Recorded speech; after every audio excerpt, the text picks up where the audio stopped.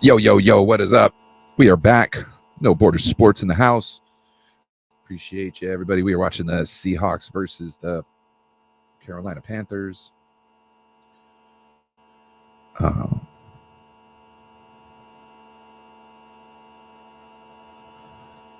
See. Is everything going okay? I don't see.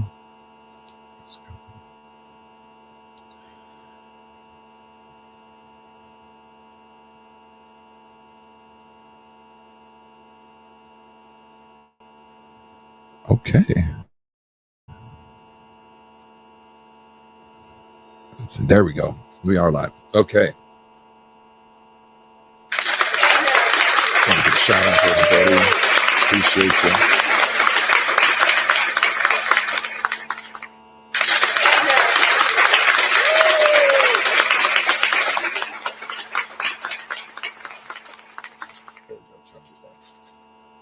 What is that buzzing?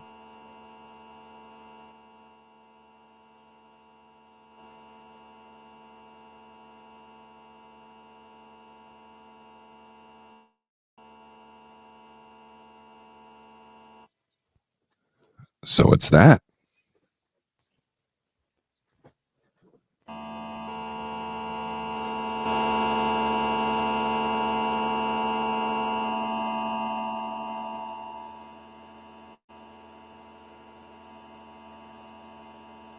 Oh, is that what it is?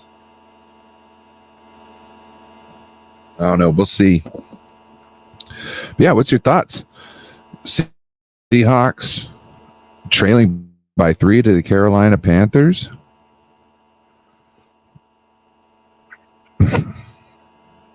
Shout out to Bebop. Damian Lee in the house. Talk about Palpatine that. Palpatine what? I didn't know if I was live, bro. I didn't know if I was live. I couldn't see the live button and the how many people were watching. I thought I had doing like an off-air recording. So sorry about that. I appreciate everybody staying with me while I got my wits about me. I'm sick right now. So I feel like crap.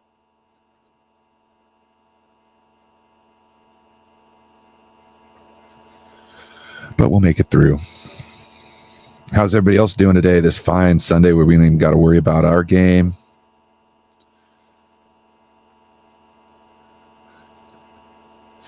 Thank you, James. Appreciate you. It's definitely not a dull day from my angle. Man, I feel like I'm burning up from the inside. My eyeballs are cooking. But don't worry, never fear. I got my water. I got some Mucinex. I got some cough drops. I got hummus and pork rinds like normal. Hummus. Everything bagel hummus, just so you know. Oh, they're looking at CJ Henderson. What's going on here? Let's see if the... Ooh. That could be some ligaments in the knee.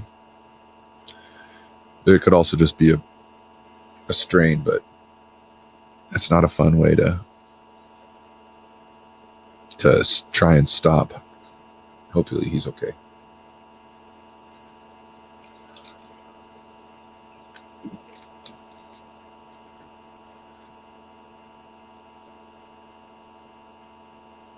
Like, I'm not saying that it was, but how his knee moved in that situation, that's a way, that's one of kind of the only ways you can rupture all of the knee ligaments at once, just by a move, like a circular motion.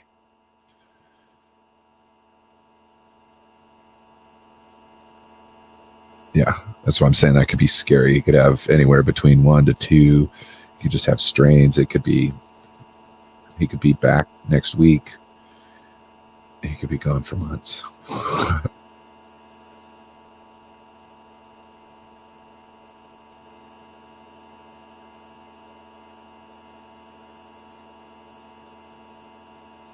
Oh, he says,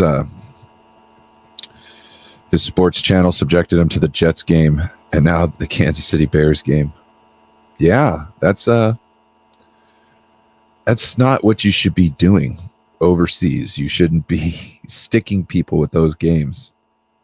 You should be like, oh nope, we want to put out our best foot forward. So let's make sure we got a banger of a game every time somebody turns on around in a different country.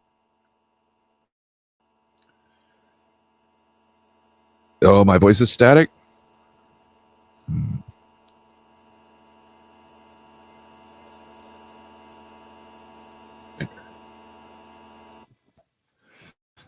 How about now? Is the voice or in the background? Because I got my sound machine thing, and that seems to put like a background noise in. It should be. I turned it off now. So if that was the issue, okay. So it's that. Okay, I just won't play that. Play with that. And my stream is frozen. Oh, good. 3-3 Seahawks and Carolina.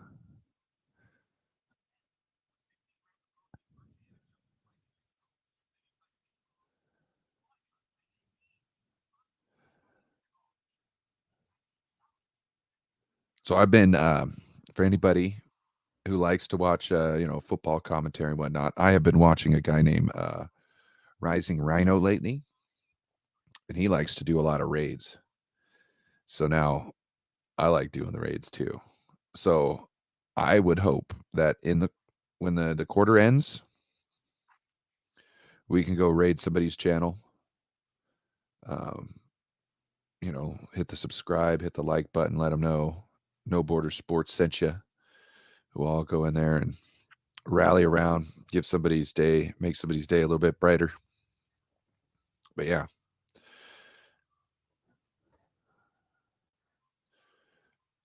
Yes, McDaniels is ruthless. And I think the reason is because his players like that.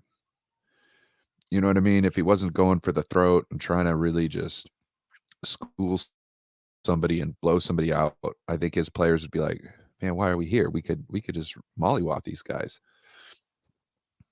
Yeah, best offense is a good offense. I know that's contrary to what is normally said, but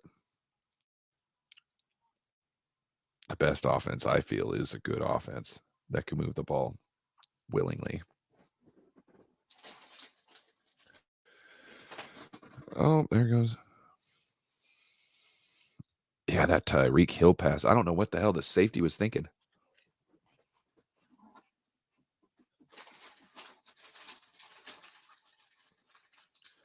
At one point, he's like running to the exact opposite side of the field, 20 yards deep, 20 yards away from Tyreek. I couldn't believe it.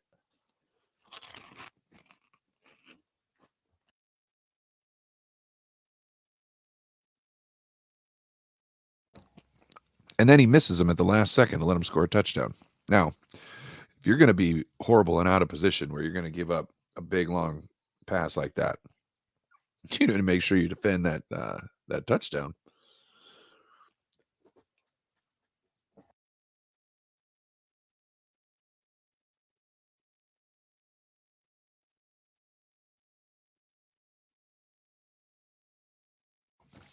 All right, Carolina trotting out onto the field. Let's see what they got for us.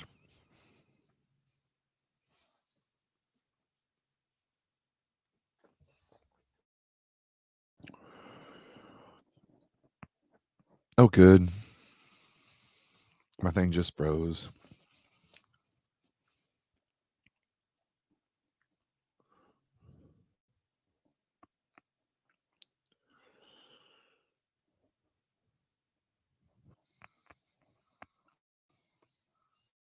Hmm.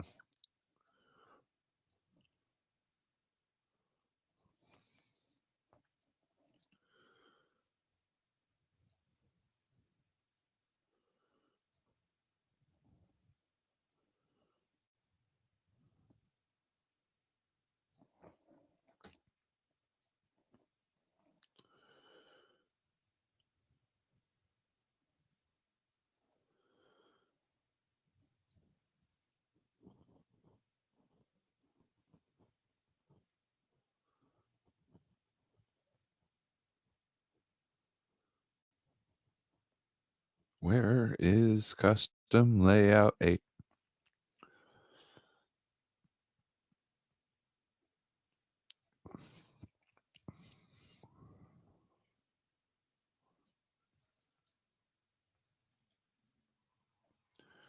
All right, the game's back.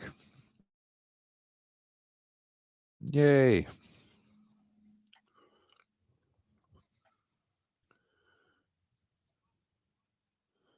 What is going on here?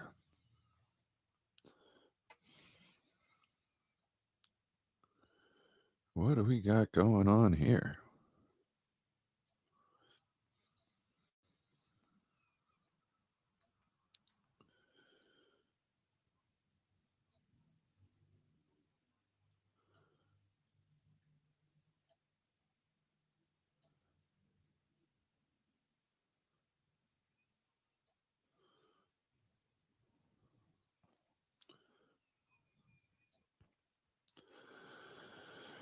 Add an item. Carolina dropping back. Man, they just 3 and outed. Missed that.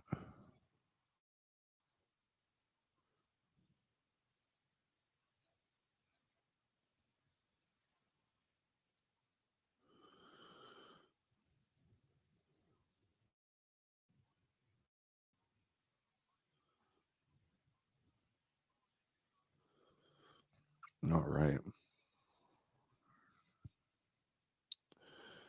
Here we are. All set up. Oh, man. My eyes are burning. Let's see. You think Kyle finally got the message from our beat reporters rotating the running backs? Great to see Mitch. Yeah. Just saw Taylor Swift with Mama Kels, her and Trav together. Yes, there's been that rumor. And if she's with Mama Kels, I'm guessing that's totally 100% a thing. Dolphins could have broken the all-time record, but took a knee instead of kicking a field goal. Shake my head. Maybe they didn't want to just totally be an ass. I would have done it. If I hear record and I can obtain it, I'm doing it. Fair enough. Anybody else? Anybody else? You got a chance to break a record? Let's do it.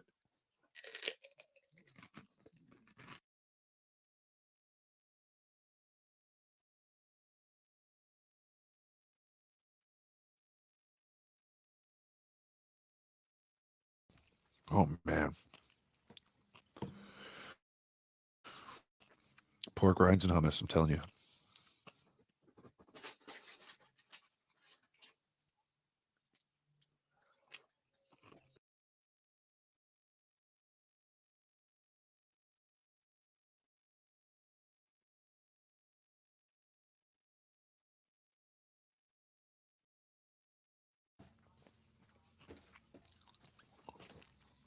So do we all think that the Seahawks are going to win this game? I personally think they will, but who knows? They could diddle this one around.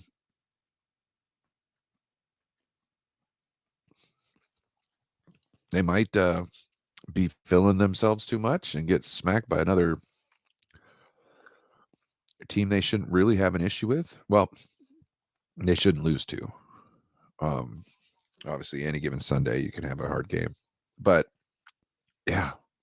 What's your guys' thoughts?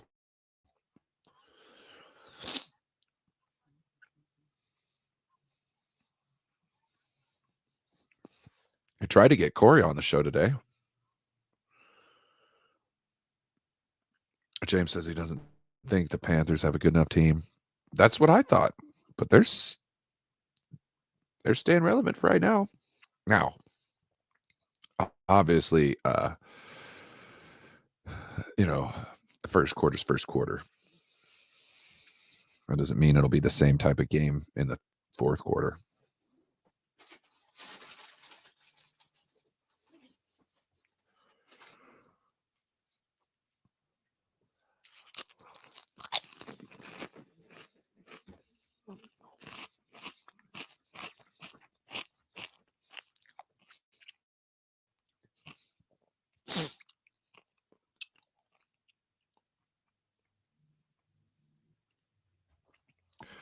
So you guys down to do a raid?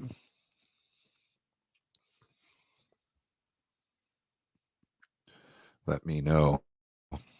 I'll go find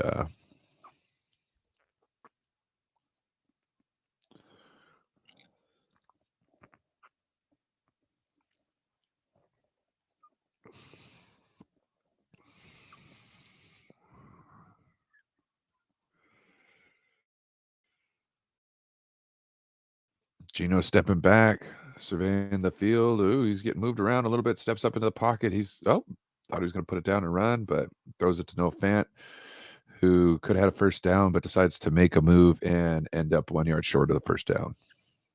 Way to go, Noah. You're talented. I got him on my fantasy team.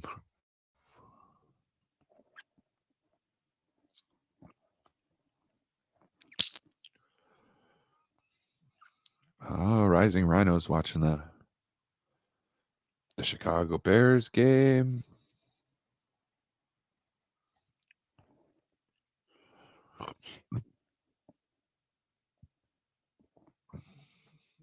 Oh, and the tablet froze again.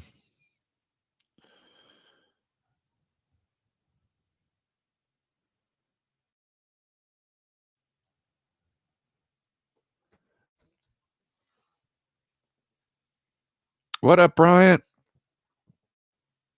You'll partake, but I think we'll do a little raid here. I don't know if you're down. I've been in this guy's chat a lot lately. He's cool.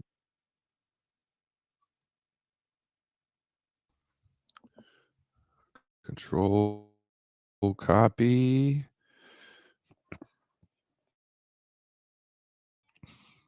Oh wow. James, Cardinals 9, Cowboys 0.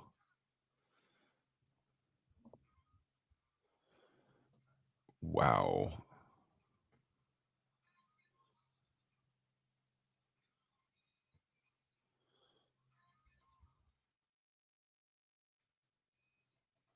Yeah, wow. Computer's having some issues. David just landed. Oh, good. I was wondering where he was at. Why am I not being able to put this link in? Damn.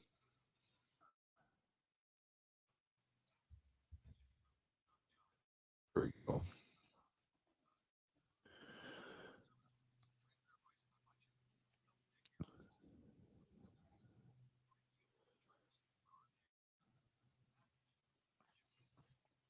Let's see. I need to get my phone. Is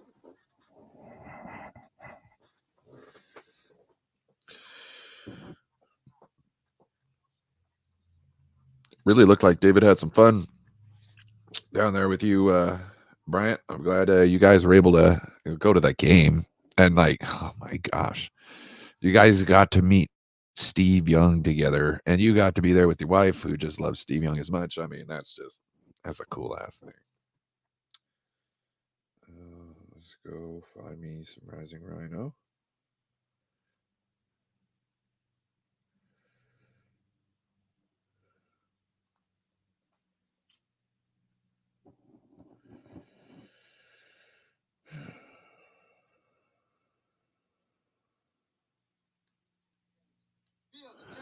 Okay. Oh, we are going to go raid someone's channel real quick. If you would, please. Please follow me over. I dropped a link in the chat. Go over, tell them No Border Sports Raid. Hit the like button. Subscribe if you would, please. He's a good homie. I'm sure you guys might like to check in.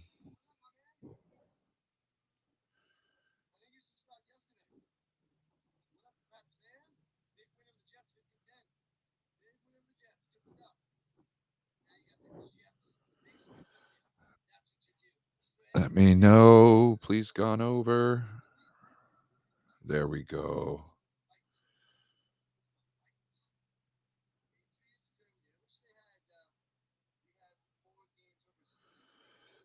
James, if you could, Purdy, please.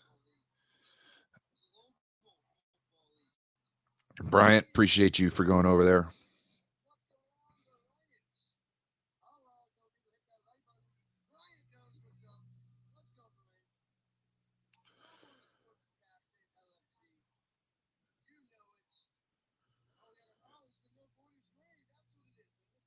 Yep, he's just let's go over there. I think I want to start seeing if he wants to do a show on Saturday night. He seems like a really cool guy. He's really down for his Colts. So yeah, I think he's a great dude to sit there and watch. He's great building a community there, and I suggest you guys all check him out. Appreciate everybody who went over there.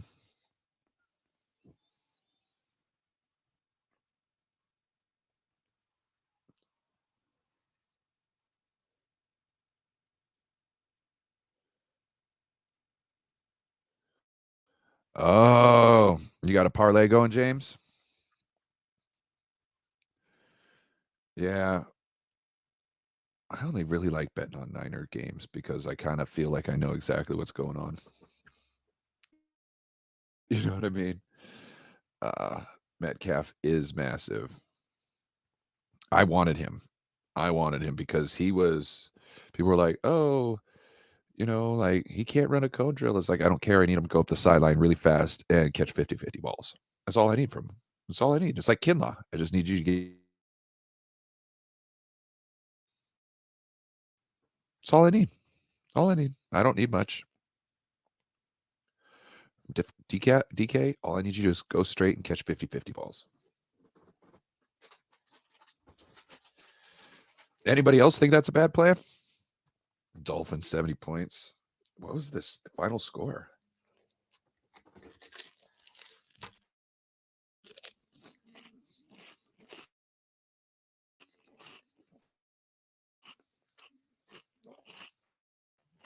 Damn.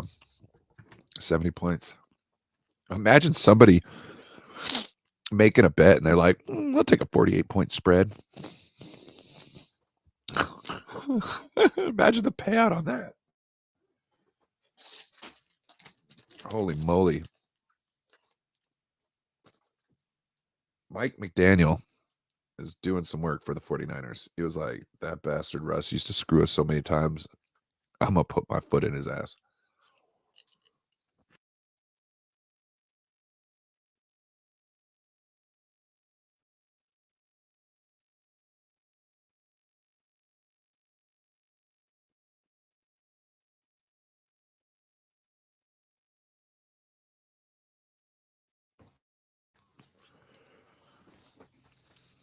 Seahawks get stuffed on second.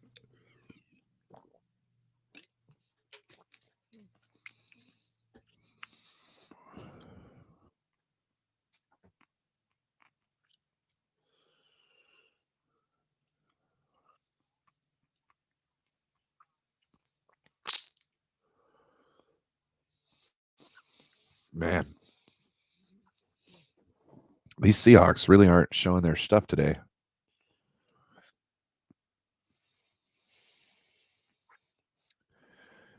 They are like really one-dimensional.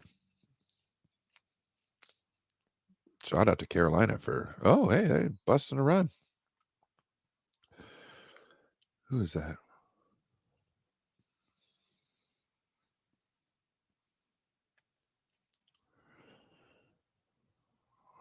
Oh man, we're having fun today.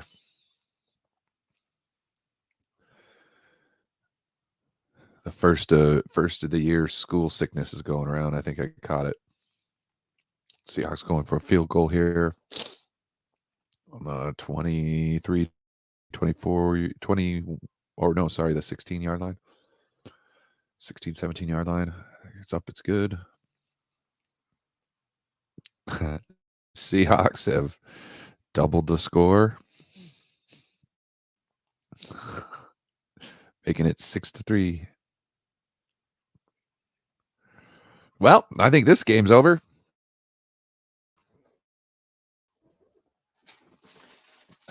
Nothing more to see here.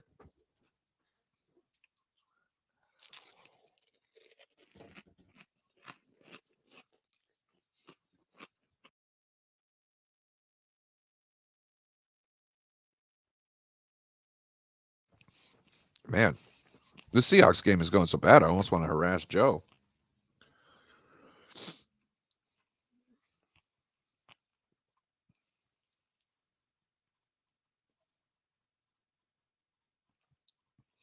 Should I text him way to double that score in one drive? You think that's a little much?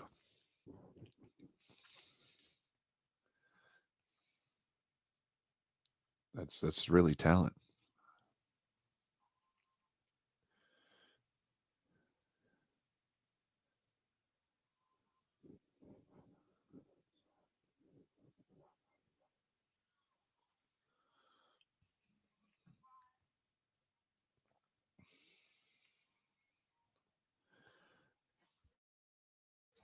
I was like, holla, holla.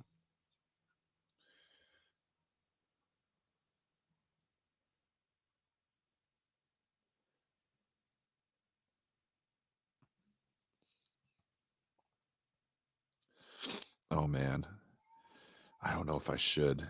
I know he's good hard enough to understand it, but I just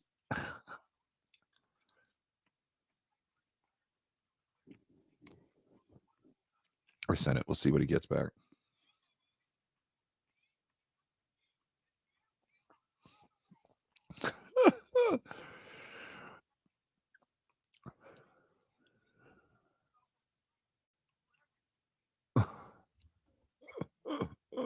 I'm sorry. I think that's hilarious.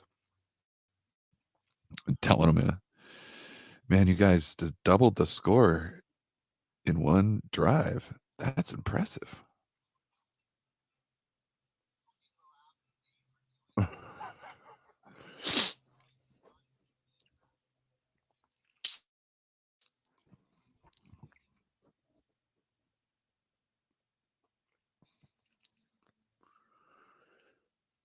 Oh man.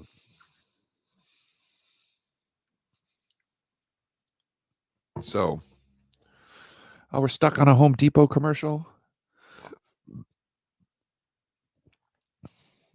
Home Depot, man.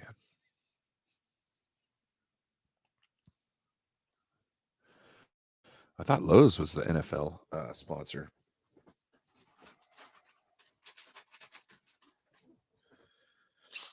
How do you get to have commercials of both?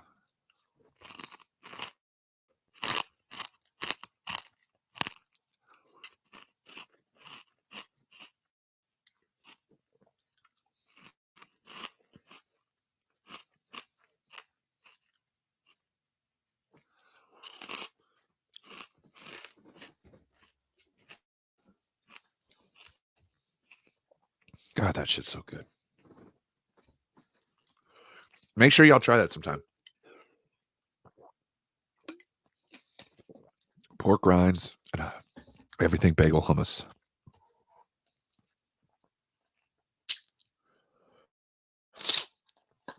It's also very low in carbohydrates.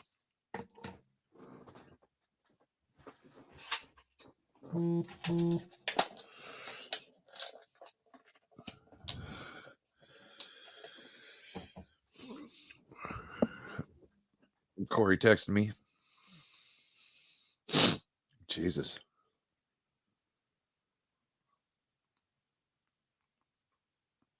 Oh.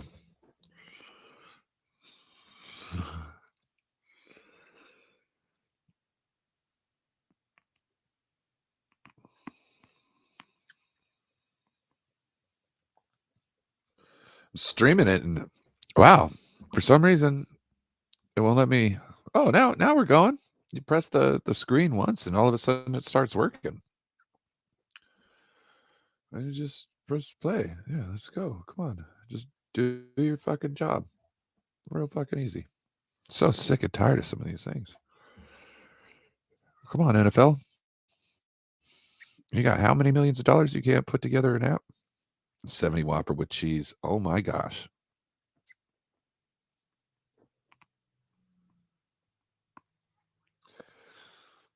That's just not fair.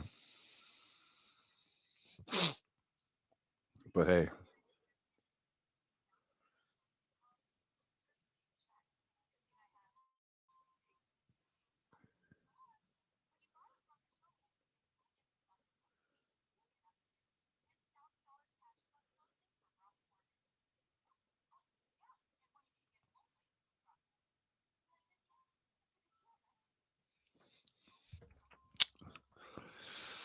What are we doing? Oh, sloths.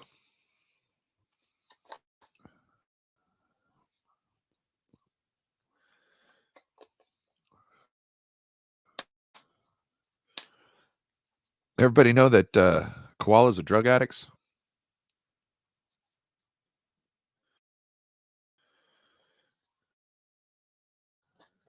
Everybody know that? A drug hung out on a eucalyptus.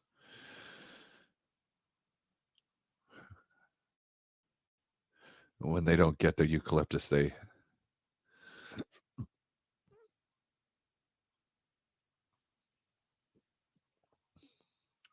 All right. Carolina with the ball on the 30, I want to say. 29. 3rd and 6. What kind of passing scheme they got set up? Got a late release by the running back, and the quarterback throws the ball to a spot where the receiver wasn't. So I'm thinking that was probably a mistake on the receiver because Red Rocket don't do nothing wrong. Oh, Reed put a hand on him. That could have been it.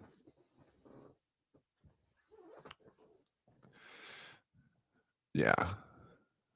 Red Rocket doesn't make mistakes. Oh, and on the punt, it's going to freeze. Oh, there's going to be a penalty on this punt, I think. Unless, no, he didn't call fair catch. But there was running into the kicker.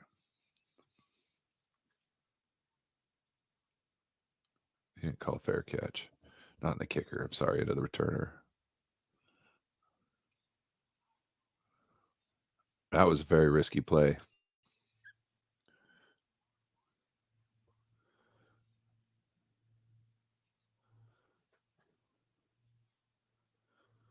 Wow. Just make the fair catch call. That could have been really bad. He was hit on the arm right as he's catching it. They got some little sweet play to the side. They get 8 yards, 9 yards. Like a little run with Walker. Which I personally think they need to run the ball more. I sent Walker in motion behind the quarterback. Oh, Walker again. Going to break this one for first down plus. Oh my gosh, he is threatening the red zone right now. Gets taken down at the 15-yard line. Wow. On a 2nd and 1, he ripped off a big, huge run. Shot out. Walker. He's a very talented back. I like him. I just don't like him in Seattle. But that's because I'm biased. Which is okay, as long as you're honest about it. It's okay to be biased as long as you're honest. Because it lets everybody know where you're coming from. You know what I'm saying? So it's not like you're saying, I am an unbiased opinion and I'm doing all this and this is just what makes sense. No, look, I'm biased. I'm a Niners fan. I don't care about anything else, really. Doesn't mean anything. What was your, James? What was your big bet this morning that went awry? If you don't mind revealing that. I just think it would be interesting to know what you think is like a for sure thing. Because I know what I do, and I I lost some money last week. I didn't know if any of them were for sure things, but I was banking. That Ronnie Bell touchdown, though. I was waiting for that, and I fucking blew it. I blew it. I knew that was going to be the play of the season for me. Oh, Tyler Lockett pretty much had to play defense on there and break up that pass. The cornerback had essentially the rights to the ball, I'd say. Yeah. It was like a 50-50. They both had but that defensive player shouldn't have been in that position. Okay, 1 second.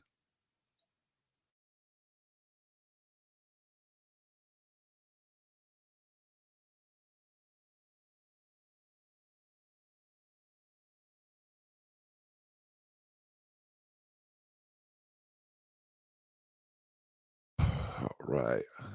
We're back. Still feeling like shit, but we're here.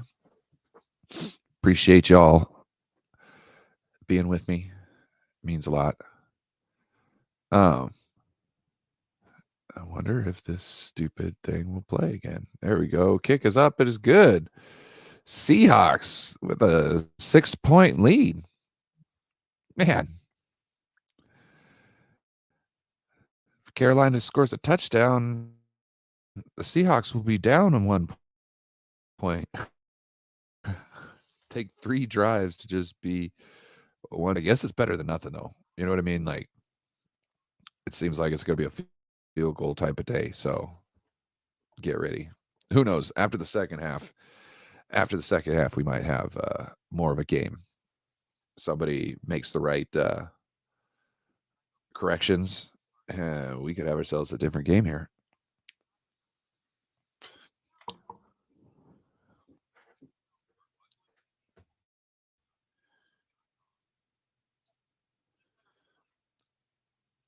I don't deal with Burger King anymore. You could do what you want. Not telling you that you should boycott them, but I don't eat there with them. They used to be an American company, and they owed it like $550 million in taxes one year. And with like 3 months left, they switched to being a Canadian company and then defaulted on all their taxes. So I was like, well, look, I don't mind you switching to become a Canadian company, but you did that just to evade taxes. So screw you. You're not getting my money. I got to pay taxes. Why can't you? That's all I'm saying. Has been years ago. That was years ago. I haven't been to Burger King ever since.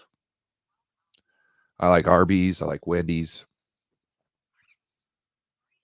Wendy's, their $5 biggie bag or $6 biggie bag is probably the best value on the market right now. You get a large fry and a drink with it. You get the good sandwich. You get a 4-piece nug, a fry, and a drink for like $6. That's banging. A little bit of everything. And if you want to really spice it up, just get another sandwich. It'll be under $10. It's essentially the same amount of meat that's on a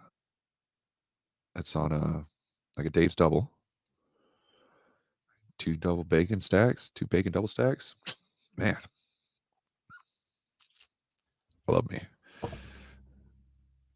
What's your guys' favorite fast food restaurants? Please let me know in the chat.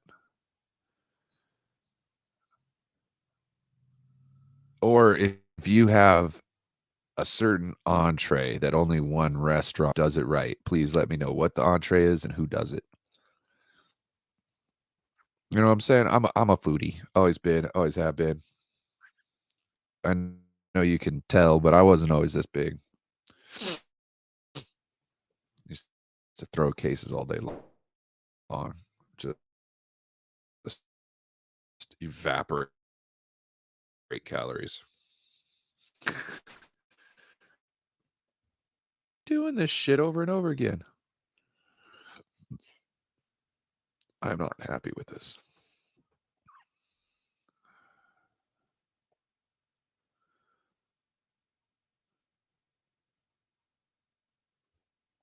I know why.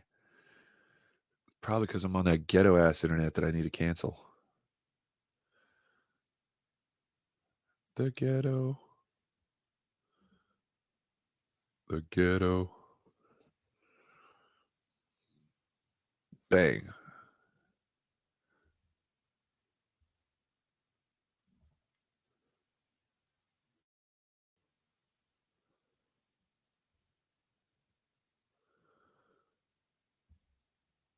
Oh man.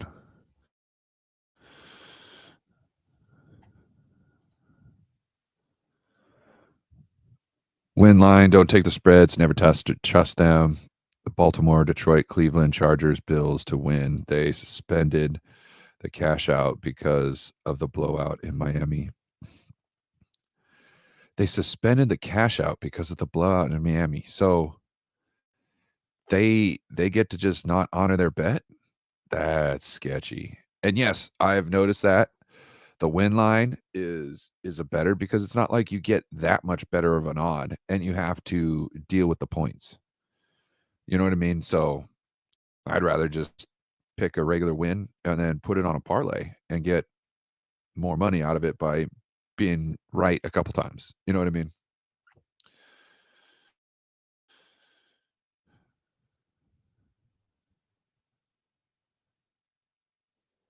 Oh wow.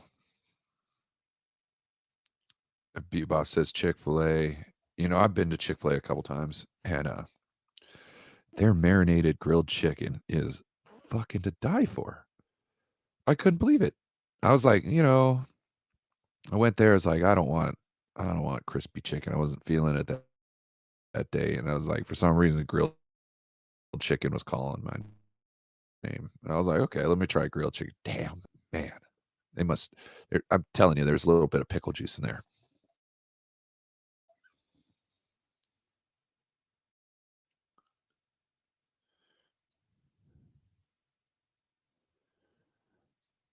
A field goal and a blowout game that screwed me. Oh man, we're having fun right now.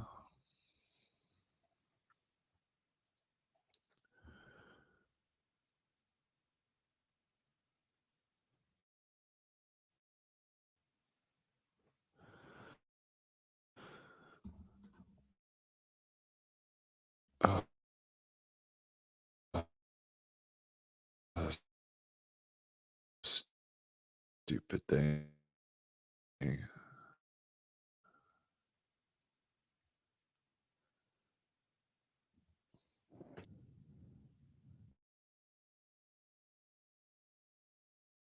Sense. No, that makes sense. Oh man, the Cardinals are smacking the Cowboys.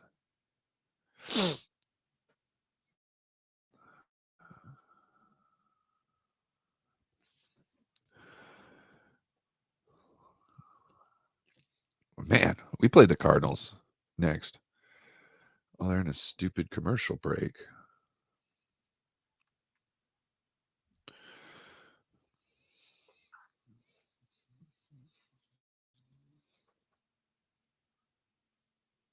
Only live audio is due to the what? Then why was I just watching it earlier?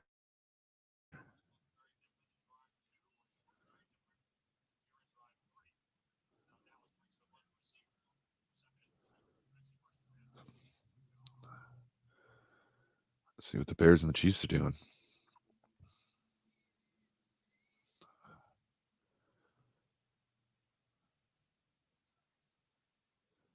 Oh man.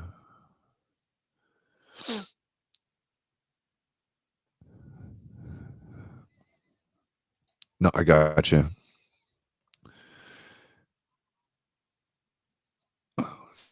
Still nice and sunny out there. Missouri.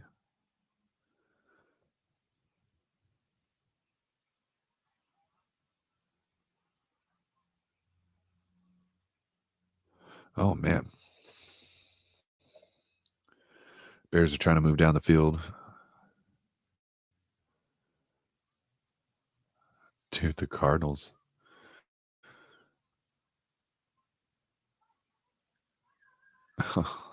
Watch out for the Cardinals. They're putting people on notice.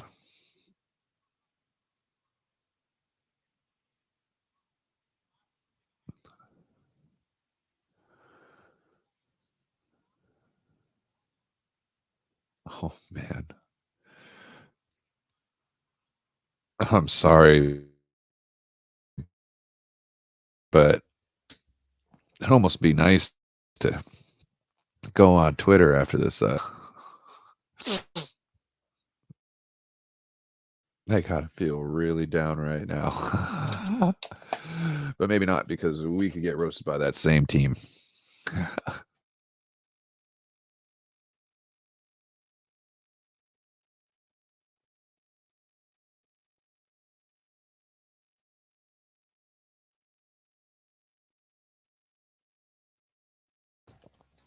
Mm.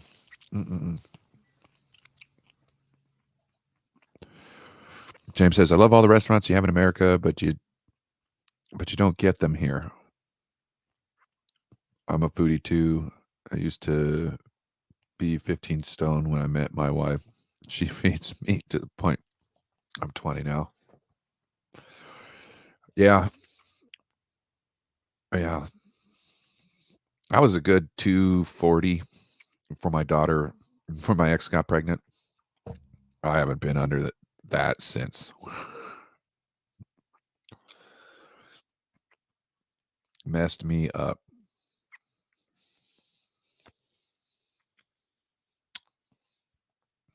All right.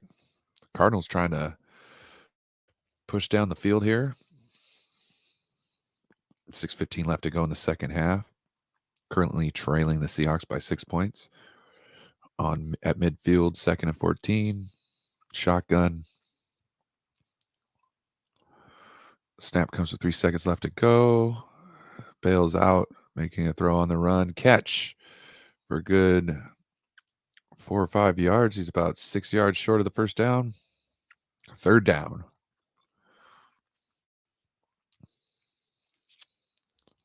3rd and 6.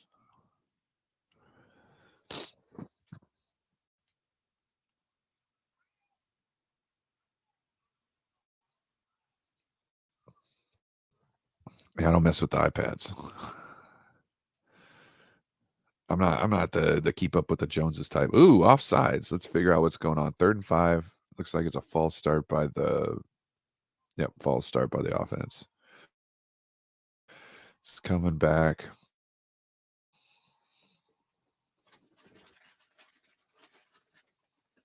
Seahawks are ready for that.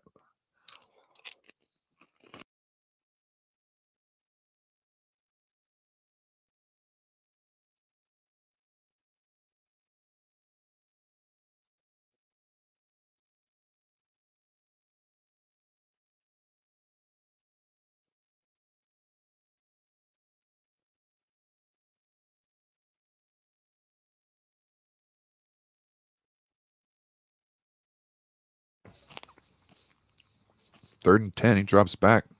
Throws up. Wide open guy. Touchdown. Oh, man. Touchdown. Man. Was that Chark Jr.? DJ Chark Jr.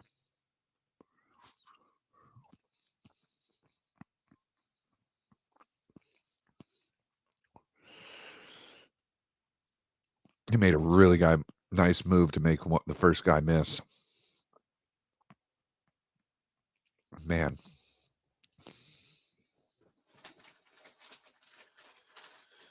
Seahawks fans, that's not acceptable.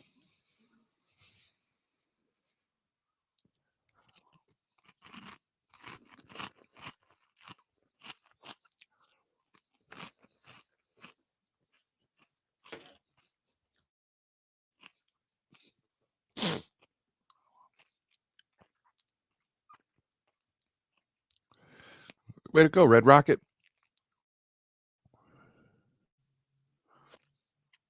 I like Andy Dalty.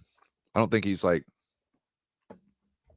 anybody's savior, but he can make you average.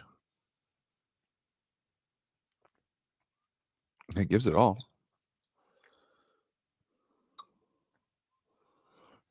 James says Dallas finally has things moving on the ground. Good. They need to do something. It was abysmal what they're putting out.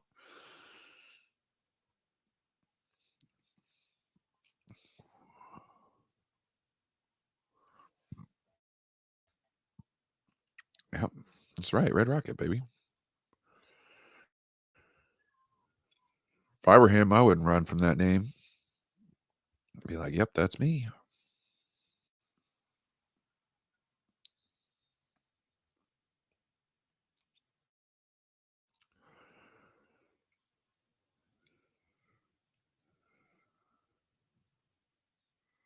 start at the 25 with 4 minutes and 54 seconds left in the second half. Sure, we're gonna get a commercial. No, maybe not.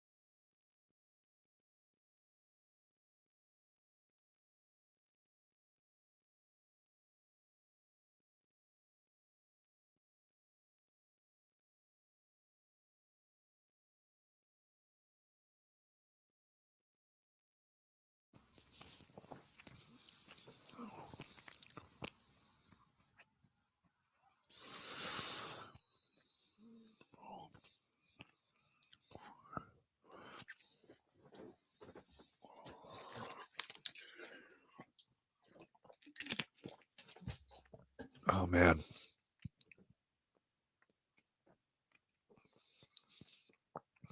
Holding on the offense.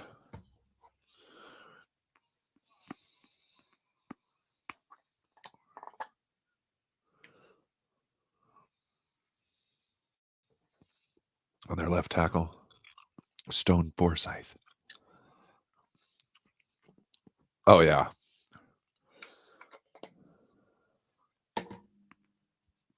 Damn near tried to tackle the guy.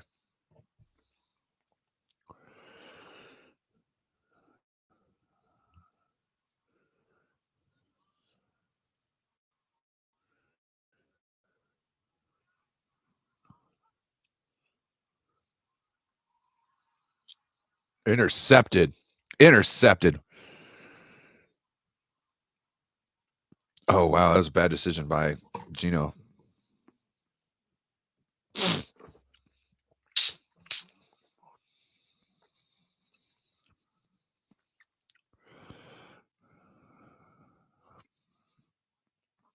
So Seattle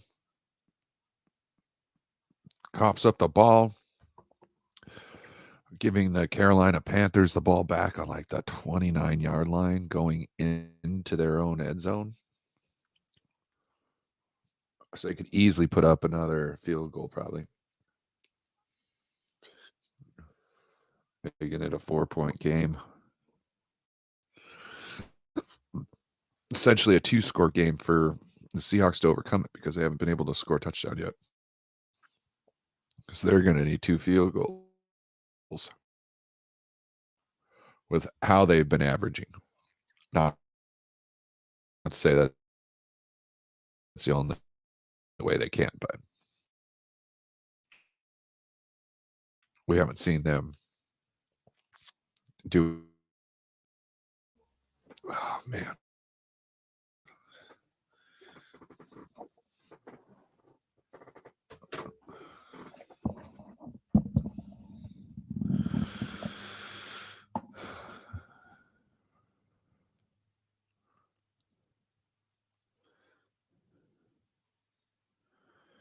Let's see. Carolina throws a underpass. Trying to do a little screen, I guess. I don't know. A little pass to Adam Thielen, seeing if he can make something work. Brings up 2nd and 15. 2nd and 13, sorry.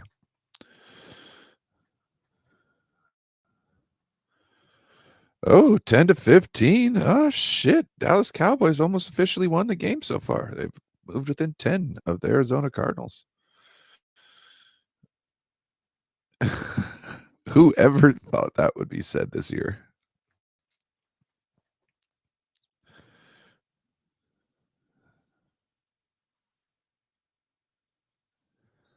The Arizona Cardinals with a 12-point lead on the Cowboys. Gosh.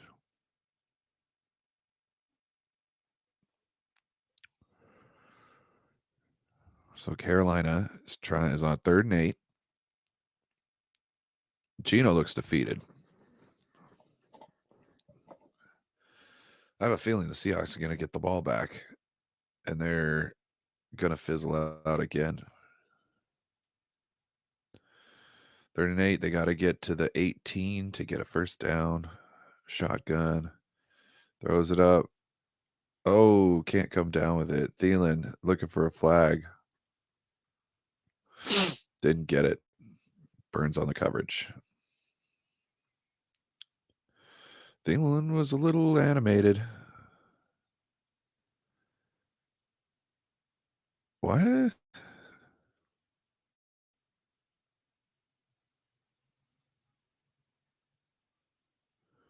Yeah, I think that might have been pass interference.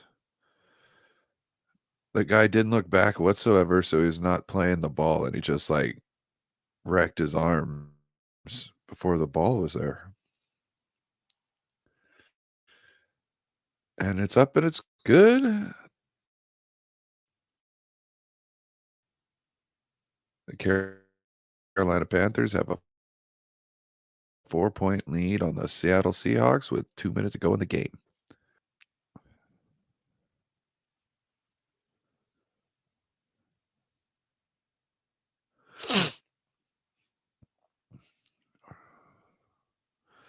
Mind me at 5 o'clock, I got to take some more medicine. Ooh, Bobby Wagner's slow to get up, it looks like. Sorry, I'm just catching this now. Don't want to see Bobby go out.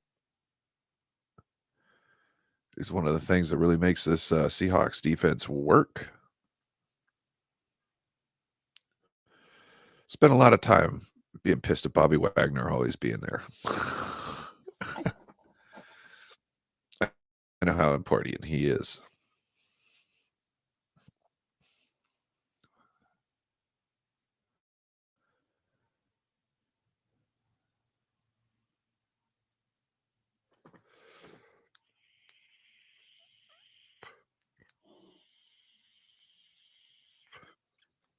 Seahawks run it back out to like the 26, 27.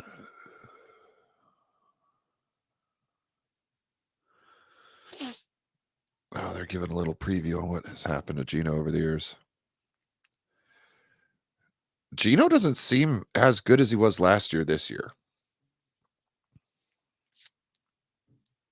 It seems like people aren't writing him off, and they have to give him some sort of respect, and that now he's being tested more. But that's just my thoughts. I don't know if you guys feel the same way or what you might think is the catalyst.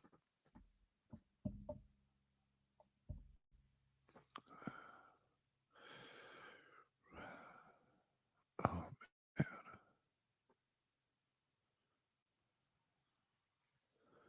It's like Noah Fant to the sidelines, out of bounds. Oh, no, that's DK. He's not running back to the huddle. It's like he's tired or hurt.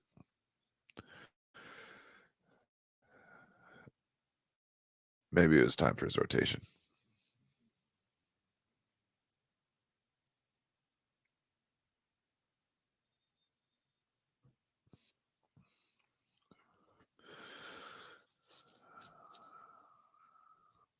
All right, 2-minute warning.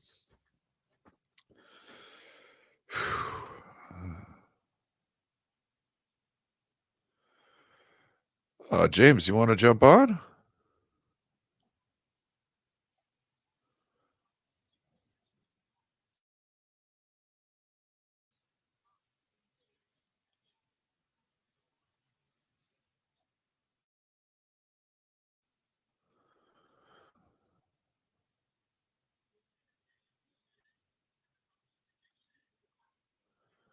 Well, something happened.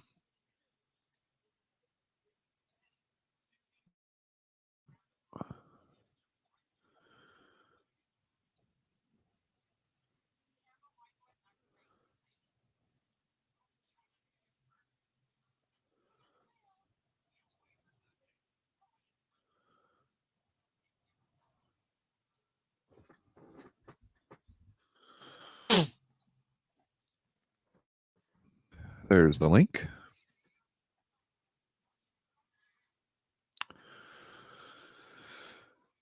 You guys could definitely come in and talk.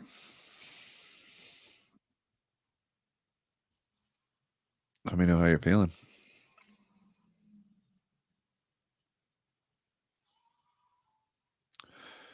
Oh, The Exorcist. I remember when I watched Exorcism of Emily Rose, and that movie just annoyed the shit out of me. It was like, okay, it's 3 o'clock in the morning, right? Yeah, some bad shit's gonna happen.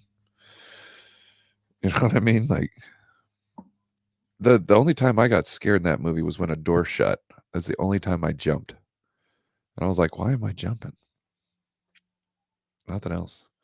I remember Priest was seeing like black visions and whatnot.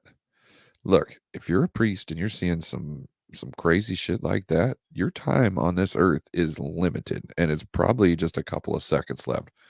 So might as well just go out with your balls dragging, talk about fuck you, devil. You know what I mean? Like I'm a man with God. You know what I mean? Like just go out. You're gonna die. Don't run away. Don't run away. Run towards them. Oh, give me a second, James. I've got to figure out how we're gonna do this.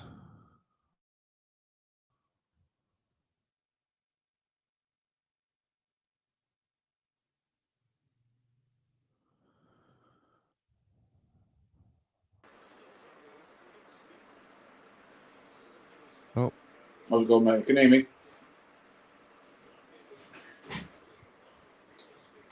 Test. what up? Oh, Sorry, I don't have you. I'm trying to get you all situated here, but my computer. Sorry, 1 sec. These are all star keys. You need a Phillips screwdriver to get into it. We do have more. We'll find them. They're in the garage. If you want to play on it, I'll fix it for you. But I need a Phillips screwdriver, huh? Yeah, the son's broke his left trigger on his Xbox. It's his birthday as well, so he's not happy. I need to take my laptop apart and see if I can't increase the RAM on it. I did that a few years to one of mine. It was more of a headache than I thought it was going to be. I need to take my one of the Xbox that's why. That's why I'm like, I'm going to take a look at it first before I just go and buy something. You know what I mean? Like, well, I went into it all confident, and before I knew it, I was way over my head. So Google to the rescue. Yeah, I've seen a lot of them are real easy. You just move the pin and it opens up, and then you pull it out, slide it out, and you slide the new one in there. But not all of them are like that. Some of them you got to take the whole thing off, get to the inside. It's stupid. There's no one of my old ones had like a removable flap for it, but this one didn't. You literally had to take the motherboard apart to get under the RAM or something like that. In the end, I thought it wasn't fucking worth it. I might as well just buy one with fucking one. Let's go. DK Metcalf making a big catch downfield. The Seahawks are at the 19-yard line going in there in the red zone. Oh, Gino throwing to the end zone. Oh, ball out of bounds. Oh, the Bears have just fumbled. The Bears have fumbled, and the KC's just recovered. They can't get. Which game are you watching? I've got Red Zone on. The Kansas City Bears game that was televised here wasn't entertaining me very much because, like I said, the Bears can't move. So I've got all three on at the minute.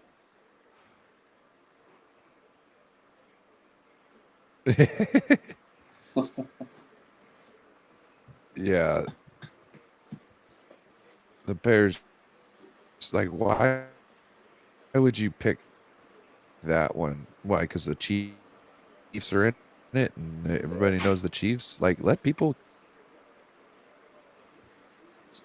something close to being competitive.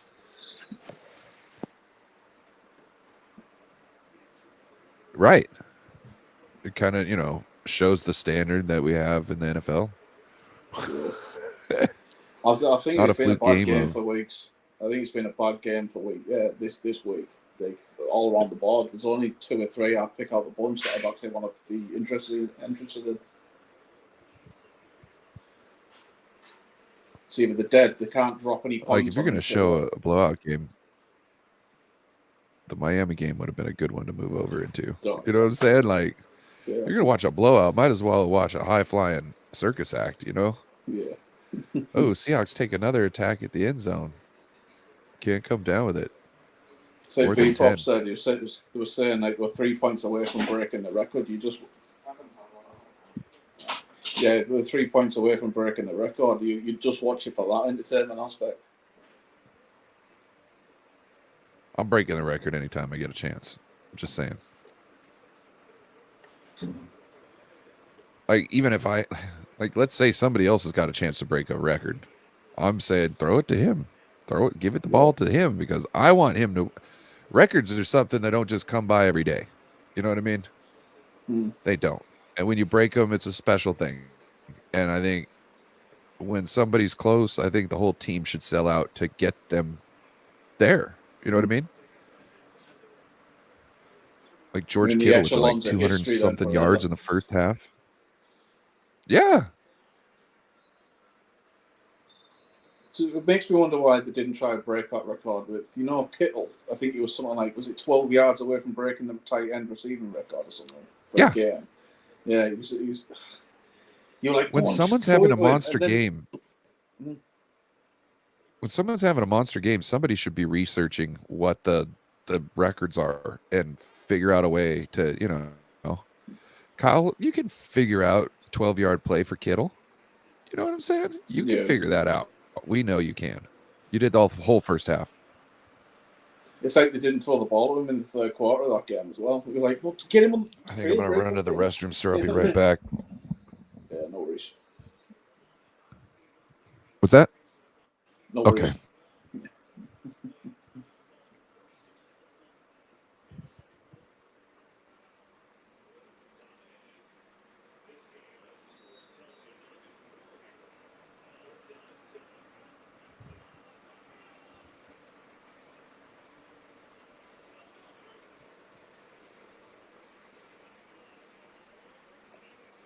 I look like pass interference.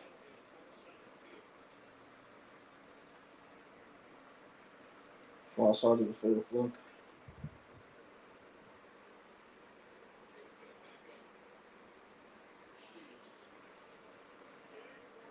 Illegal formation.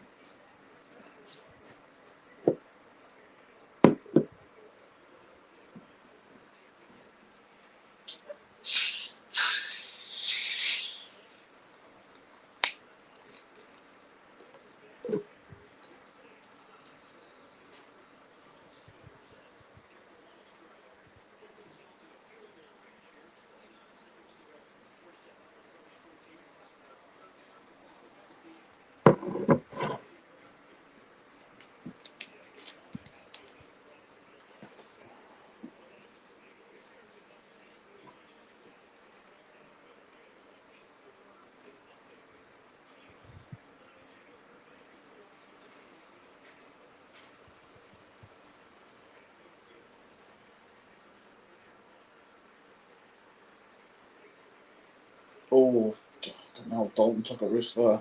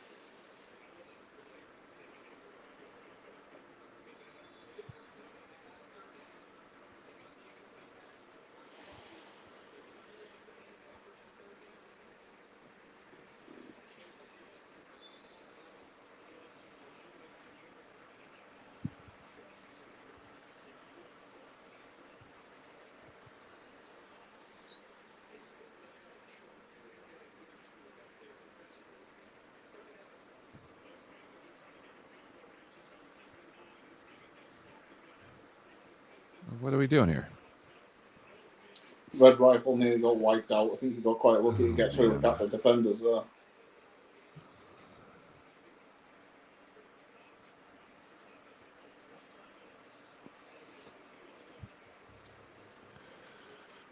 All right, Carolina's kicker is getting warmed up.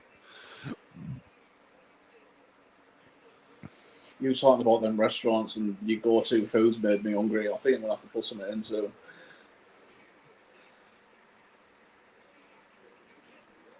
What's your go-to food for a football game?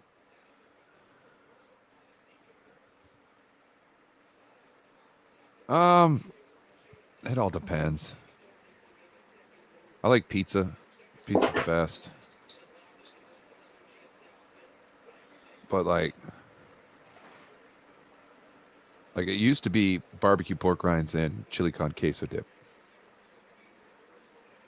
Pork rinds and what? A chili con queso dip. Essentially, it's like cheddar cheese dip that has chilies in it. So it's got a little bit of spice, a little bit of flavor, barbecue flavored pork rinds. We don't get quite a lot of the the nacho sauce selection you guys do. Like, and if we do, it blows your face off. So my wife tends to make one with like a bechamel sauce, puts red Leicester cheese in it, and it's lovely to dip Doritos in. So I want for Christmas one of them, them chocolate fountains to put the nacho cheese sauce in it, so it doesn't solidify. There you go. Yeah. One way to do it is you get some Velveeta. You guys got Velveeta over there? Yeah, Velveeta. You get a block of Velveeta. You get a can of, what is it? Rotel. It's the diced tomatoes and chilies. And you just put that in a crock pot with the chilies and turn it on low, let it melt, and then you just stir it up, and that's some of the best dip you could ever get. Essentially chili con queso dip, but yeah. Are you big on your sausage rolls? Oh yeah, like pastries, pies, anything like that. I made a sausage roll once, and I didn't cut off the extra. I kind of left it a roll down one side, and then I just put the other side like that, and I put some toasted sesame seeds on there. So it was like you got the sausage roll on the one side, then you got like this kind of like a crisp. You know what I mean? Like it's just, it was good stuff. I think it was last week I made a Mexican pie. I went down it's the treat. halftime. Kids wolf that down. They had like like a thick short crust. I baked it for a little bit, then I put all like what you'd get in a burrito. Put that in the casing. I'd let that cook for about half an hour to 45 minutes. Get a shop bought puff pastry because it's a pain in the ass to make, and just lay it on top, and the puff pastry just goes like that, and you just cut into it. It's beautiful, crumbles everywhere. Huh. Been kind of mentally signed out since Thursday of the NFL. Is there any news on Ayuk and especially Greenlaw with that twisted ankle? Do you know if there's any news on that? I haven't seen anything yet.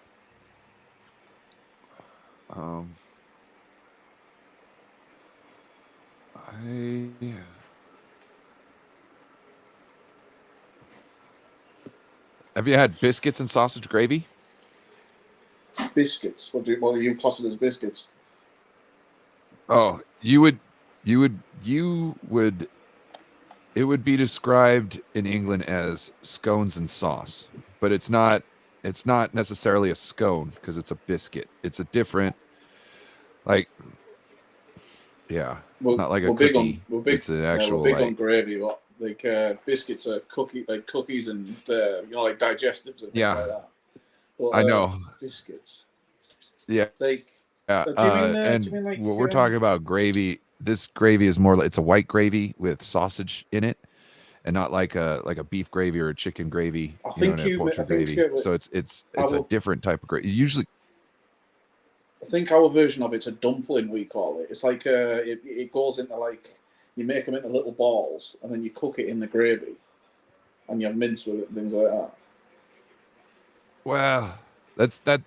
A dumpling's a dumpling. We call that, because we got like my favorite is like turkey dumpling soup. That's what I do with Thanksgiving leftovers. I make turkey dumpling soup.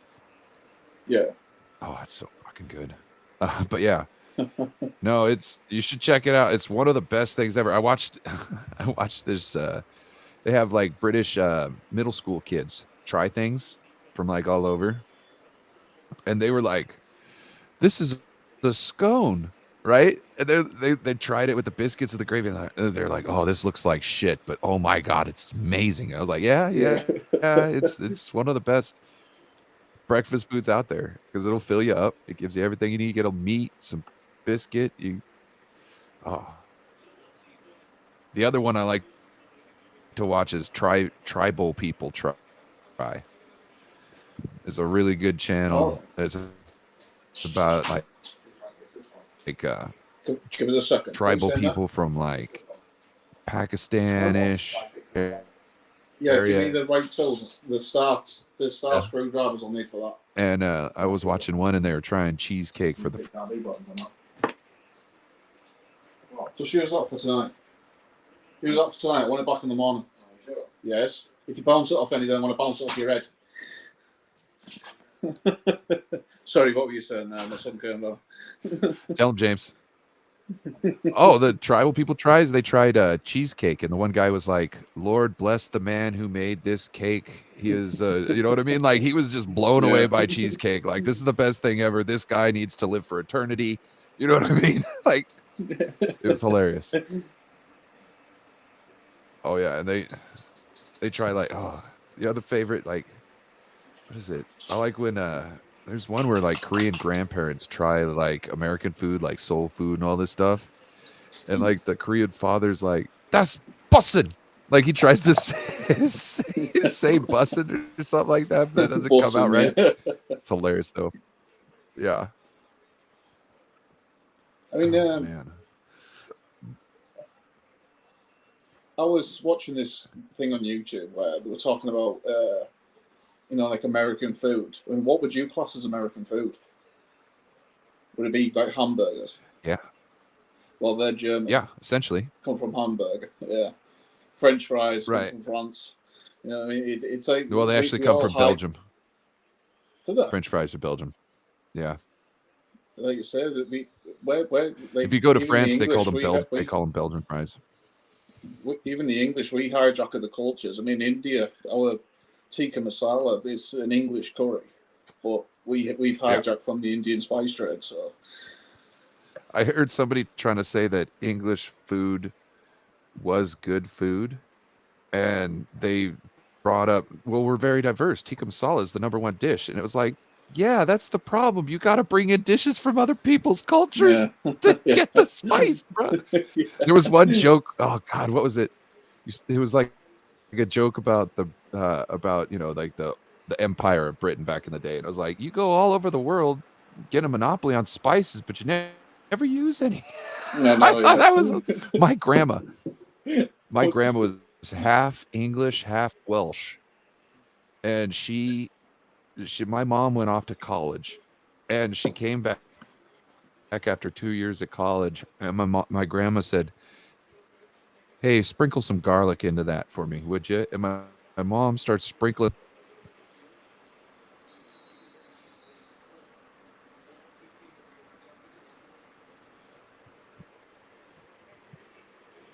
And it sprinkle them up. It's at the same. You cut out there. Level. The garlic's at the same. You keep cutting out. Your mum sprinkles something, so what? I am sorry about this connection. Sorry. Yeah, she was going to sprinkle garlic into the pot, and she realized the garlic wasn't moving out of the container. So Grandma, this whole time for the last 2 years, while my mom has been at college, has been thinking she's putting garlic in something and nothing's going in. She was the one who was like, you know what shit on a shingle is? Sure, no. Cream chip beef on toast. Oh, it's essentially the same kind of white gravy, but you cut up like pastrami and whatnot and cook it in the sauce and then you just serve it over toast. My grandma used to thought that was like the best thing ever. And I was like, Grandma, this is flour, milk, black pepper. You know what I'm saying? Like, that's all that's in this shit. I once went to, I think it was like a fusion place where they mix different like cultures into this restaurant. And I never having it before. I went, oh, I'll have the jerk chicken. And I'm fucking sitting there and my face turns the colour of your hat. And this white, this black lady comes up to me, yeah, salt and pepper ain't seasoning, bitch. I was like, you cheeky cow. Yeah. Yeah. No, I can't handle heat very well. Okay, anything round about the medium, and it's like as long as there's flavour in the spice, so you enjoy it. If it's just hot for the sake of being hot, right? I like the flavor of chilies, but I don't like the heat, and I'm willing to deal with the heat as long as it's not too much. Like if I'm hallucinating, I'm not having a good time. If I want to hallucinate, I'll go eat some mushrooms and go out in the woods. You know what I mean? Like we'll have a good time. I'm not trying to get that from chicken wings. You know what I'm saying? This is not where I'm trying to go. I'm just trying to get, like, I like the garlic parmesan. You know what I mean? Because I love garlic. Hence the reason why I got the everything bagel hummus, because there's garlic in there. Onion, all that good stuff. But anyway, yeah. I don't, like, there's a, I don't know if you've ever seen the show The Hot Ones, but they got a hot sauce in there called Da Bomb. And nobody likes it. The only reason why it's there is because it's hot. It tastes like shit. There's no reason to be there. Why have a hot sauce that tastes like shit just to be there because it's hot? Hold on. Pat, have other things that taste good. Pat Mahomes just got a twisted ankle by the looks of it. Limping off the field. Oh no. Twisted knee. He's holding his knee. Oh dear. Oh no. It's not something we want to see this year. Oh God, no! Yeah, it looked like his ankle. The defender came in, tried to dive in behind him, but his back made contact with his leg, and he's twisted his ankle because his front, he had his tiptoes in the ground because he just released the ball. Oh, he's not gonna, shit! He's not going to come off the field. You know what he's like. He'll finish this drive, get it wrapped up, and go back on there. But that looked nasty. That. At some point, you need to think about your body, though. The 31 up to nothing. Why is he still in the field? I don't care if it's the second half. 31 to nothing. Just take the guy off. I think what it is you don't want to pull everybody too early, and you don't want to. Well, you don't expect anything like this to happen. If you can't get it going on offense, fair enough. As long as you keep your first string defense on until around about the third quarter, and then slowly start winding it down. But realistically, there's no need for their offense to be on there. The Bears can't do anything against their defense. I suppose the only other reason is to give the defense a break, but that looked nasty. They're limping off now. Cardinals 21-10. Looks like my bet's down the pond. Dude, who thought the Cardinals were going to come out and play like this against the Cowboys, huh? You sweating a little for next week? These guys don't know how shitty they are. I don't think I'm scared of the Cardinals. I think it's just the Cowboys being the Cowboys. Oh. Yeah, I can see that too. They're supposed to go and blow somebody out. They get hit with more resistance, and then they crumble. Yeah, I don't think they've been amazing on offense all season. Like, considering we're only 3 games in. Sorry, my dog needs to be let up. Yeah, we're 3 games in. They lost their offensive coordinator, didn't they? So. Who, the Bears? No, the Cowboys. Oh, I didn't hear about that. I knew the Bears defensive coordinator had to resign real quick. Supposedly there's nothing wrong going on, but why do you have to resign so quickly? It sounds a bit dubious, doesn't it? Right? It was like a short statement as well. There was nothing said like, "Oh, thank you for your time, thanks for your tenure," and all that kind of stuff. It was nothing. Right. It just doesn't seem right. Not to say that he's guilty of anything, but it, like it doesn't look good though. usually when somebody has to step away because of health or family, they write a couple paragraphs. Yeah. You know what I mean? Because it's a really tough decision for them. Mm. And this one was just like, just say what I got to say to just get essentially the next down. You know what I mean? Like, that's all that I saw from him. Oh, man.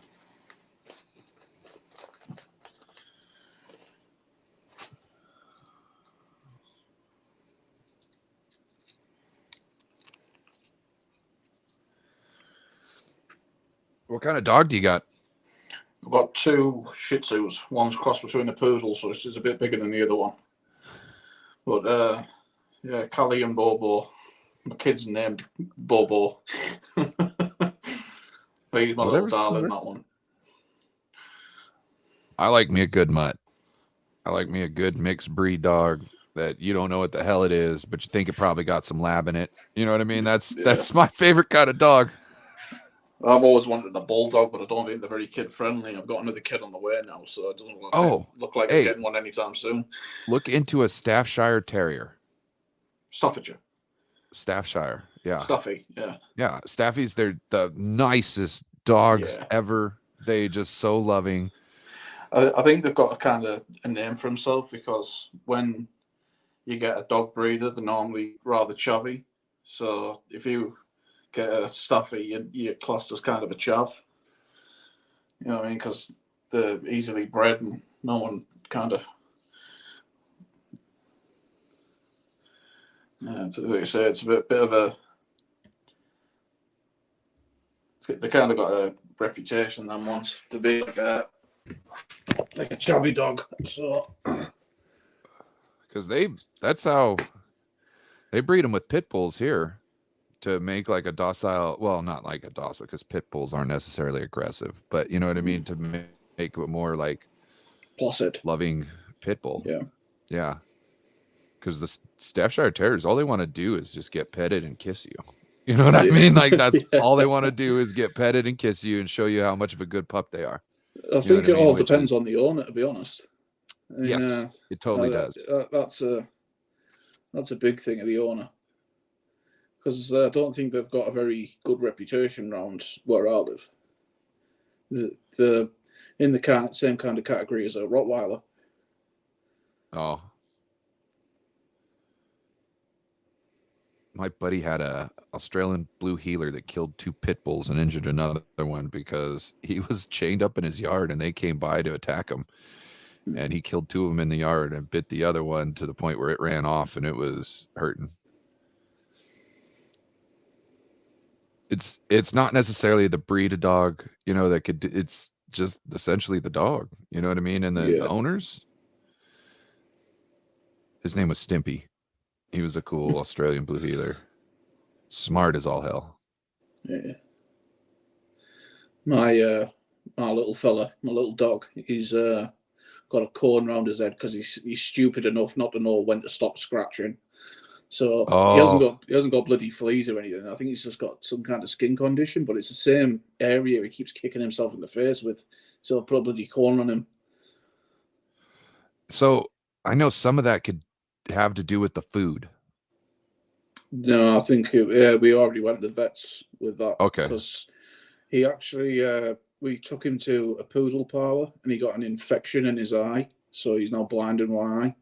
Oh, poor guy. And at the same time, he had this kind of skin infection on his cheek. So we were like, keep the cone on him for about bloody 2 months, trying to get him right. Spend a fucking fortune in vet bills, but he's worth it. Yeah, it's hard to look at your best friend and be like, I can't pay for you to be okay. You know what I mean? Like, it's hard. Yeah. Give us a second. He's just staring at me on the grass. I'm going to have to get him in. Yeah, good.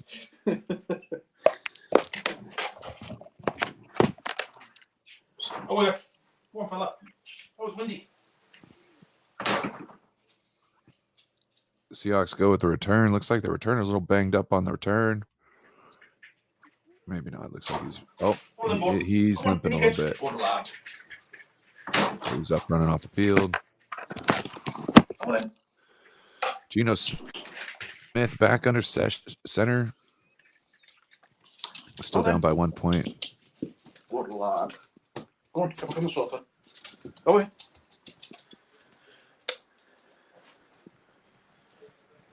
Right. And you, come on.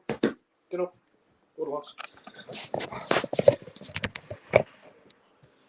Seahawks with a fake draw up the middle. Oh. Almost caught that. Tipped out of the way. Great defensive play.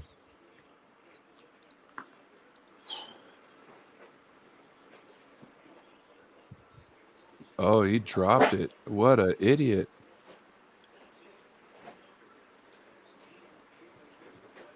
So are we at home or away for the Cardinals game? Let me check. Oh, man. I just want to feel better. I want to feel slow. I'm sick. Yeah, you said something about that this when I first came on, but what was wrong with you? I kept on waking up all night last night. It was cold. And I was like, oh, I just got to like wrap up in my blankets more, right? And then this morning when I actually got up, I was like, you're sick. Yeah. like you're starting to get sick, bro. I was like, oh, shit, that's why I was cold.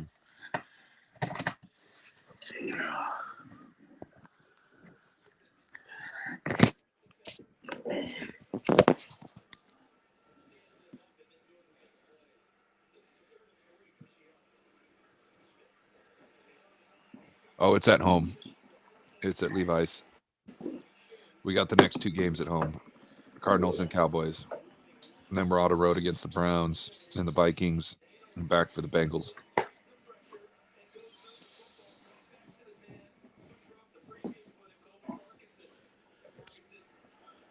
Oh, we got Eric Wallace in the house. What's up, Rhino? What up, Eric? What's up? How you doing, guys? No, then how are you doing? Good. How are you, sir? Well, I'm doing all right. How y'all doing today? Pulling our hair up because the Niners. Well, I'm doing. Everything's great. We won on Thursday, so you know. It's true. I'm just wondering. I'm wondering what's going on with your Seahawks, Eric. Well, I hope we get something figured out because right now things are not going good. I thought you had this one in the bag, and you Me guys. too. Well, Yeah. me too, buddy. So when it was tied at 3-3, and you guys scored another touch or another field goal, I texted Joe. I said, "Man, how do you guys do that? Double the score in one drive? That's pretty impressive."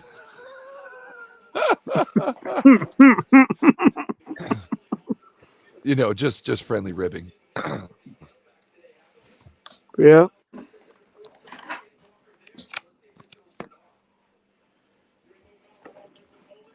How you like that Rising Rhino show? It's awesome. Yeah, he's got a good thing going on there. I really like it. Yep. So Trying that's to bring not the same thing. It's one game I'm not looking forward to. The Seahawks game. Yeah, because even if they're playing mediocre to everyone else, they'll play out of their minds against us. Yeah, You know what I mean? Like, yeah. I don't know what it is. It's oh, Definitely. shit, we were just talking about you. What up, Rhino?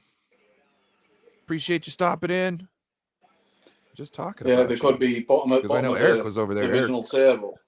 Yeah. It could be like lost 14 games, and all of a sudden they're in the 3 points ahead of us in the last quarter.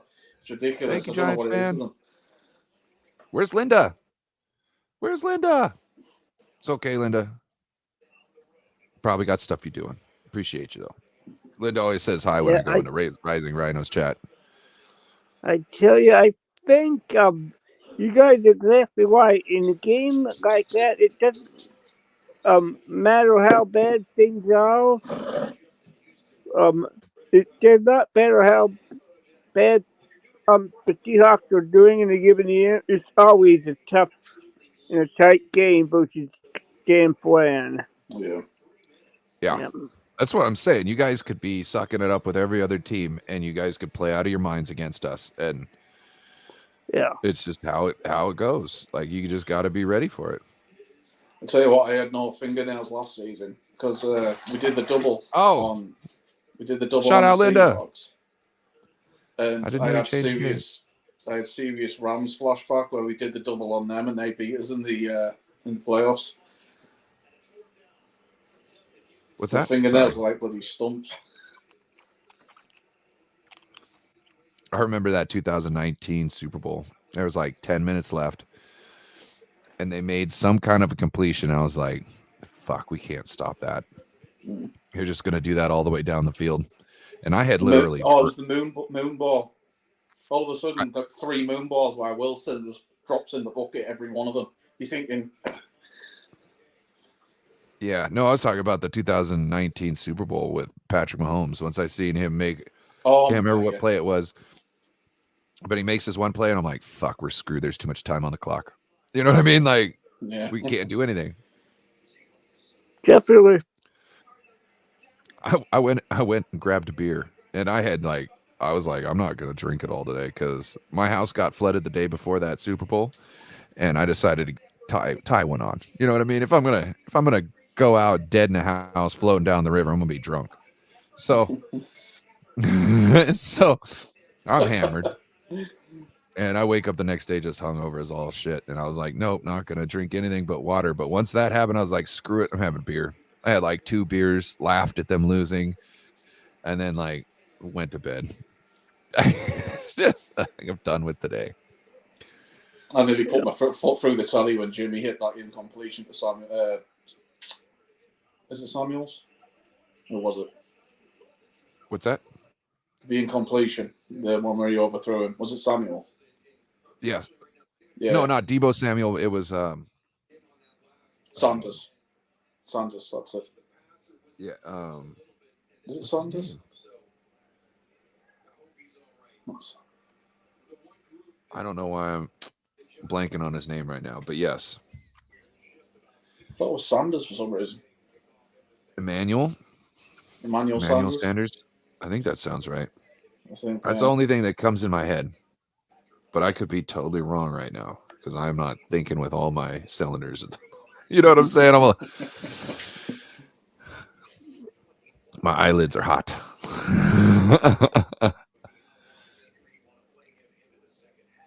Yeah, it was Emmanuel Sanders. He overthrew him. And I think Brock Purdy is a lot better than Jimmy Garoppolo. That back shoulder throw is beautiful. I don't know what it is about him. Everyone's just on a dime. Jimmy was always so... For a long time, he was very apprehensive about getting rid of the ball.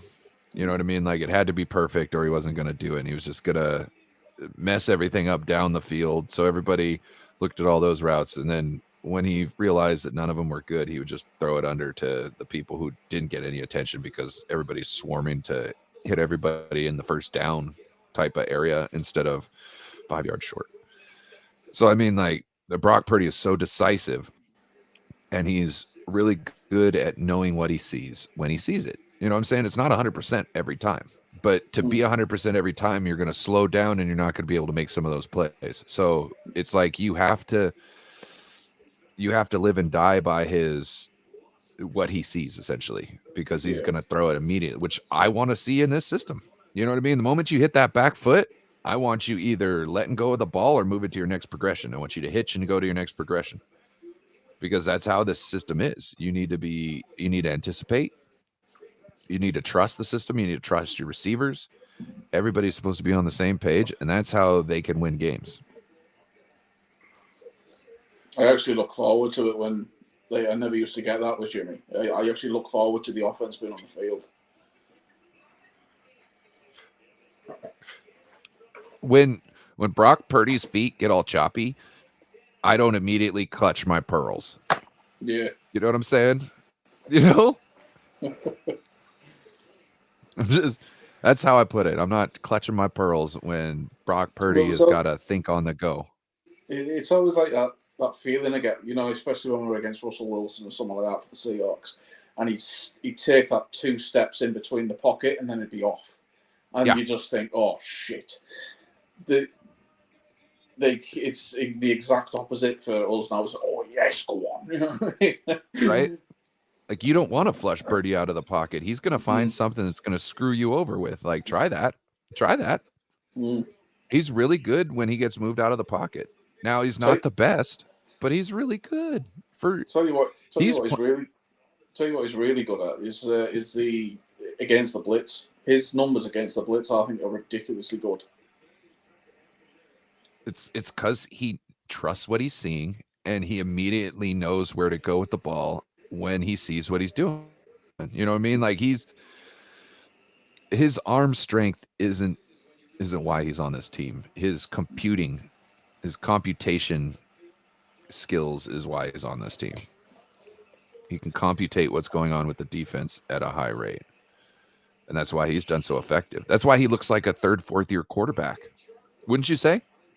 Yeah. Would you say that his play, he looks like somebody been out of college like 3, maybe 4 years? I mean, how wrong did scouts have to be to miss on a guy like that? Because if you do that, if you do a redraft like that with that draft class, he's going in the top half of it. Yeah, it's because of the measurables.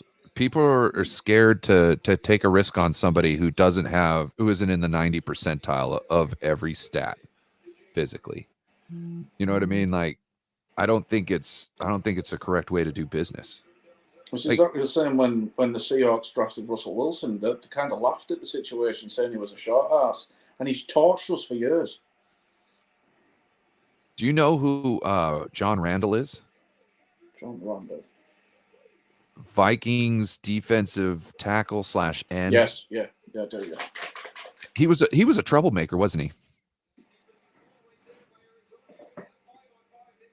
What, on the field or? Well, like, he would just destroy people's plays out of the middle of nowhere. All of a sudden, you'd see one dude flying, and John Randall's in the backfield, sacking the quarterback or tackling the running back for less. That guy had to cheat to get in. He had to get a chain link and a padlock to put it around his waist so he could weigh more for the coaches to give him a chance. And that's the guy everybody almost passed on. John Randall. That guy's a Hall of Famer. You know what I mean? Like, his ambitions coming out of high school was to be a garbage man so he could be off by 1:00 in the afternoon and have a 6-pack and, quote unquote, have it made in the shade. You know what I mean? Yeah. And he's, a Hall of Fame defensive lineman. But I kind of see if you the don't same take thing chances on people, you're really going to miss out. I kind of see the same thing with Aaron Donald, because I don't think he is your quote unquote built for defensive tackles. You know what I mean? They should be like, nearly half a foot taller, nearly 3 foot wider. You know what I mean? But the guy is a game wrecker. Yeah. If you know how to play with leverage, you can get very far in the NFL. I'm not gonna lie, I'm not gonna sugarcoat it. If you can figure out how to use leverage, you will go far, because that's essentially what even the schemes, you're leveraging your numbers against a defense's numbers. So, like, a lot of reasons why Kyle run that motion is because right at the snap of the ball, you have more players on one side than you do on the other side. And the defenses don't necessarily rotate people as much. So it's a way to sneak another player onto the side and get, like a 6-on-5 advantage on, let's say the left side of the field. Yeah. And that's the way the play is going. You get more hats on less hats, and you can get up the field.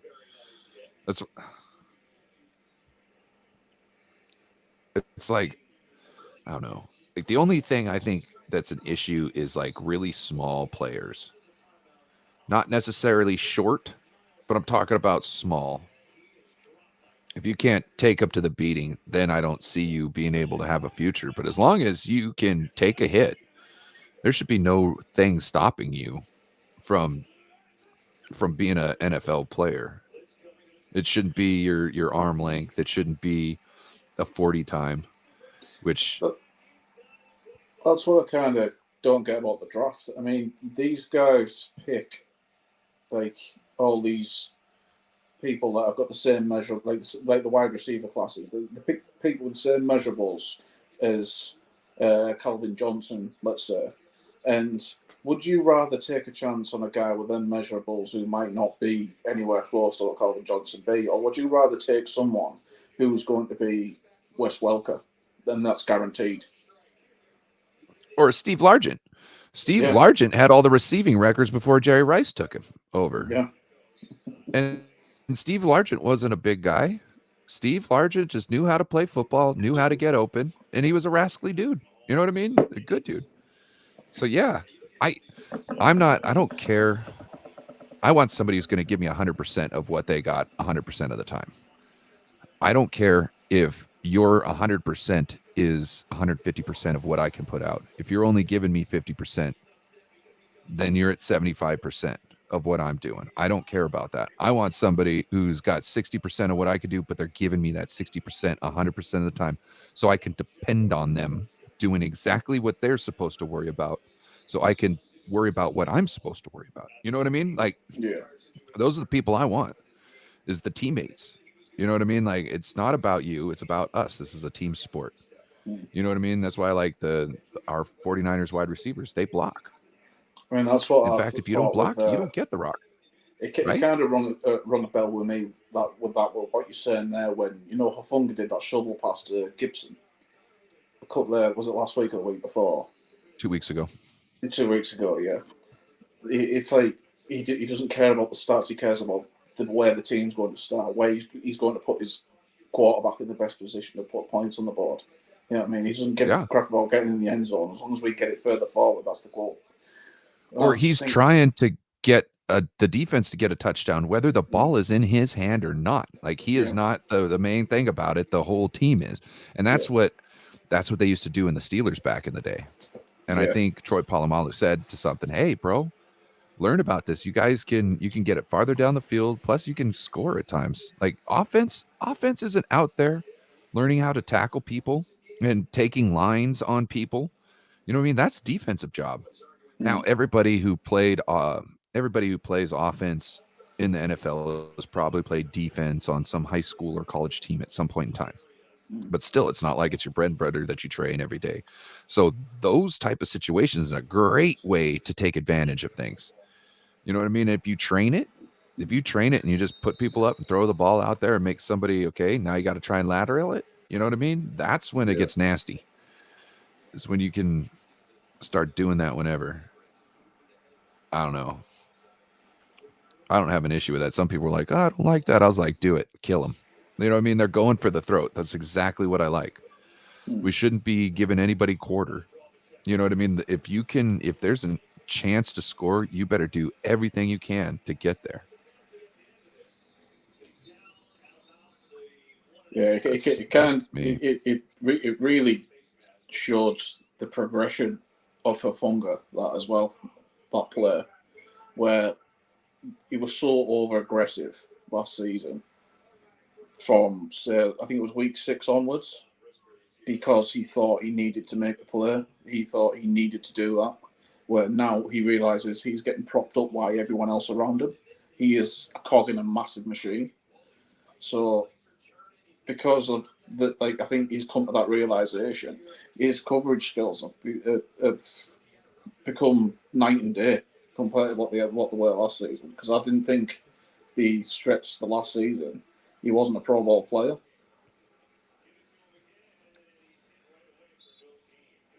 Yeah, and I think, like, you could be like, hey, Talanoa, we're going to use your instincts. We're going to use your instincts on blitzes. So it's going to be more, thought out.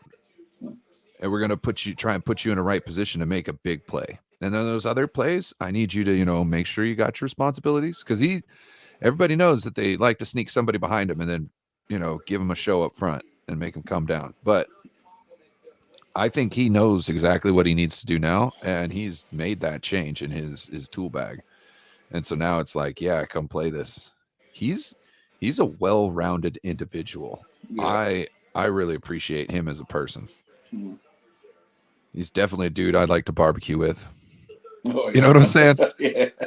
Sit there, have a beer, char some meat. Yeah, let's do this. He's a good dude. I think he's kind of took the Joe Staley role as well, where they used to do interviews in the back and they used to goof around with the camera and post it on the 49ers website. He's kind of took like that role from Joe Staley. So That Joe Staley's probably the one guy I'd want to have a beer with. the Joe Show, that was brilliant. Well, he's just such a character, and he's got great stories. You know what I mean? And he could tell them well. You know what I mean? So I just would want to be like, let me just buy you beers and you just talk. You know what I mean? Like, let me just buy you beers and you just talk, sir. Kelsey's just scored a touchdown, 40-0 now. How's Mahomes? I didn't see you through it. They've only just shown the catch. I kind of zoned out of that game, to be honest. Give us a see for sure highlight. See, Hawks are up by 2 points, but there's a flag down. 41. I think it's going against the offense, which is Seahawks are on offense.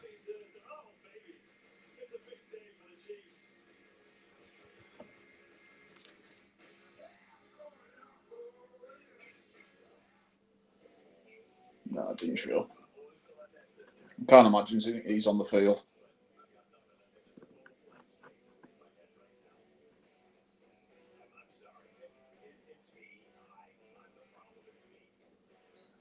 Oh, 21-13 Cardinals. I thought the Cowboys were going to start mounting a bit of a comeback on the ground, but I think they kind of shut it down a little bit. What do you, now that we have a lot more female refs, what is your thoughts on essentially are they just the same as the guys who've been there for a while?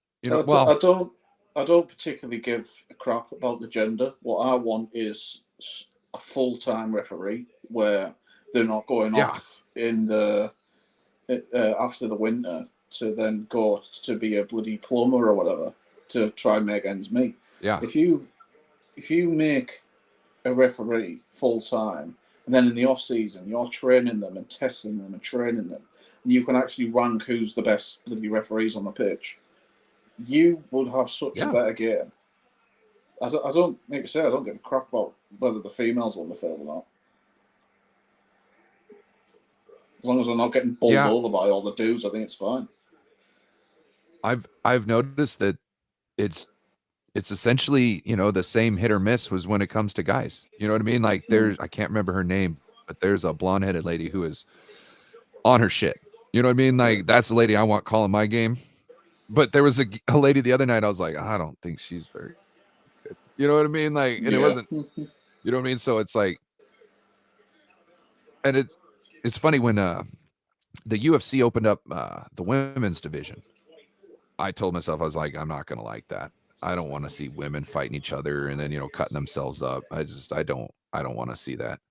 So it comes on one day and I'm like, I'm going to give it a chance, right? I'm going to see if I'm right. And immediately I'm like, yeah, get him. Like it was just the same thing. It was the same thing. Like, the skill level essentially is they're top of the line athletes. So it's like the fact that they were women was like out of my mind within 30 seconds. It was just like, damn, these ladies bring it. You know what I mean? Which is what you expect from anybody in the UFC is to bring it. I mean, I'm not particularly happy that they're introducing all the. I mean, it's a bit of a hot button topic, but the transgender athletes going into women's sports, that is a big problem because we're biologically built differently. We're more explosive. We're more powerful. There was a transgender female fighter, I think, in the Bellator division, and she or he or whatever the hell you want to call her, absolutely pummeled the crap out of this top divisional athlete. And I've never seen a beating like it, to be honest. But I'm sitting there and I'm physically cringing, like at this biological male beating up on this woman, and I'm thinking, if it's I kind of like what they did with the swimming in the Olympics, where they've gone right. If you've gone past, like, if you've now declared you are now a woman at the like before puberty, you are okay to do this activity with the biological females because your body will not be receiving as much testosterone and all that, like the science. Which, yeah, I kind of agree with that, but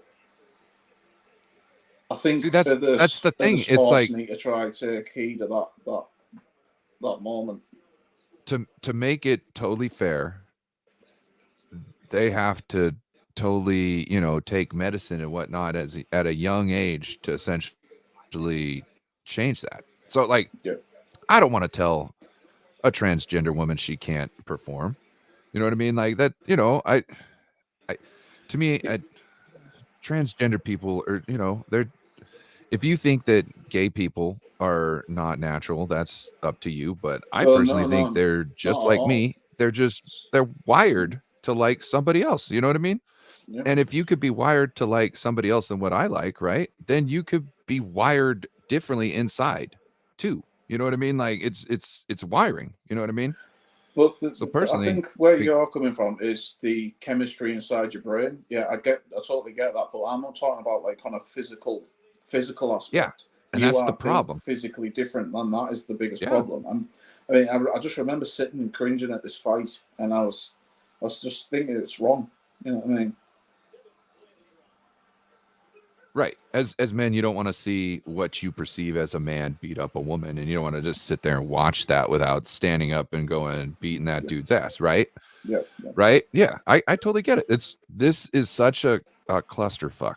You know what I mean? Yeah. It's it's a bad not it's a bad situation because I appreciate everybody. You know what I mean? When it comes down to everything, I don't care who you love or what you love. That's none Yeah. of my business. So As long as it's not children or animal, you know what I mean? I got no issues. Right? Right? None yeah. of my business what you do in your bedroom. This is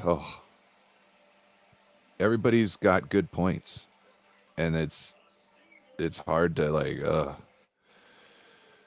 to get into it.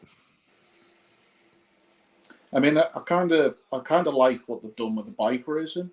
I think like the likes of the Tour de France and all that kind of thing.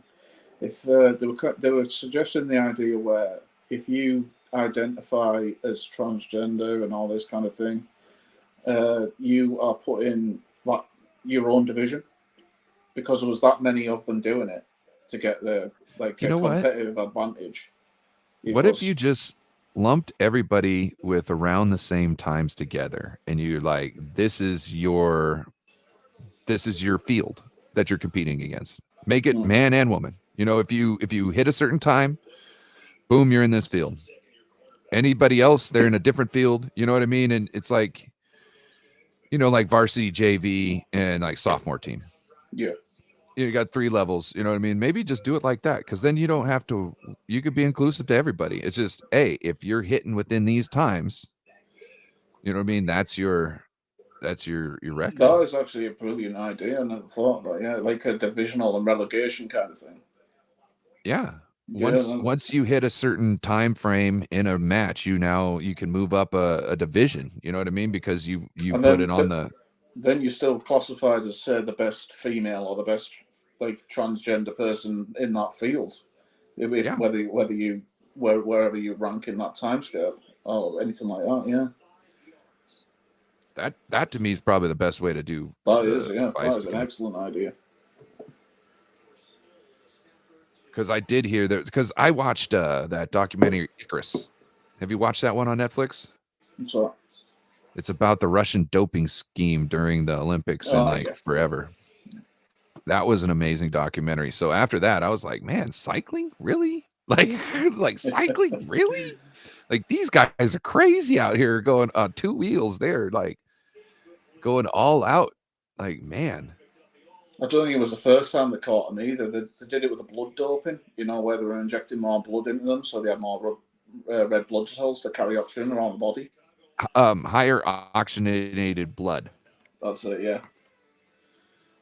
Yeah, it wasn't the first time they caught him. Yeah, this one was so there was 2 tests. So like you would pee in 2 cups, right? And somehow they would intercept the toughest cup to intercept. They would intercept that in a false room, swap it out with clean urine that was gotten from an athlete, like, I don't know, a year beforehand and stuck in a freezer. Yeah. You know what I'm saying? And there's a whole process to it. And then they would destroy that one, and then the actual other cup was like sealed in a vault. So like if they had any issues with the one, they would go and test the other sample. So if you swapped out the one, they would never worry about this other one and just sit in a vault forever. I was like, these bastards. Yeah, these guys are like next level cheating. Like if you can't just have better athletes, really? This is how you have to go? Like, why don't you just try some fucking training? I mean, you know what I mean? I'm not 100% sure what you're really getting out of a gold medal rather than a little bit of publicity that lasts, 15 minutes? Well, like I understand unless you're on the level of Michael fucking Phelps, I don't really see the issue of winning one race and doping the hell up to do it, because you're not really benefiting the field that you're working in. You're not really benefiting anyone else around you, and you gotta you're not understand, getting any more benefits out of that, yeah. If you watch Icarus, it's a part of the culture. Right. Like this guy was like, he's like, yeah, my mom used to inject me with steroids when I was a kid so I could do better in track and field. You know what I mean? Like that's when your mom is injecting you with steroids, because that's how you win. That's how because back in the day, like if you didn't do that, you were just going to be average, and that's how you could get like a free ride. You know, you could get your meals paid for you. You know what I mean? You'd have to train and do all this, but you know, you'd be a part of the crew, and that's kind of what they did. The Olympics were like the football, the basketball, the rapping of like our inner cities in America at that time in Russia. Like if you could hurdle, you could do all the hockey. Look at the hockey team. Look how much pride they had in the hockey team, where they pretty much just kept these guys as amateurs the whole time so they could just whoop on the rest of the world in hockey. Yeah. And then we beat them in Lake Placid with some college kids. Yeah.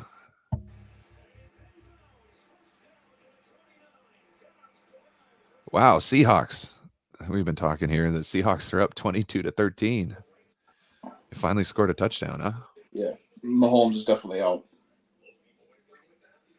Oh, no. 41 to nothing, yeah. Check Twitter.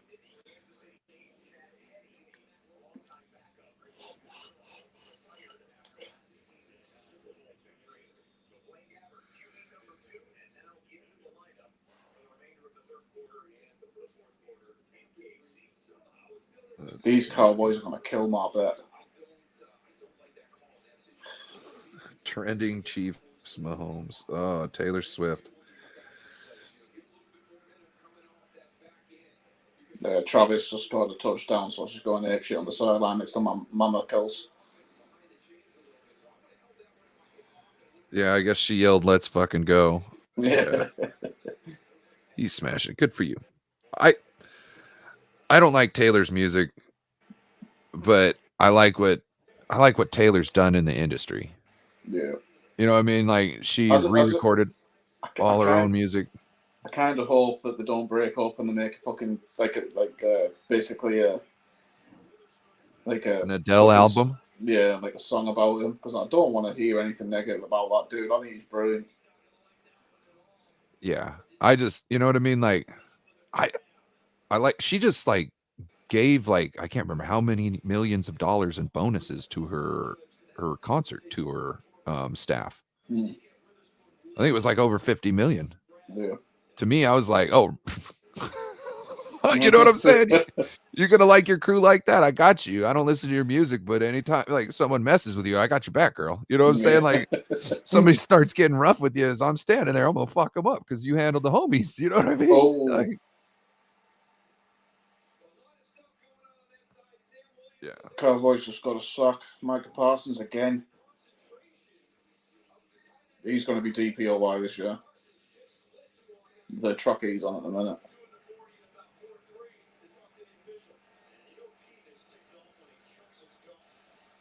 Micah Parsons is lighting it up.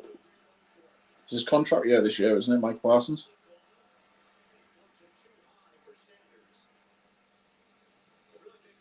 So, did you hear about Derek Carr? No. Supposedly he got injured.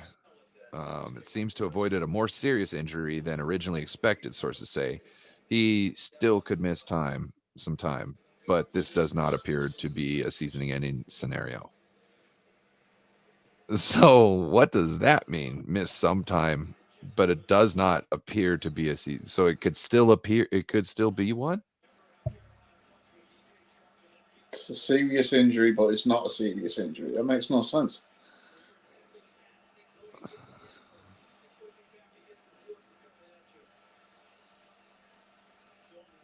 They've said nothing about Patrick Mahomes at this point. He's just been benched. They only just took him off. I think he scored that touchdown with Travis, and he's just been sat on the bench because they thought he went up now.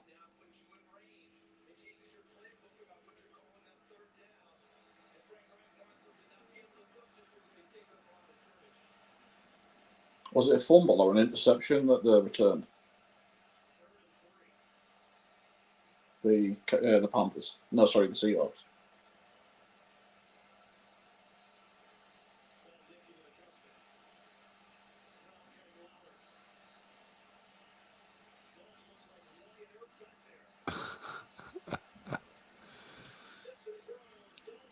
Travis Kelce out there living his best life.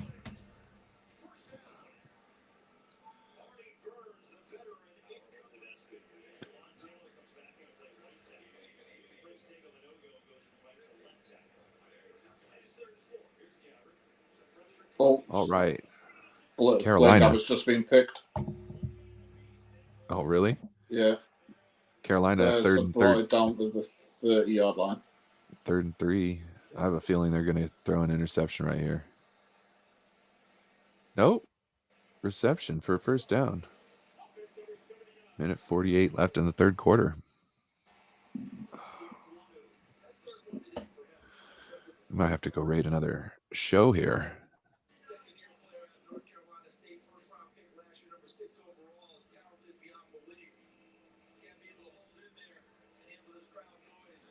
That's why I had like 3 streams of his going. Tell you what game I'm interested in next week. Miami, Buffalo.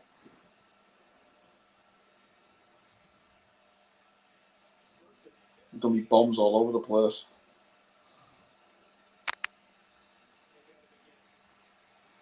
Oh, yeah?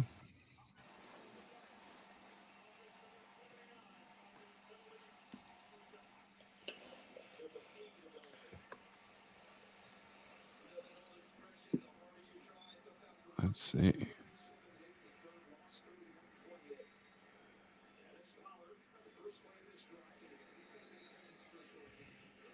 Spongy, what up?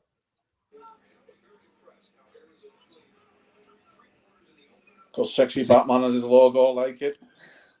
Oh.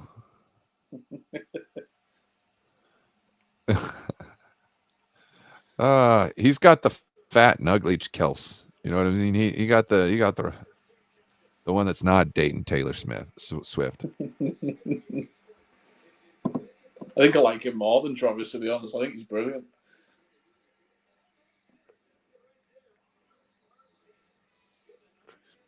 I watched a clip today where he said that all you got to do to impress his youngest kid is to like walk around and like put your hands up. And she just likes doing that. And his wife was like, yeah, but he doesn't get to do it for very long. He's like, why? And he says, because his back seizes up. And Travis Kelce calls him out. He's like, that's so bullshit. That's the weakest excuse I've ever heard.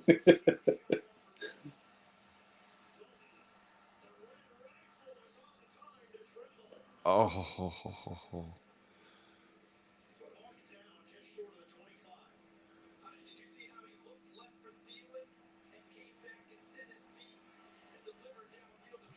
Carolina still 9 points away.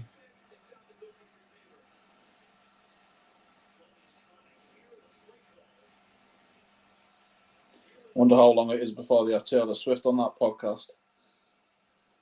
Yeah. Because it won't be long because that interview will blow up.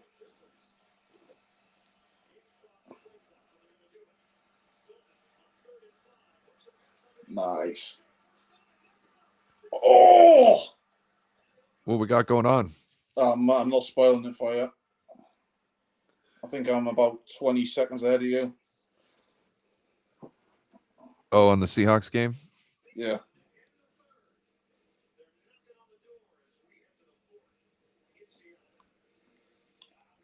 Oh, with 3rd and 5 and 10 seconds clicking down on the shot clock.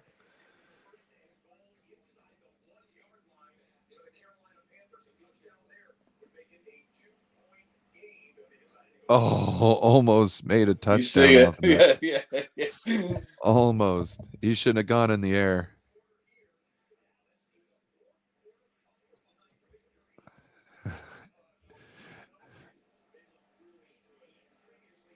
Fields just ran into trouble. It's a bad read. Oh, man.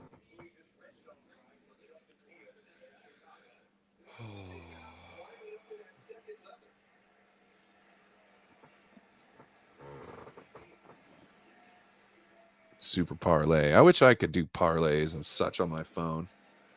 I don't never really know. I don't really know what a parlay is. I've never really heard that term over here. We get accumulators. What is a parlay? So a parlay would be like 49ers money line, Seahawks money line, this and that, and you put $5 down essentially on that bet for all of those to happen, and it like makes your percentages go through the roof. Yeah, that's an accumulator. That's what we call it. That's why, like that the last Sunday game we had, so 2 weeks ago, I was there. I had a $5 bet, and like the one thing I had on there was Ronnie Bell to score a touchdown. And like other bets I had with as many stuff on there was like I might get 80 or like $300. This one was 1,200 and something. Yeah, you told me about it, and I thought, you know what, Ayuk's out. I want to put that bet on. Yeah. And it came fucking through. You got to think Kyle uses those. Like, remember Richie James not being in the game at all? Yeah. And then all of a sudden he brings him in. I think some of it's like they don't expect anything from Richie James. They expect him as like, you know, he's just giving somebody a break. And then they give him the ball with the best play that they got at that moment, and it runs them. So I think, Kyle, when you got those new wide receivers and you got any sort of type of thing where they're going to be on the field more than normal, he likes to use them as like essentially a decoy, because he's gonna try and get them the ball. So you have to respect them too. This is the replacement guy. You know what I mean? Kyle's trying to attack with them. So there's always like a gimmick for them. They've always got that many things to worry about. I mean, I like it when Juice goes up the seam and all of a sudden he's got like 24 yards and he's running into someone, then putting them and things like that. But yeah, it's like you can. I don't know why we haven't seen that Juice wheel route yet. This year. That is a brilliant route. Yeah, I love it. You only get like 1 or 2 a season, right? And it should be one every 3 or 4 games. Yeah, you know what I mean. Just keep people honest. That's what I want the most out of Kyle's system, is to keep people more honest. Because he gets in his bag and he starts doing things, and then people realize what the bag is he's trying to do, and they just close everything down, and then he can't get outside of that bag anymore. But he does kind of hit the spam button on certain players, doesn't he? Like he was kind of trying to prove a point last season to why he traded for Christmas Christian McCaffrey, because I was in the camp of being, is this the right trade? Because especially after that injury. Well, it's like, well, there you go. There's a touchdown. And there's another touchdown. Fuck you. There's another touchdown. You know what I mean? I think this kind of proved the point. But I immediately, when I heard the trade, I was like, oh no, is this good? And then after about like 10 seconds, I was like, of course it's fucking good. I was like, it's Christian fucking McCaffrey. As soon as he got in the end zone, I was thinking, why was I doubting this? Yeah, no, like it was probably took me 10, 20 seconds, and I was like, no, we good. That's a good shit. What up, Randy Daytona? Shout out Randy Daytona. Love Randy. I'll tip my hat to the guy.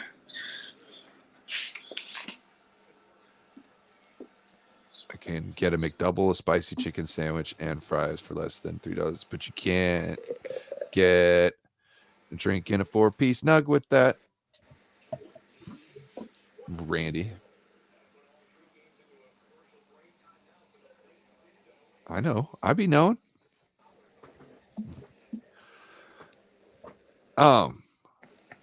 Randy, who you got going on the Seahawks Carolina game? Oh, Cardinals have just broke away for another touchdown. Oh, no way. Yes. Miller. Oh, this will be amazing. That is absolutely knackered my bet. I'm so pissed off with the Cowboys. How do you shit the bed this hard, guys? Stephen A. Smith will be laughing.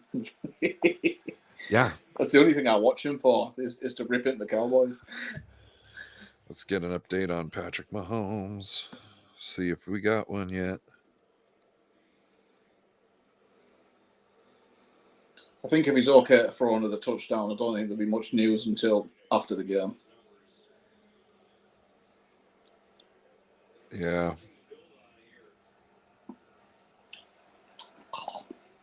Fuck's up.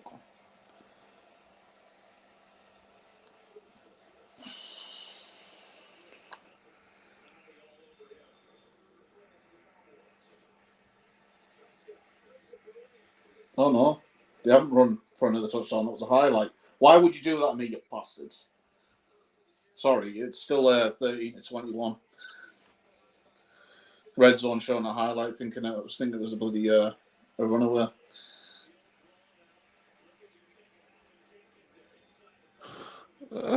Justin Fields just went head first. He looks like it's concussed.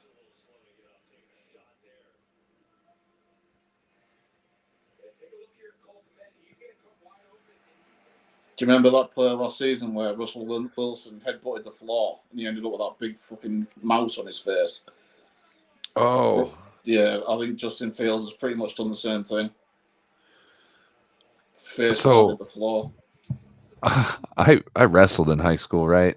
And I was taught a very good move by somebody right in the middle of my wrestling match. And it was when someone shoots on you, just hip chuck them right in their face. And yeah, he put a huge mouse underneath my eye it was hard and solid for over a year and a half. Like it probably took a year for it to be less noticeable. And then it took another 6 months after that to where you couldn't see it, but you could feel it. It was So every time anybody shot on me like that and was ever lower than me, hip check the shit out of them. Hear them go, it sucks. Oh God, it sucks. And then all I do is take the forearm and just rub it on that big, huge mouse. Oh, it feels great because, that's all it is swelling. What hurts with swelling? Pressure. Yeah. Pressure. Our slogan was better hope we just pin you because you don't want to go the full time with us because we want to make you hurt. You know what I mean? We're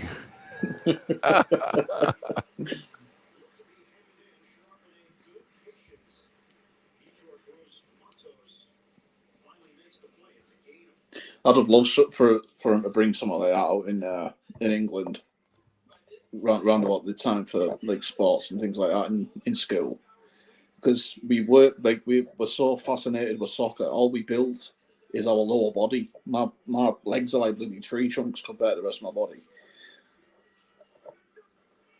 Yeah, no, I understand it. I look at it back now and I'm like, man, why wasn't rugby in my high school? That's why I started playing at a later age to build some like shoulders on me. You know what I mean? So I should have played football. I should have wrestled, and then I should have played rugby. That should have been my 3 sports. I would have been so happy. Like rugby is kind of a little bit more up my style because back then I was a big taller kid, but I was a wrestler, so it was kind of tough. So like being able to fly around and make moves like that and also be very physical is just right. I love violent sports. I love it.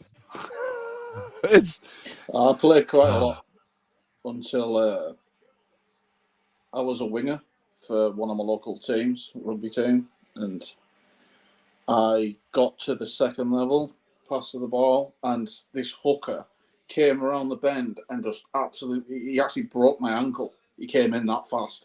He was about wow. 6'5", about nearly 220 pounds, and I was 14 stone at the time. You know what I mean? So I think it was 220 pounds in your weight. Might have been heavier. Yeah. 90, about 19 stone, is it? Something like that. My senior year, I was a 189-pound left tackle. And then when I go to wrestling, I would cut even more weight. And I would be at around 179 pounds because I could cut 1 pound and wrestle 178 because we didn't have a JV guy there. Or at 179, I can wrestle at varsity in 190 because we didn't have a JV there. And then I was the varsity 215. So I constantly went up against guys who was 30 pounds heavier than me.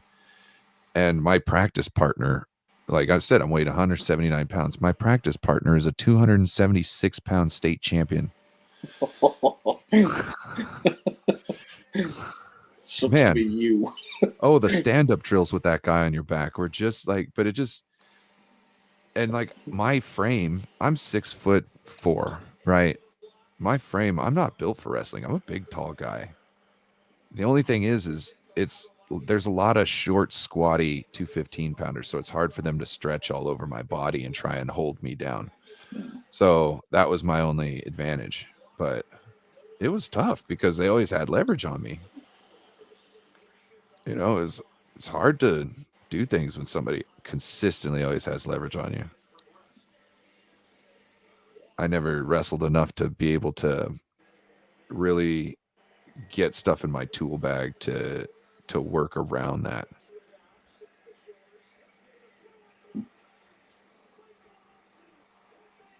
So I did a lot of like tosses and whatnot instead of like shots. So I'd love to be like in America to do the wrestling type of things because I was always deceptively heavy. You know what I mean? I mean, I'm 5'8". At the time, say I was in secondary school, I was 14 stone, which 14 pound, 180, 190 pounds. I think is that math right? But yeah, like I say, I was deceptively heavy for my height. That's why I went into the army and the body mass index. Yeah, They class me as obese, and I'm like, well, yep, I was. Me too. It was like a rake. You know what I mean? It wasn't. I was fat on me at the time. They told me my BMI for like 6'4" was like 179 pounds. Yeah. Right. And after high school, there's no way I could stay under 200. And in fact, at 220 pounds, my face started sucking in to where the roommate that I lived with at the time asked me if I was doing drugs. And I was like, Steve, I don't do drugs. Well, I said, I'm downstairs in your garage smoking my weed. Right. But you think I'm doing some other type of shit? You see me eat a whole lot while I be hit my pipe and do this. Like, what are you talking about? It's just my body type is different. Like if I get down to 220 pounds, my cheeks suck in and I don't look healthy or right. You know what I mean? It's just not what my body's meant to do. Like I'm not meant to have abs. I'm not meant to be as fat as I am, but I'm still not meant to have abs. I've never had abs in my life, even when I was a wrestler. And I could figure out how much I weighed by what my stomach looked like. That's how bad it was. Because it's, in wrestling, you got to make sure you're on your weight. So, yeah. Have you seen what the Ultimate Fighters do to cut weight, how are some of them guys alive after some of the stuff they do? I mean, they dehydrate themselves to the point of near death. It's the same thing wrestlers do. Is it? Dead same. Where do you think they got it from? Was it originated from the wrestling side of it? Well, I don't know if it totally originated from wrestling, but that's the closest bridge to it with that knowledge, because wrestling has always been about like going in saunas with a credit card and scraping water off your skin. And, you know, like one of the tactics we use, we go in a sauna, right? We wait for you to get sweat all over your body, right? Bead of sweat all over your body. Then you take a credit card and you scrape the water off of you. And by the time you get done with the last body part, you should have enough sweat starting back on your arm. You can go and take it. So you're just like totally dehydrating the shit out of yourself. I know, I knew a guy who cut 14 pounds in a day. Shit. That's a lot of liquid. He was like the 14th alternate into the Olympics. So a 14th alternate Olympics is still going to go that hard to just be a 14th alternate into the Olympics. I had some badass coaches. 14th alternate. How many alternates can you have? Huh? How many on a wrestling squad? How many people do you normally have? On a squad? Yeah. It all depends. Like, I don't know how many regular. There's weight. They go by weight classes. Yeah. So like even in this last Olympics, they took like 6 weight classes and merged them into 3, which isn't really fair because they should all get their due. Because it's not. You don't want to see somebody who's been training against somebody their size go up against somebody with their size just because somebody doesn't want to have another couple of brackets. Yeah. Like, bullshit. You know what I mean? But yeah, it's all how it goes is the weight classes. But I think we had like 11 or 12 guys on varsity. We had a 101 pounder. We had a. I can't understand the 14th alternate if you've cut 3 like weight divisions out. Well, this was back in the day when they didn't have that issue. Oh, was it? Yeah. So this was back in like the 80s, 90s is when this guy was the alternate. I think he graduated high school in 89. So it was like he knew. You ever heard of Dan Schultz? Dave Schultz? I think it's Dave Schultz. Dave Schultz was a really talented wrestler from America, and the guy who owns DuPont murdered him. And so like my wrestling coaches were like essentially like disciples of his, techniques and whatnot. Yeah. You know what I mean? Like everybody had this guy's instructional videos on wrestling, and then all of a sudden, like in the middle of school, like my English teacher / wrestling coach like stops class just to watch the news. Yeah. You know what I mean?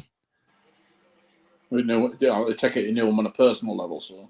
Yeah, everybody kind of did. He was like one of those sweethearts of a dude who just like, gave everybody time. The wrestling community is very small. Yeah. And so it's very close knit. Very close knit. To like, somebody messed with our cheerleaders because they were large. And all the wrestlers and I got together and we let them know that you don't talk about our cheerleaders like that, or it's not going to be good for you. Yeah. And like we would say our things, this and that, but when it comes down to it, they're ours, and you treat them with respect. Yeah. You know what I mean? It was just like that guy was on the football team. I was on the football team. I was like, bro, you ain't gonna win this. You can get everybody else. Still, you still ain't gonna win this one. Like, you think it's gonna be good, but it ain't. You about to get fucked up. Yeah. Yeah. They knew. Everybody, look, the wrestlers are usually the toughest guys in the school because it's like it's something, man, it's a sport you just can't. You can never be too good. You know what I mean? Like there's always something you could do to be better. And like I played football, offense, defense, all special teams, and I'll tell you, 6 minutes of wrestling will tire you out more than 2.5 hours of football. Way more. All right. Carolina's trying to come back. You got 9 minutes left. Andy Dalton gets a first down. I think jiu-jitsu's kind of the same. Jiu-jitsu is what I would do right now if I was to start all over. Yeah, I would. And I have a friend who went into cage fighting in the local circuit, and I could easily run an hour and a half on a soccer pitch and not get tired. And after 15 minutes of messing around on a mat with him, I felt like my lungs were coming out my chest. Yeah. It's like, you got 2-minute rounds in like high school, right? So for 2 minutes, you're flexing essentially all the muscles in your body in some sort of way or some sort of interval at any given point in time. You know what I mean? Like muscles you didn't even know you had. Right. Like I remember like we came in and they're like, do your neck bridges. And I'm like, what are you talking about? They're like, you got to roll over on the back of your back, and then you got to push your head up, and you got to sit there with your legs on the ground, just your feet and your head. And that's how and I was like, what? You're tripping. After about a couple of months, I'm doing all sorts of things on my head. You know what I mean? Like it's because I've built up the muscles. You know what I mean? Like, yeah, it was crazy. Like, yeah, wrestling is so much fun because there's also nothing like dominating another human being in a competition like that. Just one-on-one. You know what I mean? And just fully taking advantage of somebody and sticking them. That's just, oh man, the rush.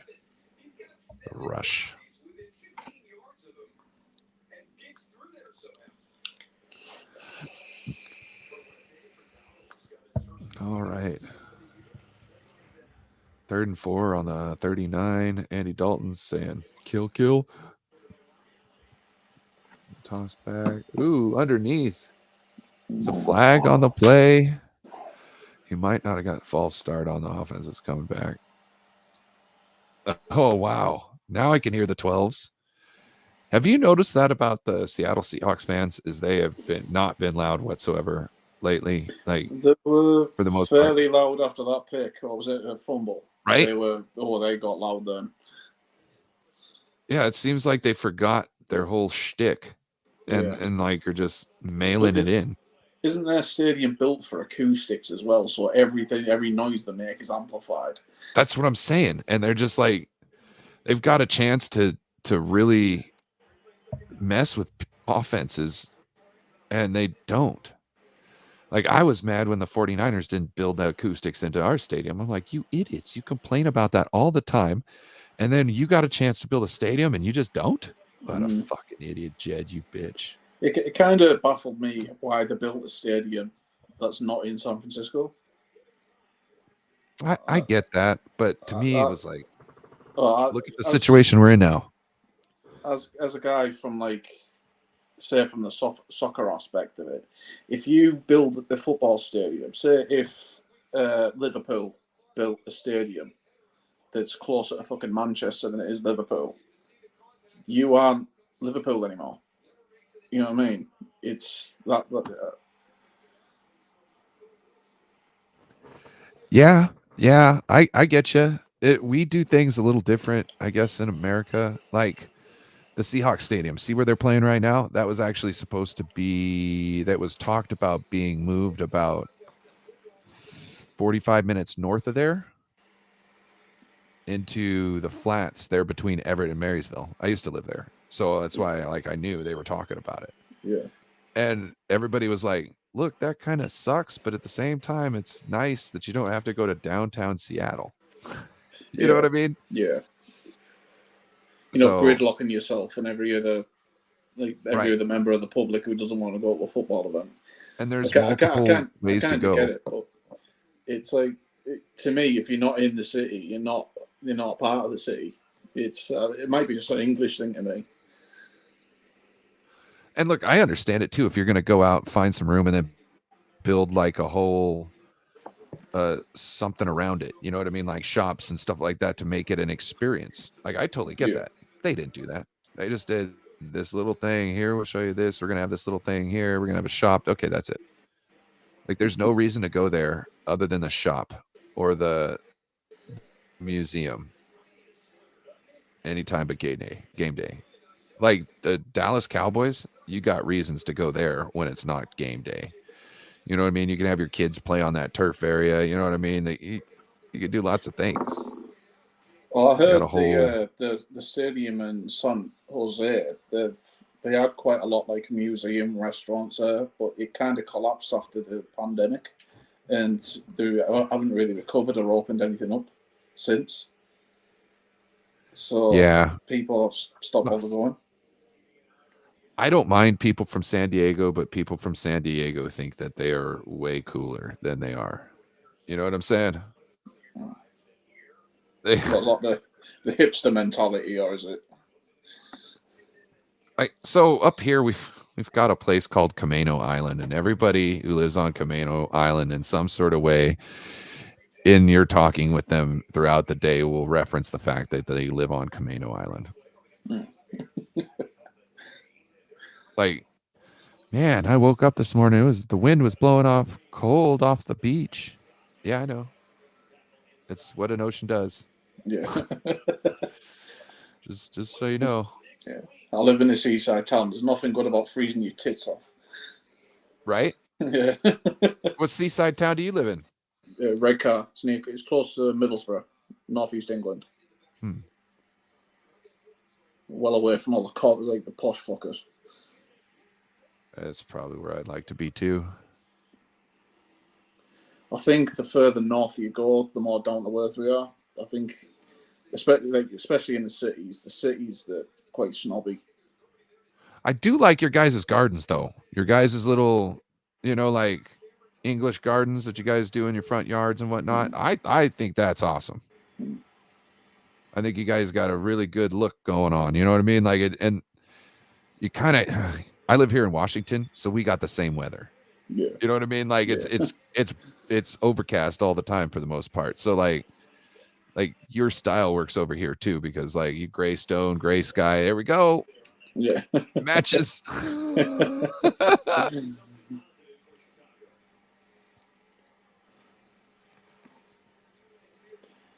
Yeah, like cut flower gardens. I think that's all cool. I'd like to have one for my daughter. I've noticed as well, the further south you go, the more expensive the house is. Oh, I'm sure. It's going to be warmer there. It's closer to all the nightlife, all that. Well, it depends where you go. You can go easily up. I think especially around about Newcastle, the Newcastle area, they're legendary nights out. But a fair few piss ups up there.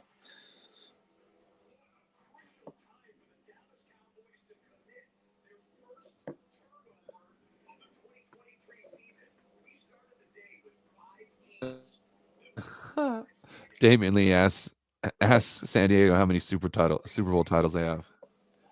And he just says, "Thank you, Arizona." What just happened? Was he talking about that score, or did the game end?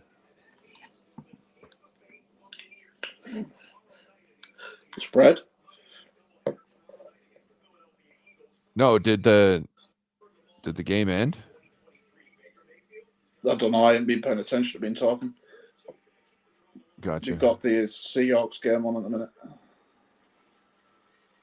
Give us a second to rewind it. The Seahawks are 9 points ahead.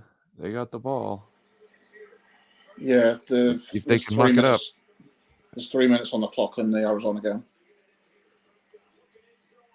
What's your thoughts on Jim? Yeah, that's it. That's what's happened. They picked it in the end zone for away from Dak. Oh wow. They pretty much seal that game. Now, how do you feel about Jimmy Carr and 9 out of 10 cats choose countdown? I think he's brilliant. Okay.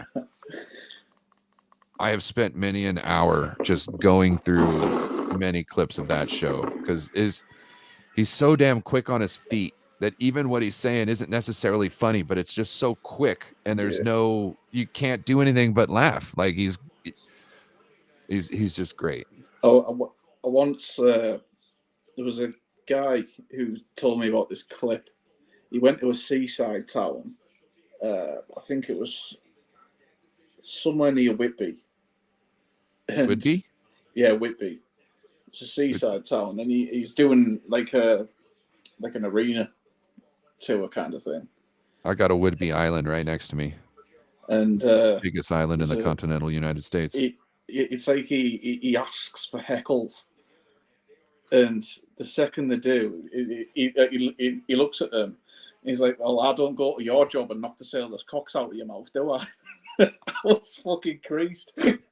You know, I can't remember his name, but he's always got like the brown trousers on 9 out of 10 Cats, and he's kind of got a shaggy head with like a mustache at least, maybe even a beard and a goatee. Yeah, I know you're on about. I think John. He's a bit docile. It is John something, isn't it? Yeah, that guy's character is freaking hilarious too. I've just took these random nuts and bolts out from somewhere. I haven't quite figured out where they're from. And then a fucking light falls from the ceiling. That guy is really good. My mom made me like I grew up watching PBS public broadcasting station. So like I ended up watching Red Dwarf. I watched Faulty Towers. Faulty Towers is one of my favorite, hands down. Obviously Monty Python. Faulty Towers is puzzle. The way he would jump out of his skin when his wife would yell is just amazing.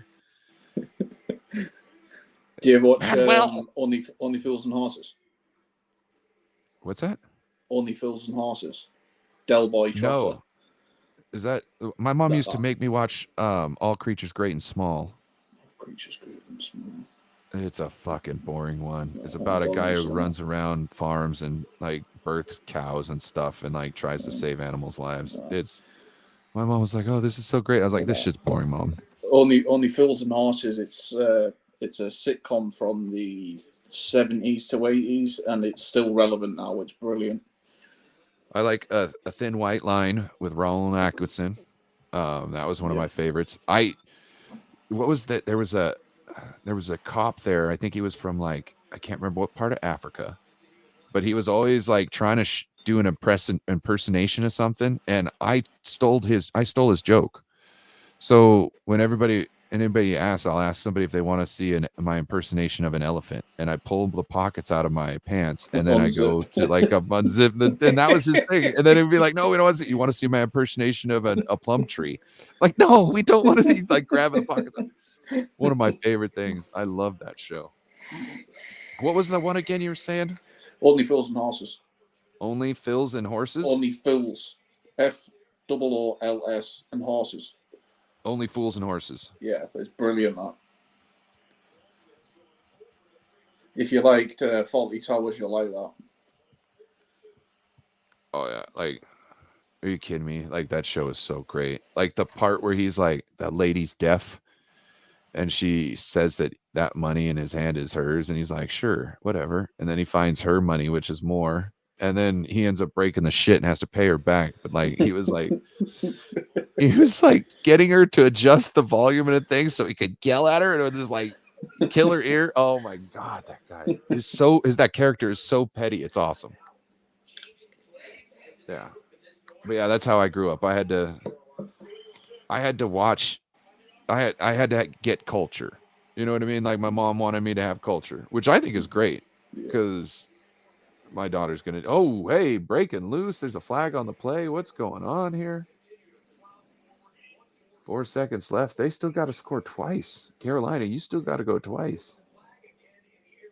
You can't get a 9-point play out of a touchdown. Yeah. Like I remember, I was 20 flags accepted from the Seattle game. Oh wow. I was grounded from watching TV for, I don't know, like 4 or 5 years because I wouldn't clean my room. And one morning my mom goes, get up. And I'm like, but I'm cleaning my room. She's like, no, you're not. Come on, go downstairs. And I'm like, but, and she's like, you're going to watch this. I was like, but I can't watch TV. And she's like, you're just going to watch this. And she made me sit there, watch Carl Sagan's Cosmos. And I sat there and watched the whole thing. And I was like, holy fucking shit. You know what I mean? Like, oh man, you're in trouble. You can't do this, but you have to. It was like, you have to be cultured, and this is on. It doesn't matter if you're in trouble. You need to watch this. Go down there and watch it. And I just, every single episode, I watch it all back to back to back. Didn't fucking say a word. I was just locked in. I didn't know the world could be so amazing. Even though he took a lot of artistic liberties, about kind of what could be out there on these other planets. Oh, yeah. You know what I mean? Like, yeah. But when it comes down to it, he's right. On other planets, somewhere, maybe in another solar system, there could be some of the stuff he was talking about, but not like they knew.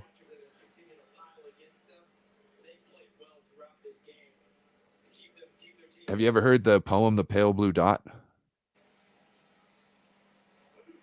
Oh shit! It was written about like one of the last images that I think one of the Voyagers was able to take of the Earth before it kind of bounced, and it was just this pale blue dot on the screen.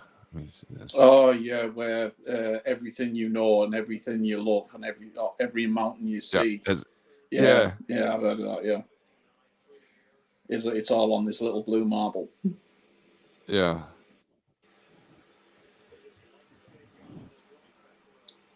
I think it was. I watched that with a quote from Neil deGrasse Tyson. That poem. So Neil deGrasse Tyson essentially got the torch passed from Carl Sagan to him. So like, how like athletes, if they want to go to a college, they'll like have somebody who's really big on that football team or whatever team they're joining, whatever sports team it is, they'll have them like meet them and walk around the campus. His person to meet and walk around the campus was Carl Sagan. I can't picture Carl Sagan in my mind for some reason. Yeah. Well, Carl Sagan was also the head of the Hayden Museum Planetarium or whatever. Yeah. And that's the same job that Neil deGrasse Tyson has. So pretty much Carl Sagan was like, you're my guy to take my step. You know what I mean? My spot in the world as far as making science interesting for people. Like, because Carl Sagan did a lot to bring science kind of out from the shadows, essentially. Yeah. And it was just, I like it. It gets people thinking. You know what I mean? I like people thinking instead of people being complacent. Yeah, there's quite a lot of Brian Cox things out there. I mean, he's a guy. Brian Cox, yes. I remember being in college and he did like he was going around visiting every college and university in the north as he could, and he did this like lecture thing, and he was explaining the light that you get from a star is millions of light years old. So if you could look to the end of our galaxy, you are essentially looking back in time. And I was like, shit. It took me. I mean, I was stoned to hell at the time as well. So, dude, I watched The Matrix baked out of my mind, and that was like that was a trippy experience because like what's messed up is like like the Da Vinci Code. Yeah, like that's not true, but it makes so much good sense that it's almost like real. You know what I mean? Like, I feel that's kind of how it is too. Like, yeah, I don't know if you heard about the guy talking to Congress about UFOs. I haven't really been following it, but I've heard dribs and drabs about it. So I was watching like a interview with him after the whole Senate interview. And he I think it was like a 2-hour interview. Might have been a 3-hour interview or an hour and a half. But at one point someone says, so why aren't you explaining all this? You're just saying it's this, but you're saying I can't go into that. Why can't you go into that? He says, because I didn't seek clearance to be able to talk about it. Right. So, and he's like, so why are you seeking clearance for this? Wouldn't they just deny it? He's like, no, it's kind of a catch-22. If they deny it, then I've got it on paper saying they say it's not true, which we can turn around and now go to court and now get, you can, exploration, like you get to discovery period. You get to go in and figure out what's going on. You know what I mean? You get to look in to see if it's true because it's a legal case. You're saying that, this isn't happening. You can't do this. So what he was saying is that he just asked for certain stuff to be for him to be able to talk about certain stuff because he doesn't feel it's his right to declassify some of this information.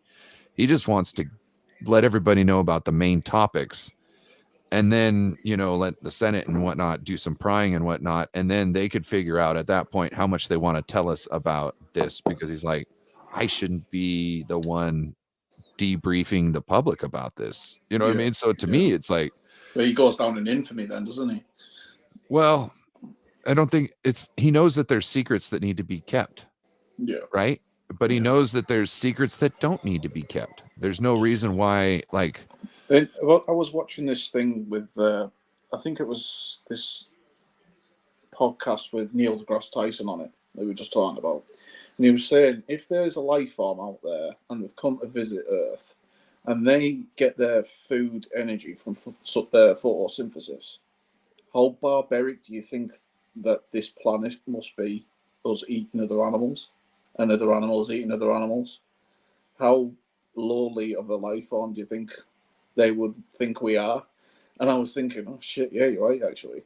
Not necessarily, because if they evolved under the same ways of, like, tribes, cities, all that stuff, you know what I mean? They're going to do the same type of stuff as us, I would think. And that's not totally 100% true, but also think about this. If they were anything like us, they would have come in and they would have liquidated us and they would have taken it all for themselves. Well, why would they do that though? Because there's enough minerals and there's enough minerals in this solar system. If they had the power to do that, why would they pick this rock to do it? Why would you want to let somebody grow that could become a thorn in your side later on? Yeah. There's lots of reasons to why to do certain things. If you stamp on an ant colony, you are going to expect it to be bit at one point. Why would you want to be bit? To leave the but if the alone? Bite doesn't mean anything to you, well, the bite is minuscule to you. You know what I mean? Like, well, and I'm not saying I know it's more of an irritation, but why would you want to be irritated when you can just go somewhere else and take the minerals that you want? Yeah, but if I want to stand here, and I don't want to be bit by standing here, well, I'm gonna eradicate my issue, right? I suppose, yeah. And look, I feel that. But then you're saying that the life forms are as destructive as we are, because. Well, they could have been at some point. Well, yeah. Well, like you said, that. Because, look at us.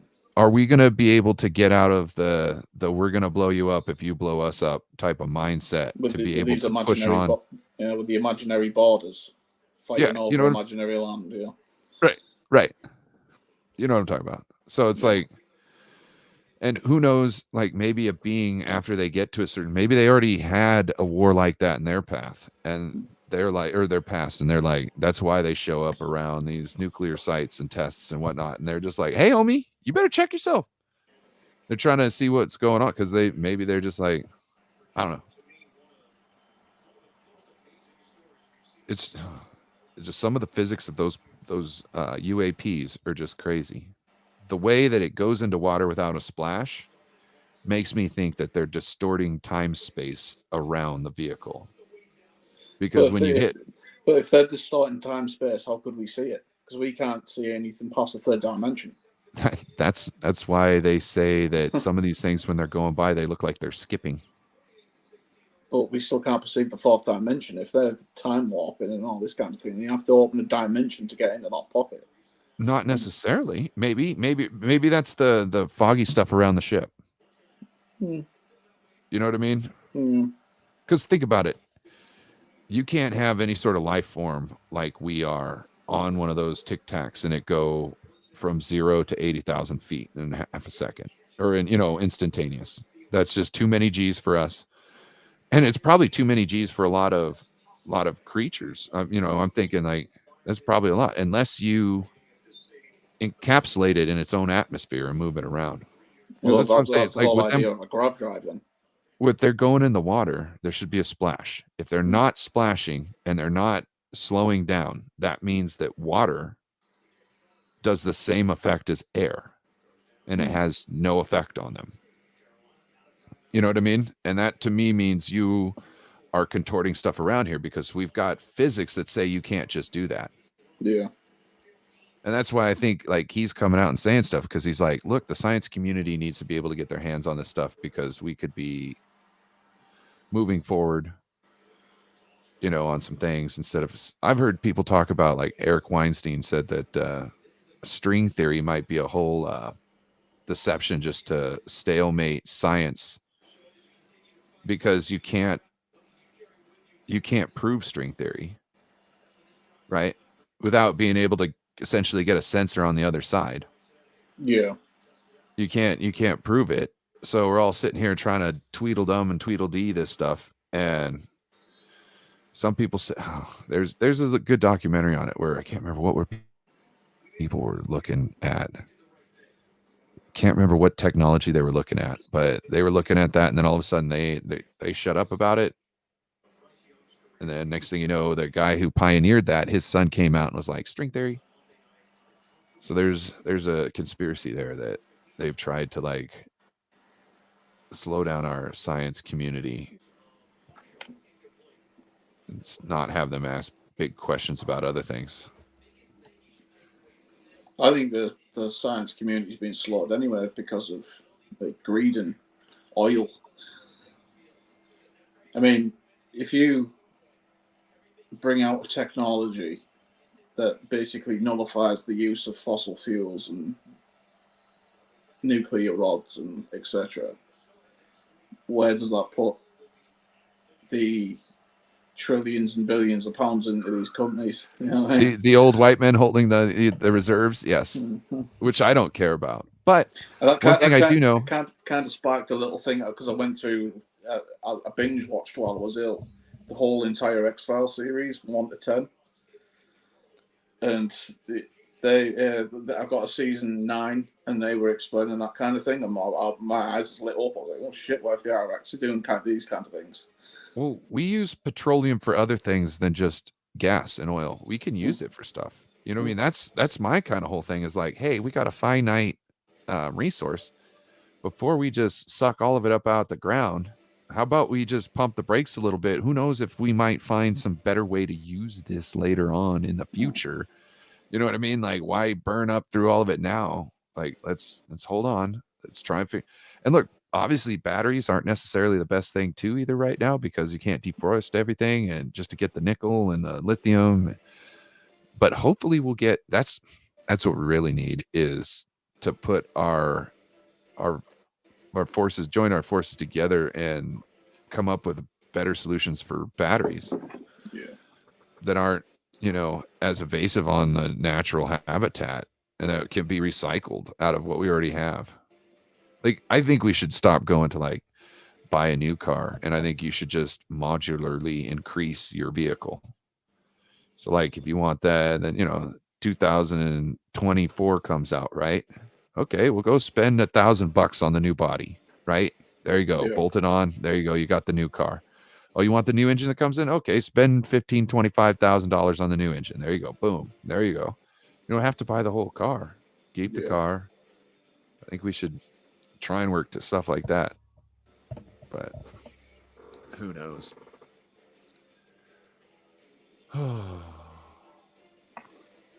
Panthers and Steelers will be right back. Seahawks, sorry. Cow frauds. Damian Lee with the cow frauds. Oh, man. Fuckers cost me a ton of money.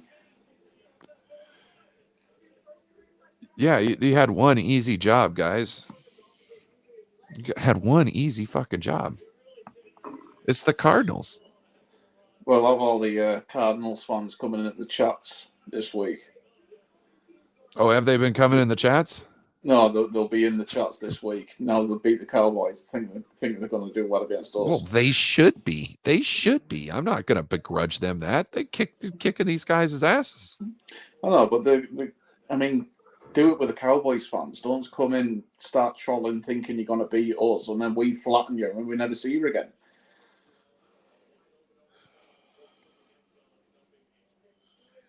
Holy moly.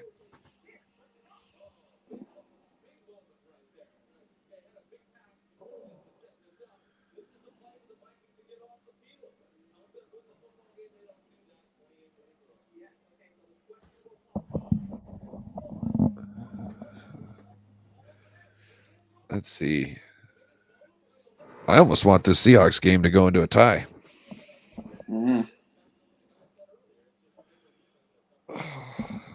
I think it would be hilarious. Hard to, though.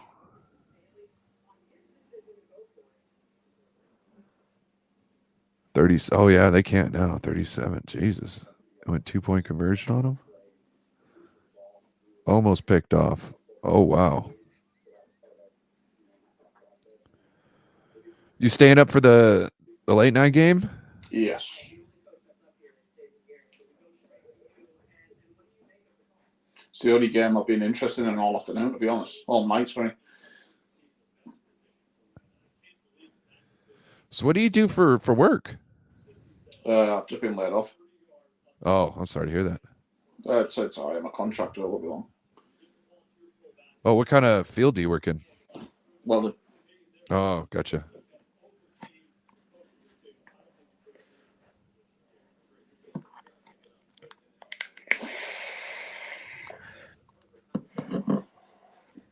yeah, it was hard getting into that field to start with because I'm autistic. I never knew I was autistic until I had my son, and people didn't really understand me. You know what I mean? Like, people would say things and I wouldn't understand them. It'd take me a while to process what they said and things like that. I mean, I've worked on it a hell of a lot now. I think my social skills are a hell of a lot better than what they used to be. But I'm very introvert. But getting into that field to start with is very difficult because it's a lot of who you know and not what you know. Yeah. So, except for when it comes down to those really important type of welds, then you got to have somebody who knows what the hell they're talking about. well, you talk about the aerodynamic things. That's big money stuff that I can't do. Yeah. I can't do anywhere near that level of welding. I mean, I don't think I'm particularly bad, but I'm not nowhere near that level. I went to become a plumber apprentice there for a while. I just don't like, I don't know. Like, I had this one guy who kept on, like, his girlfriend, right, is like, I don't know, 20, 30 years younger than him. And she's obviously addicted to heroin. And he's like, you know, giving her heroin money and she's breaking the toilets with her shits. And he kept on calling me out. He's like, yeah, I asked for you. I was like, oh, thanks. I got to fucking handle your woman's shit the whole time. Thanks, bro. It was fun. Oh, we got Mike Tyson at the Steelers game. What's that? Mike Tyson at the Steelers game. Oh, really? Yeah. He still looked like he'd lay off the fucking division out. That guy, he's like, I remember as a kid hearing about he had 749 pounds per square inch of pressure on his uppercut. And that to me was just crazy, right? But then when I like watch his film back in the day, like he was just so nasty because he could be everywhere all at once. Like you went to go hit him and he jumped to the spot where you couldn't see him very well and just hit you, like, and just keep doing it over and over. I think it got worse when he came out of prison.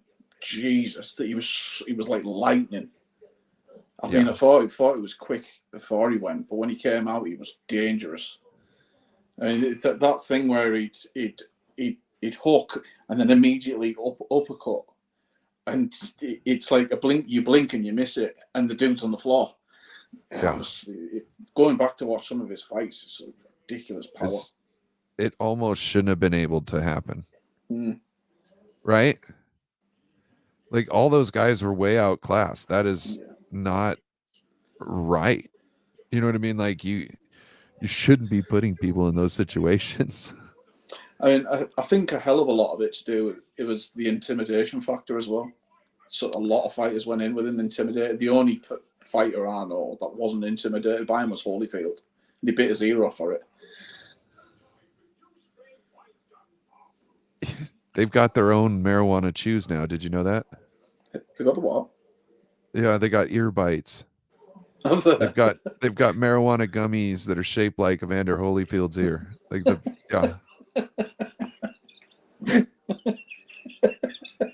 I think it's awesome. Like, hey, I was a piece of shit back then. I bit off your ear, but you want to make a shit ton of money and not have to fucking fight. You know what I'm saying? Well, George Foreman made the grill, and I want to fucking monetize my ear. George Foreman's grills, man. Those were as a kid growing up at that time. I could make steaks on that thing. I could do everything on that thing.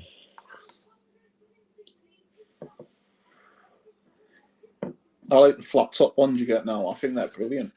The ones without the grill marks. I mean, I like the grill marks, but the way the flat ones work, I think it's brilliant. Are you talking about what you need is one of the big ass griddle things that go out back.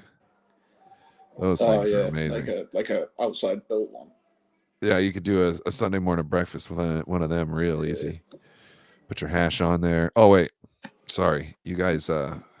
Beans and toast? Well, no, we have hash browns as well. We have a full English breakfast. But beans and toast. Yeah. Oh, you missed spaghetti on toast, beans on toast. Spaghetti on toast, I understand. Well, what's the difference between beans and spaghetti? It's in the same sauce. No, there's a lot of difference. No, they're in the same sauce.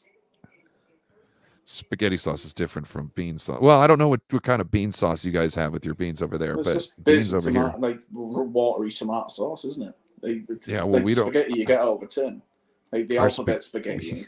Shit, No, you give bro, the kids. That's not spaghetti. That's SpaghettiOs.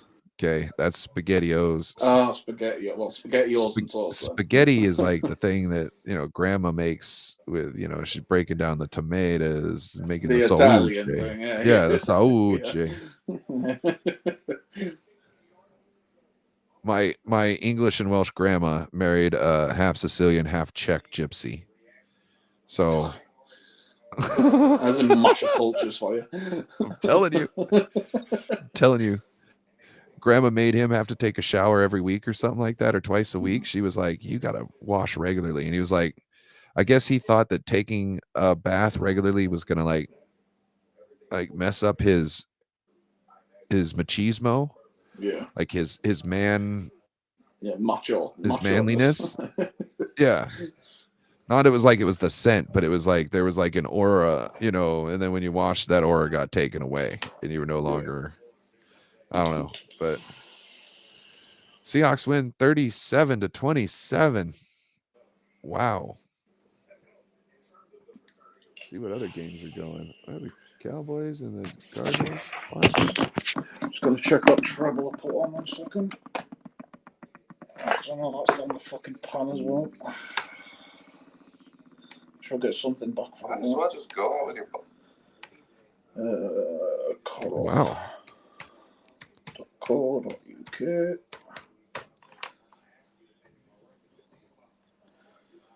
Okay. Seahawks game is over. What game's playing on now? Come on, guys.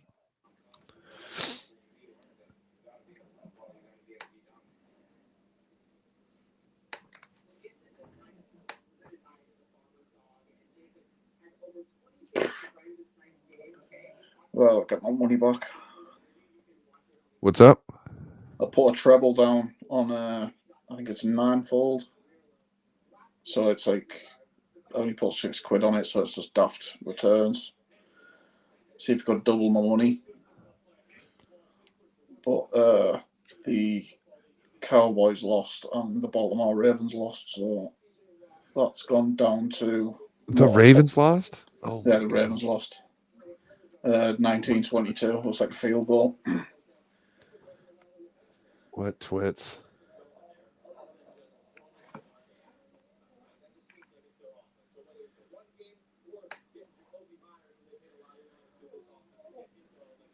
Okay, where's the night game? We got like half an hour or so till it starts. Yeah. I think I'm going to take my cold medicine now. Before I forget.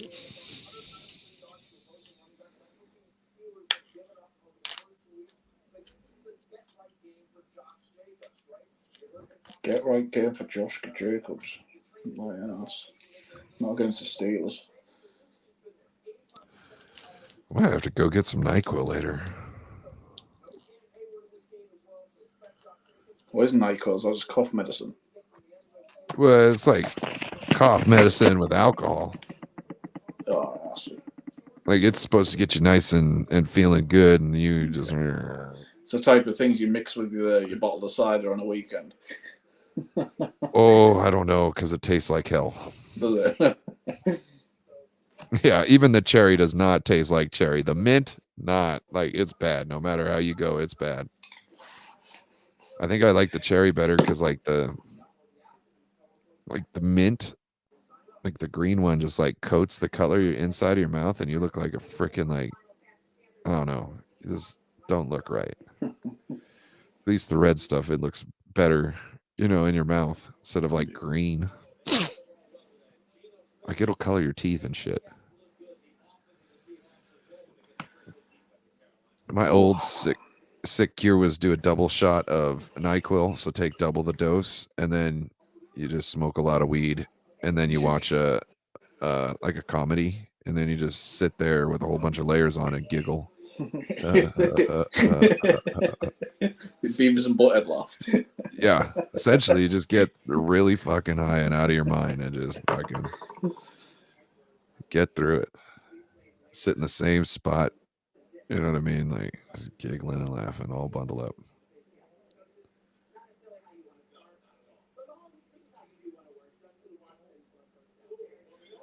Tomorrow as well.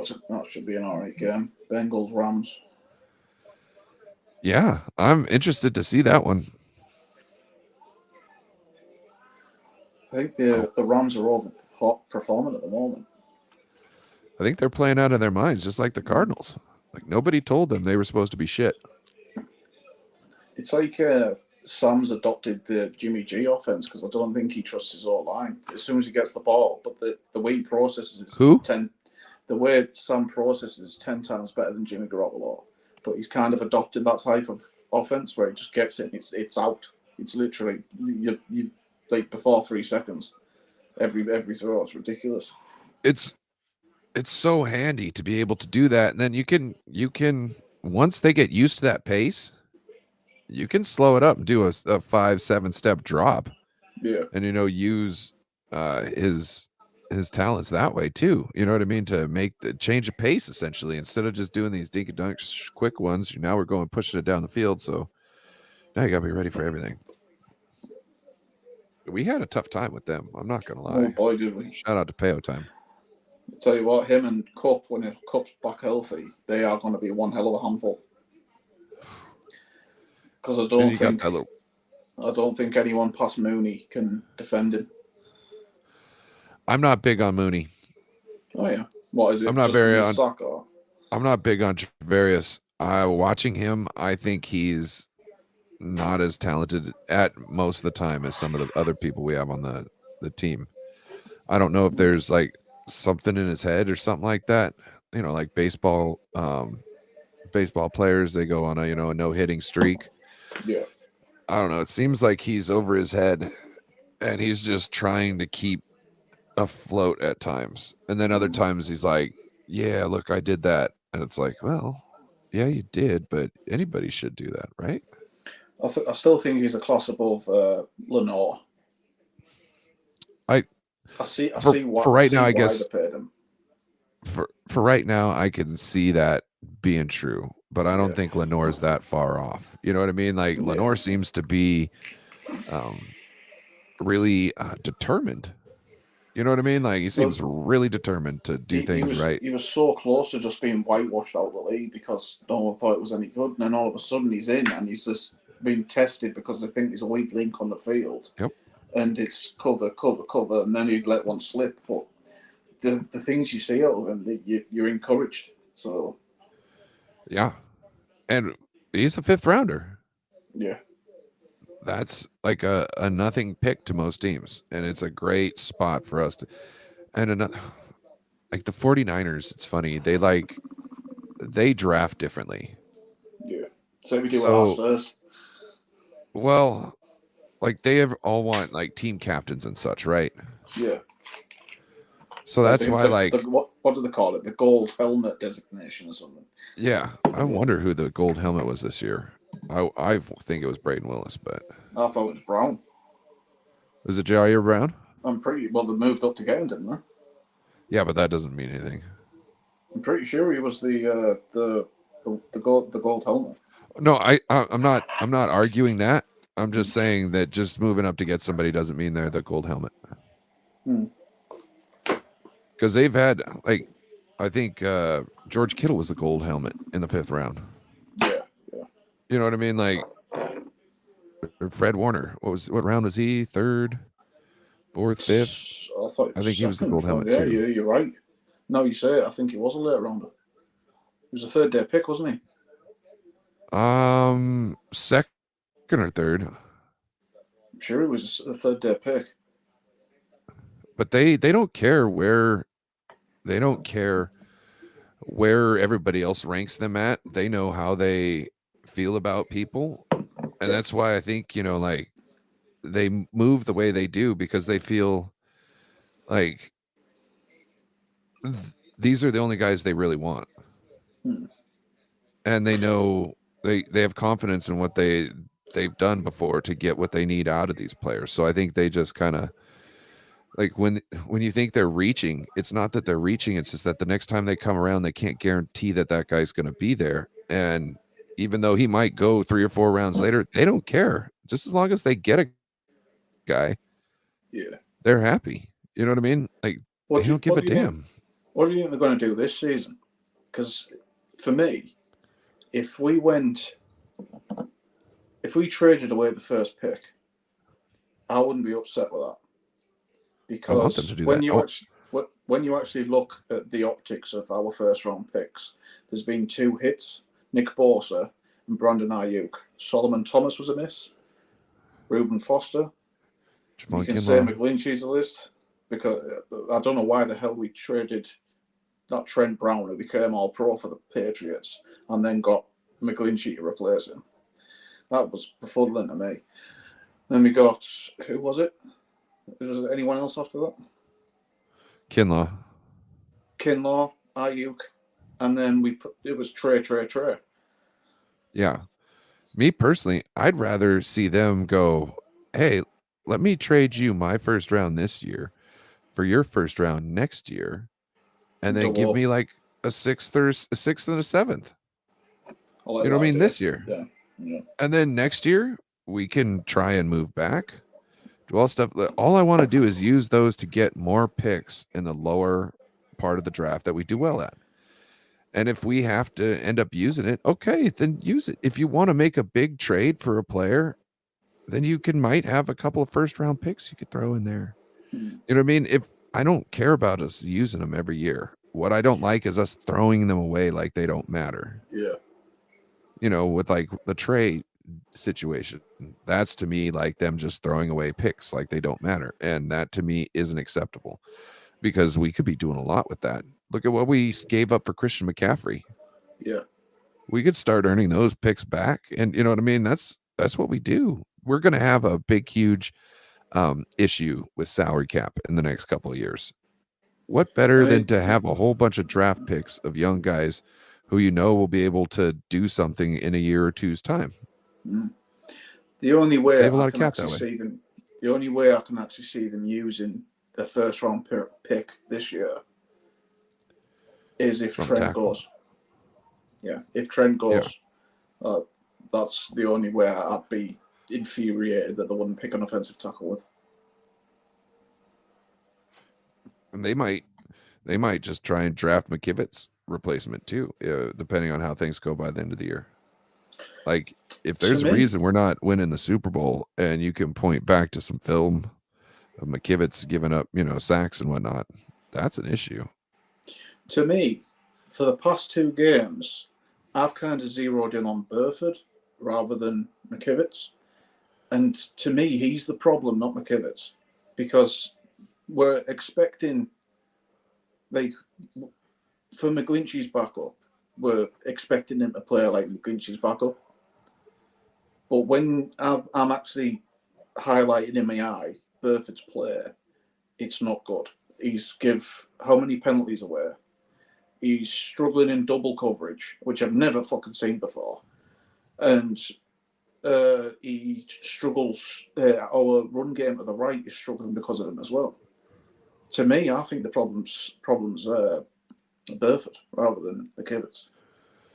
Well, I'm not going to say that you're wrong. They're probably both big issues. Yeah. Because we see McKivitz give up sacks, and you are right. Burford has been letting people go free in the interior of the line too much lately. So, yeah. No, I get it. I get it. I mean, to me, I wouldn't blame them if they made a move before week 7 and got a guard, because that is probably the only position that's going to be available. People are willing. People are willing. People are going to be willing to trade. Unless some team decides to capitulate and do a fire sale. Yeah.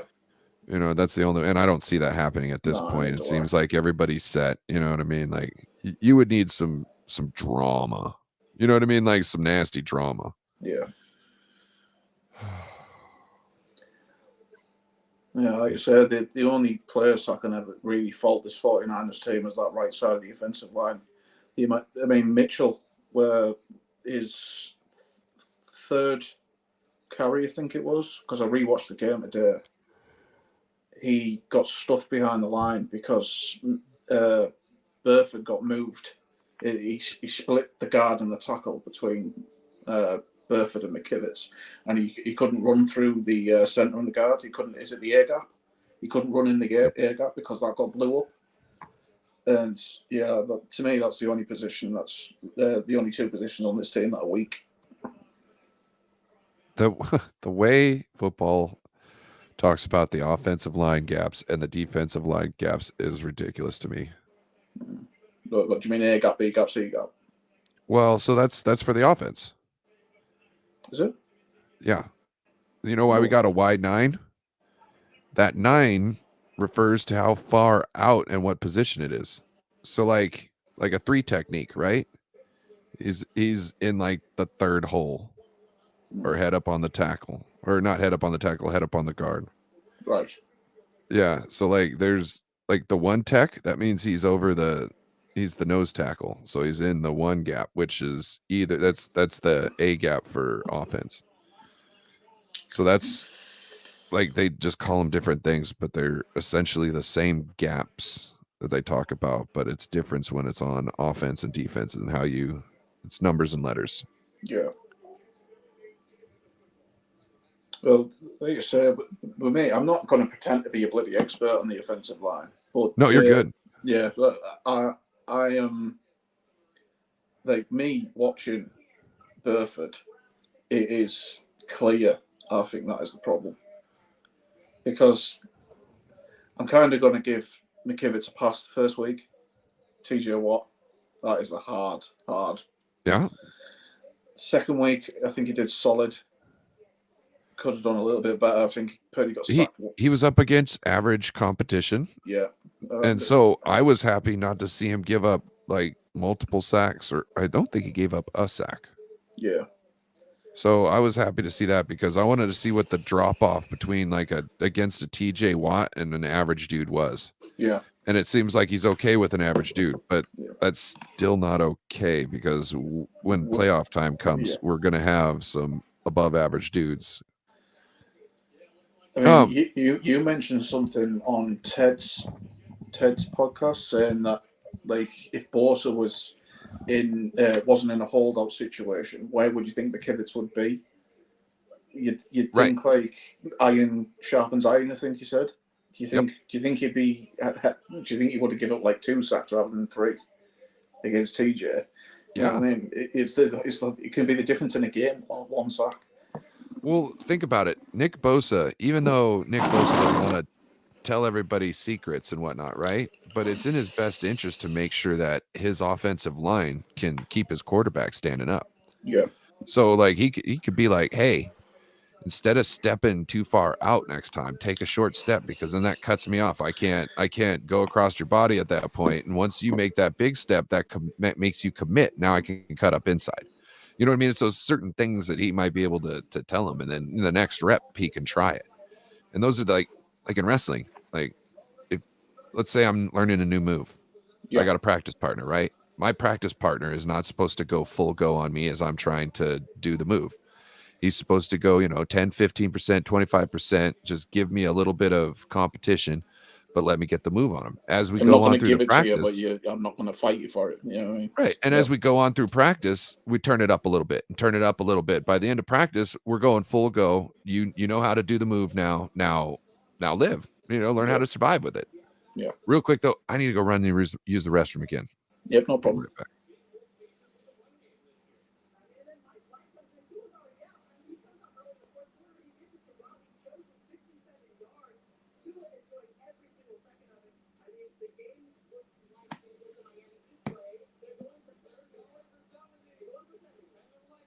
Oh, I'm going to rewind this. It's the Dolphins highlights.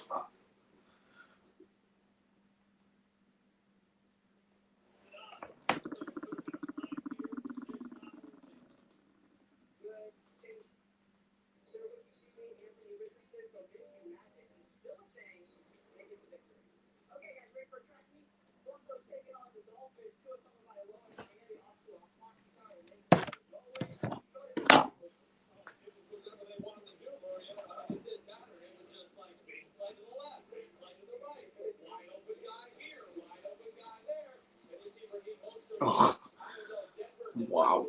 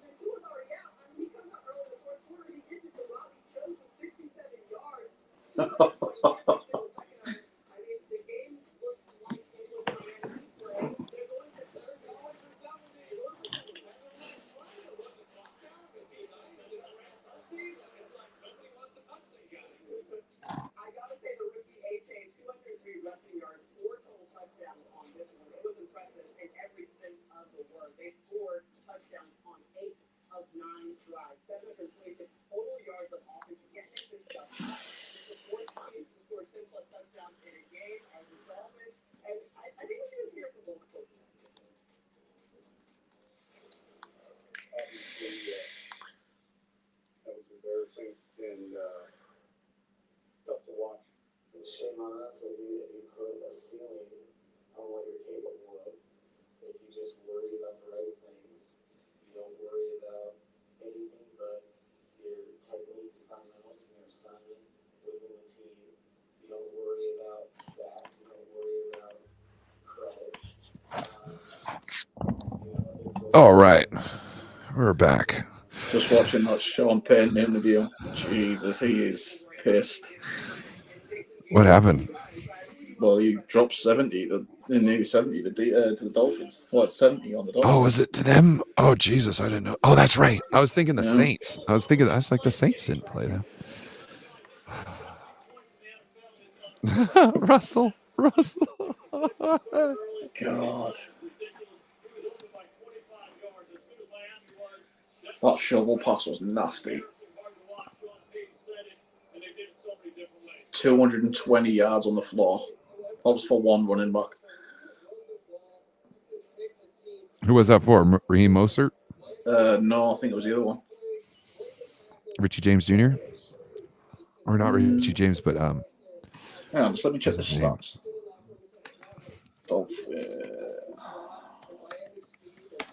Dolphins, Broncos. Stats. Dolphins Miami scorebox stats. I don't want play-by-play myself.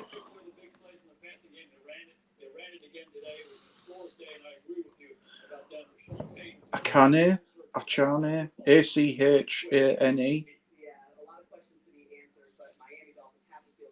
D. Achane, yeah. 203 rushing yards, Jesus 2 rushing Christ. touchdowns, 30 receiving yards, 4 receptions. Is that a return touchdown? RETD. 2 return touchdowns as well. Oh Jesus. His fantasy touchdown points must be ridiculous. Raheem Mostert got 82 yards, 3 touchdown runs, 1 return touchdown, I think that is. Passing yards 370, rushing yards 350. Jesus. That is That is ridiculous. Oh, I'm so glad it was Russell Wilson, Mr. I can't listen to a negative comment, sitting there watching this happen. You know what I'm saying? Yeah. I wouldn't want to be him in front of Sean Payton today. Oh my God. He'd want to pack his bags already. That's Get what me I'm the saying. I fuck out was of just Denver. grab all my shit and just come back when he calls me. Call me back when Russell's out the building. Yeah. God. I'm upgraded to this new bloody tank and I can't ever see where the bloody liquid line is. I fucking hated that. I always hated that. I would get going, and then all of a sudden I'd get a whole mouthful of messed up coil. Yeah. I've And just then- upgraded to the Nick salts, so everything's more amplified, but the juice lasts longer. So it's a hell of a lot harsher when you throw up, but it actually feels like you're smoking. And I don't get Yeah. the wife going, no, it's cloudy in here. Which is always a bonus. Yeah. There was one I used to really like. It was called what was it? Green Jacket.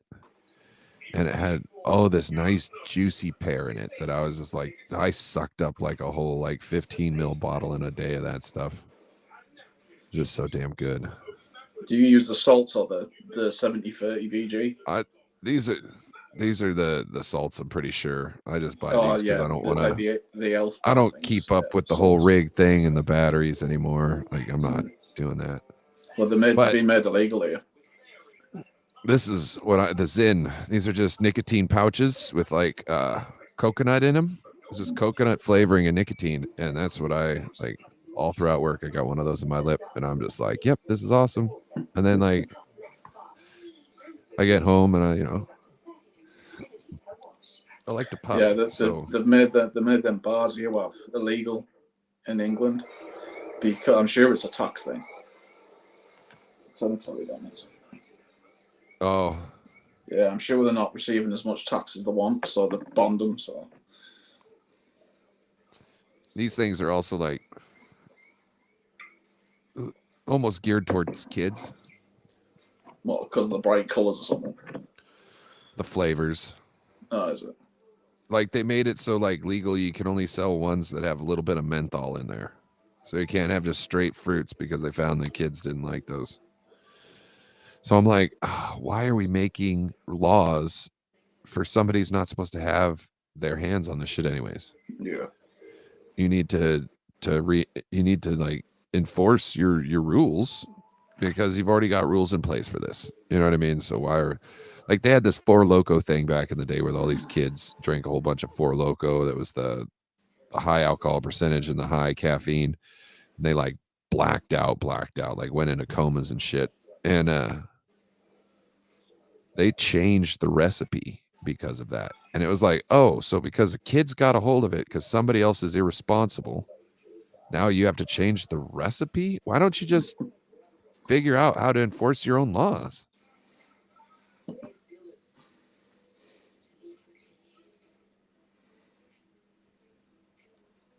My daughter, I'm pretty sure she came home from school one day saying she looked in the teacher's drawer and it was just littered with them bars.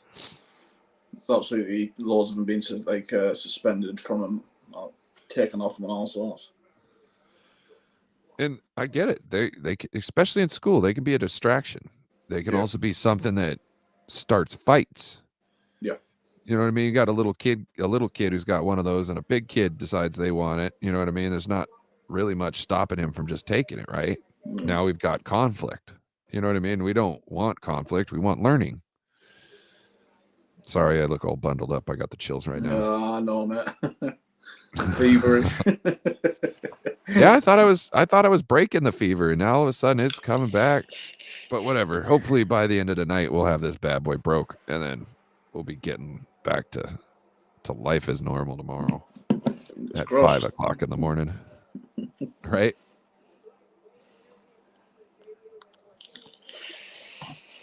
I got to be to work in 12 hours.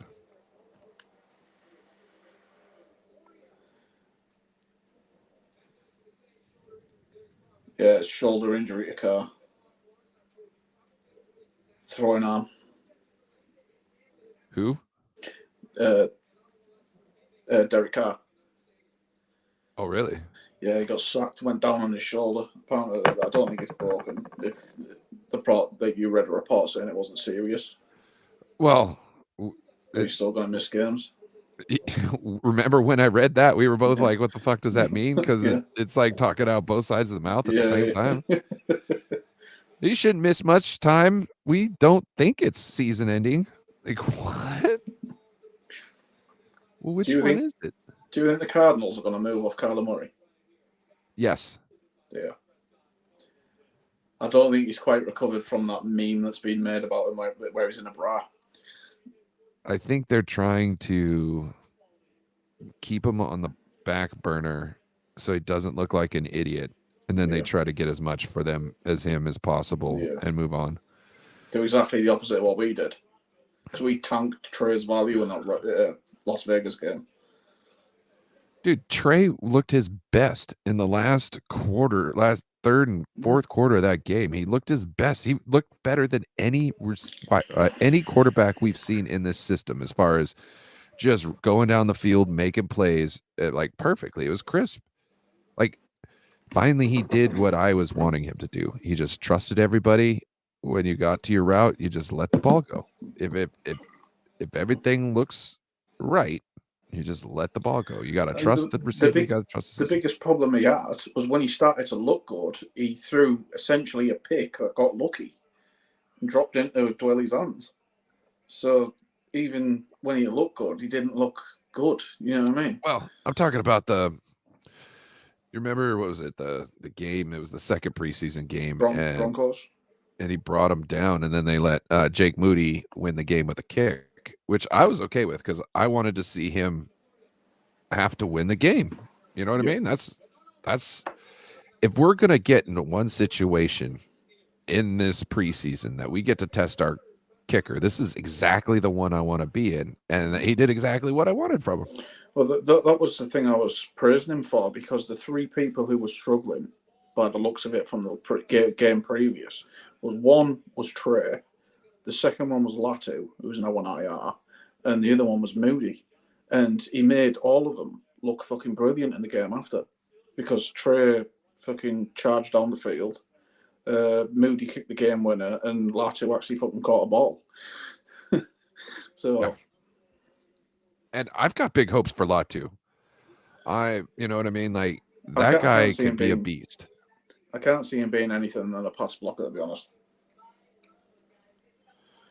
No, he did stuff all in of college. A sudden he'll break out, maybe for the occasional touchdown, but I don't see him being the Josh. Well, there's also there's a big shock when you come into the league from college because everything's happening a lot faster. So I think he needs to understand that he's probably trying to figure out things that he did before aren't working. So he needs to figure out what works now.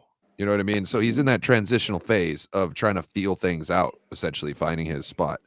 And I think we got guys in the room who can help him out. Like George Kittle is amazing at helping our guys. You know what I mean? Like well, not just our guys. That's Titan University. I think Yeah. he's brought some. Yeah. No, I think that's important. It's kind of like I feel in our community, like helping people out in the content creators and whatnot. That's handy. Yeah.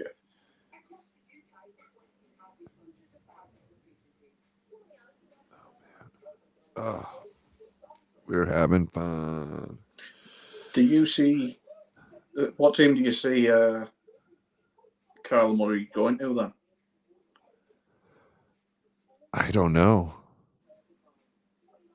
The only one I think that would be having an opening is the Broncos, but I don't think Sean Payton likes him. Why would you want to go from one short prima donna to another? Yeah. Well, no, he had Drew Brees for years. He was short. Yeah, but Drew Brees wasn't necessarily right. Like he was a part of the scheme. You know what I mean? Like he knew what his role was, and he was trying to execute it as much as possible.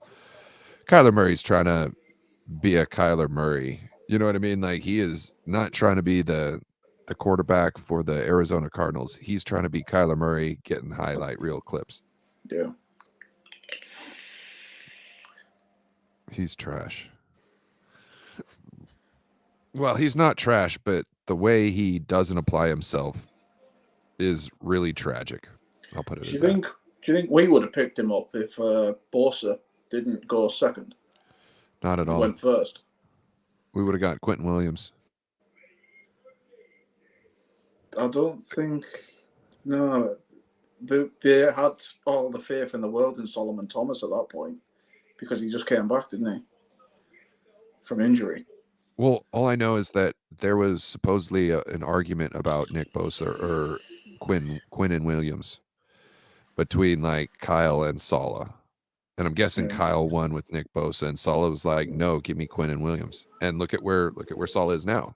He's with Quentin Williams. He saw something in him and was like, "That's the nasty son of a bitch I want to lead my defense." You know what I mean? Like, I get it. Yeah. And Kyle's like, "No, I need a Nick Bosa to be on my edge because that's what makes my defense go." You know what I mean? Which is true. So, the song's just kicked off. I'll have to sync up with you, so we're shouting at the fucking TV at the same time. If I could think of sorry, I'm totally out of it right now. Sorry.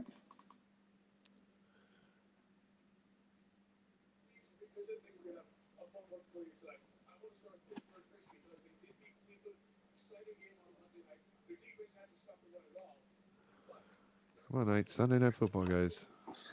This should be a good game.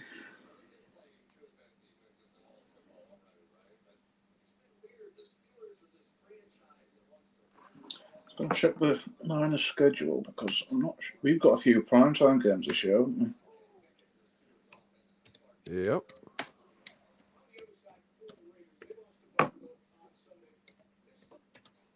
Where's the Sunday night game? Replay. SNF on, is it TBS? I'm not 100% sure what that logo is. No, I'm on the NFL Plus network. It should be jumping out. Like I can replay all the games that are there from today. And then I get down to the Niners game. There's the Monday game.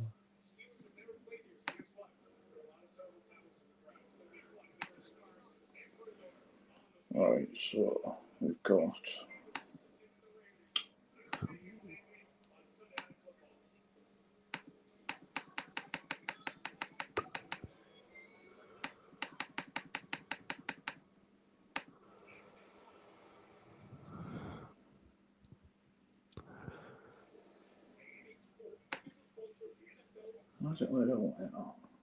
Okay, I think I'm on the game now.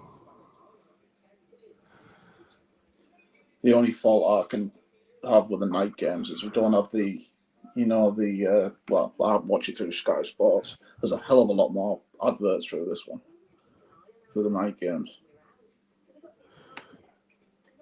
Oh, do you use Sky Sports? Yeah, we have like a commentary team. It's like they talk about what's happening around the league, like like replays from red zone and things like that, and they talk about stats and things like that to cut down on all the adverts because the sports channels aren't. We're not really a fan of all the adverts, so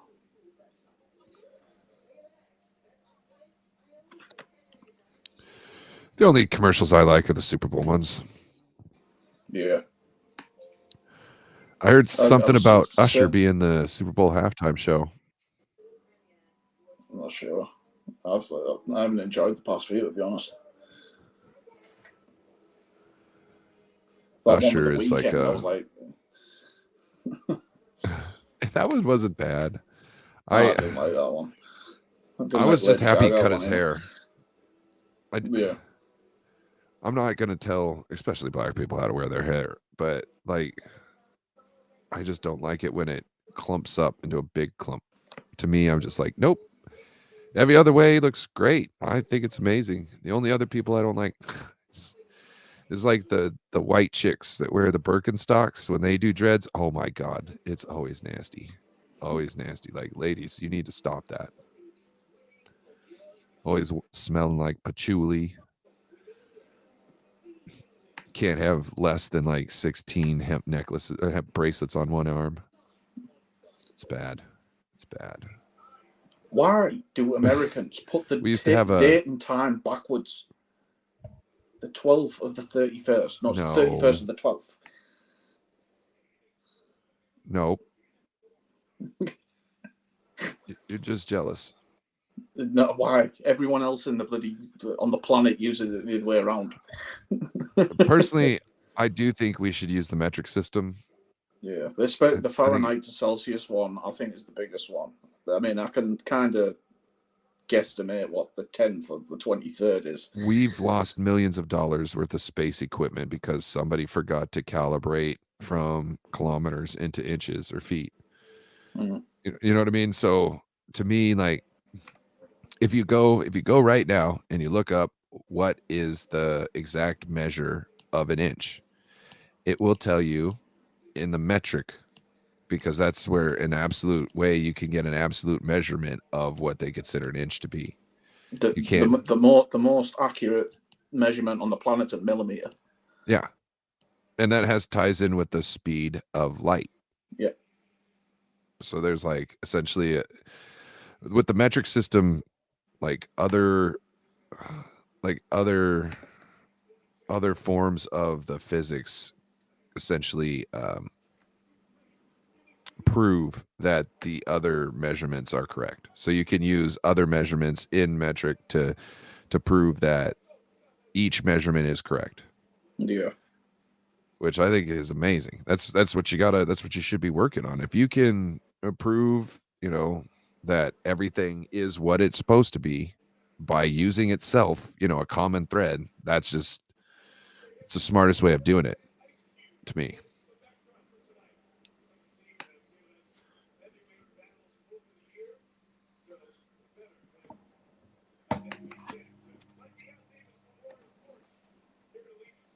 Oh man.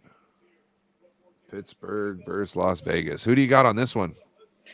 I want Las Vegas, but I have a nasty feeling the Steelers are going to win.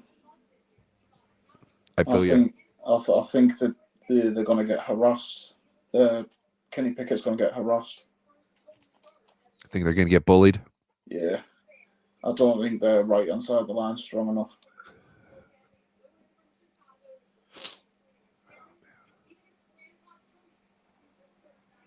Same I kind want of to problem thank we had, everybody. really. I want to thank everybody for showing up today. Appreciate y'all.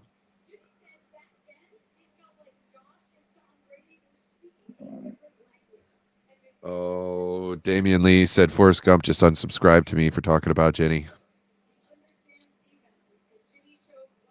Look, I found something out about that Forrest Gump role.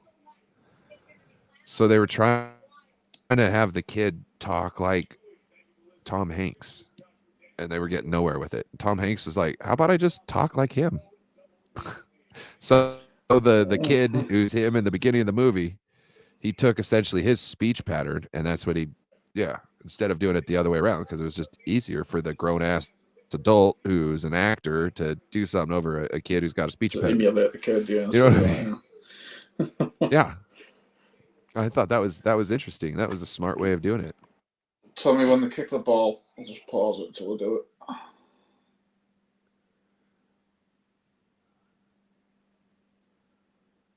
Got a lady in pink.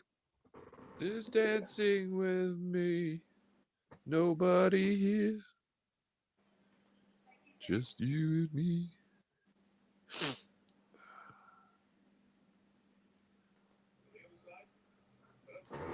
What do you think about Mike Tomlin? I think he's kind of falling behind now. I think as football's progressed in what it is now, I don't think he's adapted. Yeah, he's had winning seasons, but I think it's going to be slowly dropping off until the point it's going to be one of the worst teams in the NFL if he doesn't either change something or bring in someone incredibly better than Kenny Pickett. Okay, so Kenny Pickett is coming out on the field. He's in the huddle. Sorry, I didn't see them kick off the ball. Sorry. I was like, oh, hey. Speaking of Kenny Pickett. What about you? I think he's a great coach. I just don't know. What you're saying has been in the back of my mind for a year or so now. But at the same time, I still give him his roses and his props, because one thing about the man is he doesn't think that players are uncoachable. He thinks it's his skill that is barring someone from being a better player. Yeah. And that kind of accountability I really appreciate. You know what I'm saying? That's some grown ass man shit there. Like, he's in out of this new generation of coach, he's still in the Bill Belichick kind of era. Yeah. I think Bill has a better foundation behind him, where the Steelers were just happy to be relevant rather than make a push to be a champion. And I think it's kind of fallen off now. Well, Bill's always such an asshole, so you're going to try and run yourself into a wall over and over and over again just to make him happy, and he'll never will be. You know what I mean? Like, but just listening to Wes Welker and the Kelsey brothers were brilliant. Look at this Edelman. Fucking red-gloved prima donna over here.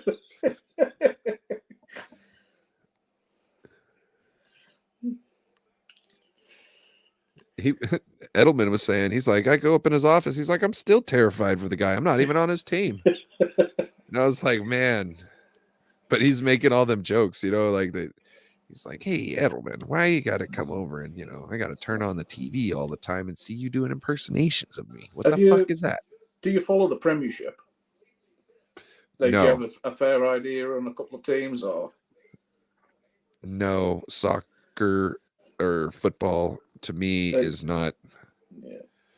There was a I like violent sports. There was a manager who went to Manchester United called Alex Ferguson. He's been knighted. He's now Sir Alex Ferguson and all this because of what he's done.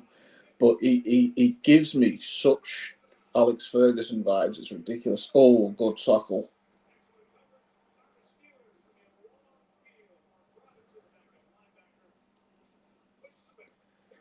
Yeah. Steelers go 3 and out. Am I ahead of you still? It's 1st and 10 from the 12. So I don't know where you're at. Ahead of me, actually.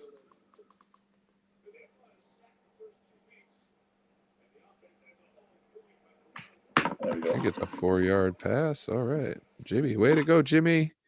Yimmy yee, yimmy yee.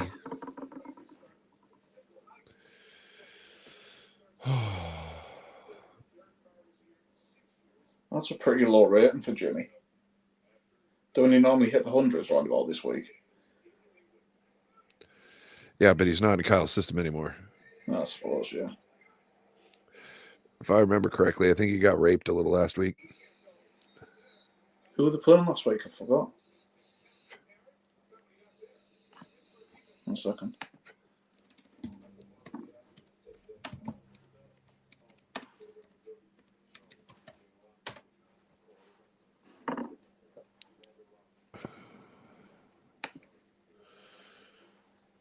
Oh, yeah, it was the Cowboys. Got harassed by Parsons, didn't he? No, sorry, it was the Bills.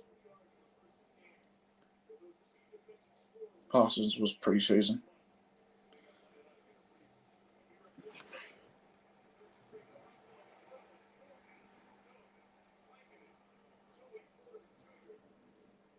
Fourth and 3. That was fucking quick.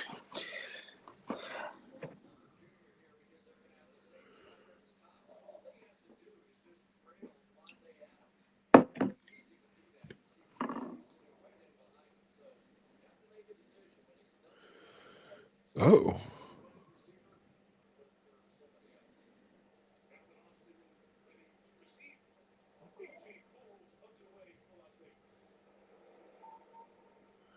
Oh, people are getting mad at Chris Collinsworth. Why is that? Probably because he's a dipshit.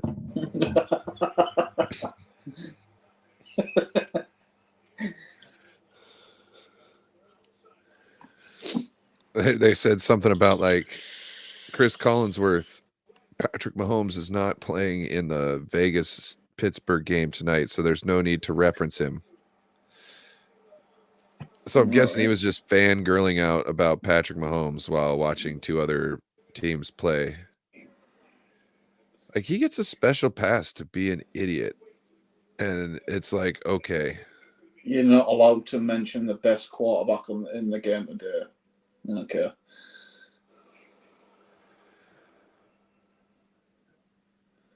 I mean, if Nick Mullins came up, I'd understand. Keep that name out of your mouth. It's got no relevance. I don't know. I don't like Greg Papa either.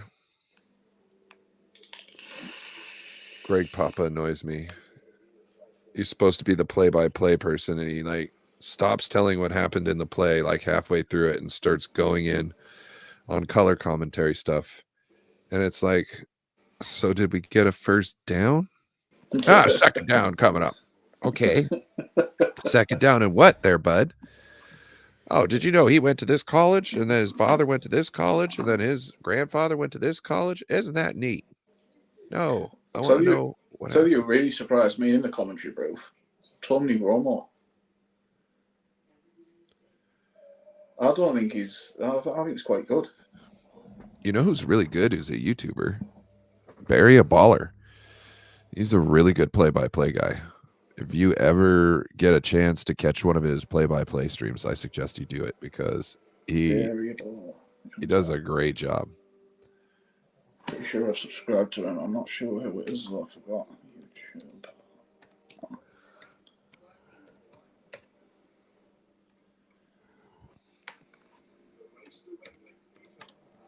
So what part of the military were you in? The Pioneers. Pioneers. Is that It's a disbanded group now. Was it part of like the Royal Marines? No, it was a logistics corps. We were known for going in and setting up the bases, hence the welding. So, I'd be on infrastructure. So it's if a command post needed to be set up somewhere, I'd be moved out, deployed, and then I'd come back home after the base has been built, and then I'd go somewhere else and somewhere else and somewhere else. Not a bad little gig, really. I signed up for the Marine Corps Active Infantry, and it turns out I failed my UA, but I didn't know that at the time. But 9/11's happening, and I'm like, oh shit, I'm going to war. Yeah. You know what I mean? Because I dipped in before 9/11, and as I'm watching 9/11 happen, I'm like, oh my God, I'm going to go to war. And then they were like, you got weed in your system. And I was like, yeah, The recruiter was like, hurry up and go. It'll be okay. Everything will be fine. Wasn't fine. Wasn't fine. But I'm lucky. Phew. I'm a big target. Yeah. I'm a big target. 6'5", did you say? 6'4".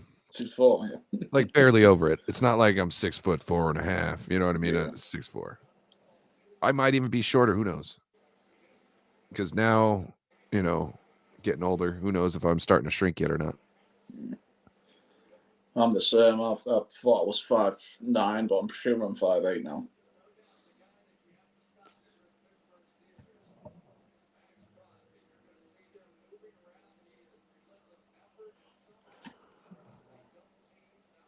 Man, Pittsburgh is not showing anything on offense. So again? Pittsburgh is Sorry, not showing anything on offense. No, I did. Well, they both had 3 and outs. Blitz. Kenny panicked. Oh, yeah. Fucking Spider-Man couldn't have catch that.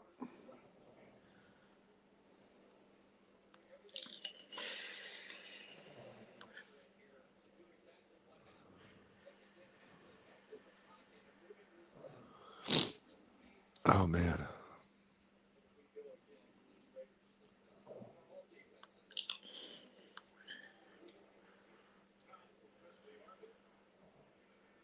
Oh, what a leg.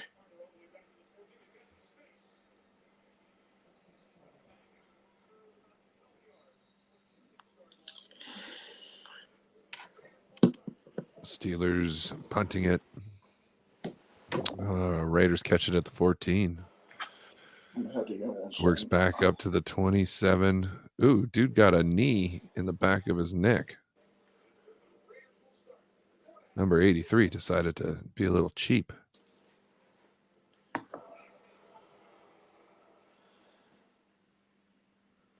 That thing with Drake Greenlaw, what foul was it this past week? Yeah. That was. I mean, that had to be his reputation more than what they saw. They look at him like he's a thug. Yeah. And it's bullshit. Yeah. Because he's so much more than that. I got it in their mind that he's bad for the game or he's going to murder somebody out there. I don't know what their fucking trip is, but I think it all started after that Herbert hit, you know, where he like Herbert slid at the last second, where Greenlaw was already mid-flight into a tackle. Right. That's where it all started. But you're supposed to be able to turn on your retro thrusters and reverse. It was mid fucking flight. Yeah, retro boosters. You didn't know? It's the only way you're avoiding that is putting retro boosters on somebody. You know what I'm saying? Like,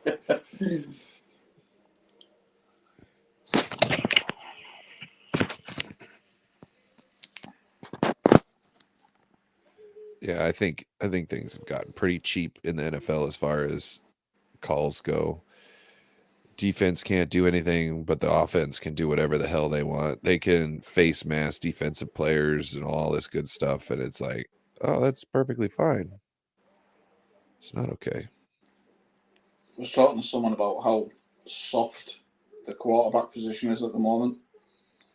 I mean, to be in the NFL in the 80s and 90s, you were getting slapped about.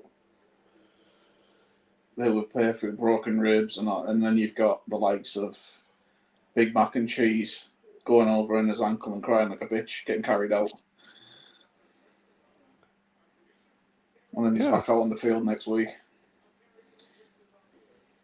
It doesn't make sense to me how you think the game can be sustainable when you're penalizing other players for good plays. I think they should review a hell of a lot more. Let me just swap it one sec. There we go. Yeah, Jimmy to Devontae Adams, and he go breaks. class. Raiders beat themselves. How What are you do you- giving him a first down? How are they giving him a first down? He caught the ball in front of the first down marker. Then he ran back He ran below back, the yeah. first down. Yeah. And then he gets tackled down. He's short of the line to Yeah, gain. he loses 3 yards running backwards before he's touched. Yeah. Okay. Oh, yeah, 2nd and 1. Oh.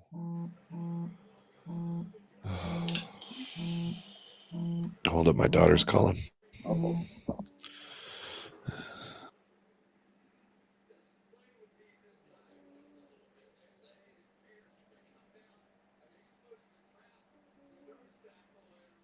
oh God, that is a busted player.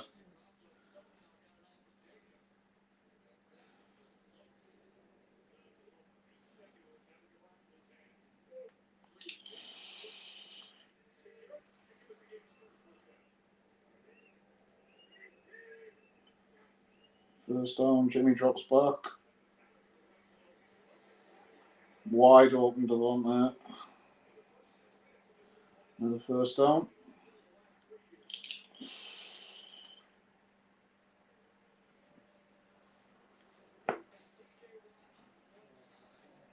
Looked like a curl route's quite nice, though. No, it's out route.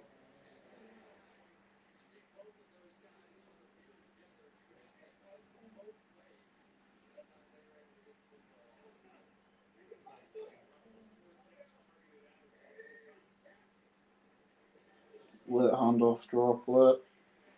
Jacobs breaks through. Fumble. TJ looks like he's got it. Steelers ball, yeah. Phew.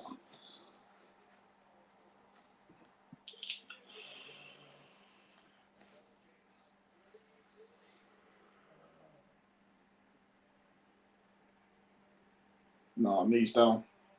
Overturned.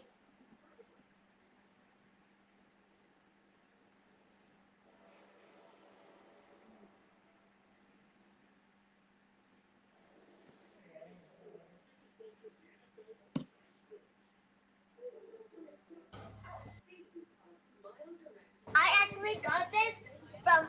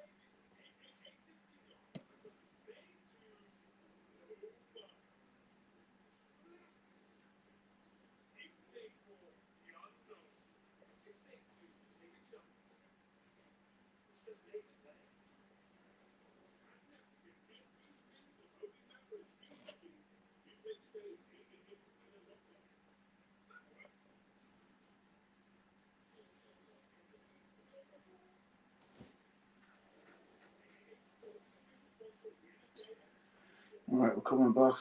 It's probably going to be overturned.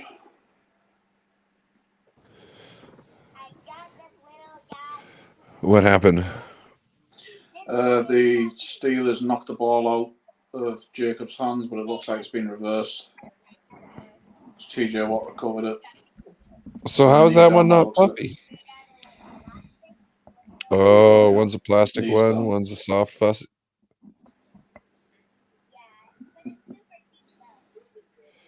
My daughter's showing me her toys. She got some Oh, new what's ones. that, sweetie? Yeah, she got toys from a YouTuber.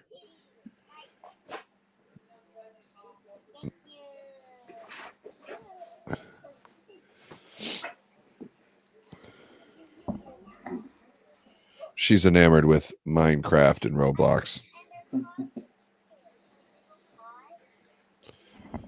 Little pause. Yeah, little pause. Oh, false start. False start on the Raiders.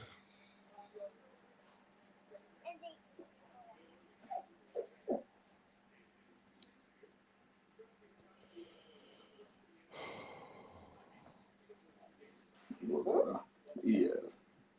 Good lad. Oh, that's the papa. Mm-hmm. There's a good pup. Good lad. You want to get some sleep? Oh, yeah. And you. Yeah, sorry, forgot. Can't get it, mother out you. Yeah. Oh, completion. And he's broke it. Oh, I thought he broke for the first set. What is up with them not being able to get first downs? It's like they always are doing something right at the line. And stuff the run. Oh no, quarterback sneak. I think they got it. What, sweetie? Hey, how's it going, brubby?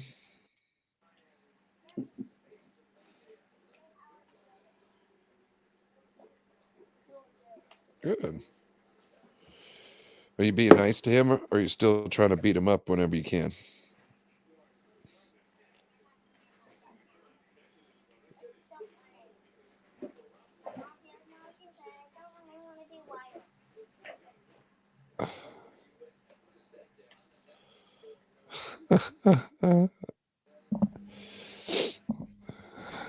My daughter just told me, hey, my mom's nauseous right now, so she told me I can't be wild. And then she gives me this crazy look in her eye. Is it the iPad games that they play through Roblox and the Minecraft? Because the amount of money I've spent on my youngest on them is ridiculous. My daughter will run and like drag things out and play with them for like 5 seconds, and then go run and drag something else out. Like she will run around the house making messes 24/7. She's amazing. Faithy, where you go?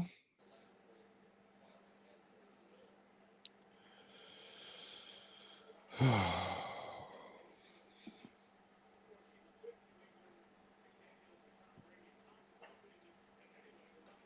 going 4th and inches and they're going for it. Timeout. Let's go to the toilet while this timeout's happening. Most definitely. Oh, Faith, you gonna do some coloring?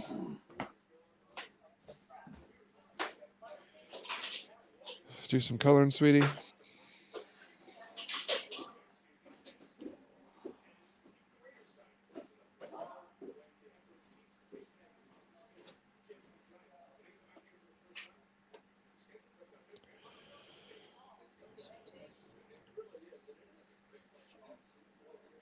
Ooh, I like that froggy. And the bear. Good job, sweeter.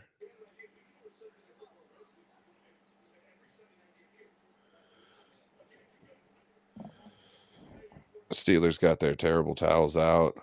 Let's see. 4th and inches. Quarterback sneak. That's stupid. They didn't do a quarterback sneak. Touchdown. Oh my gosh. Maybe it wasn't stupid. You were by yourself?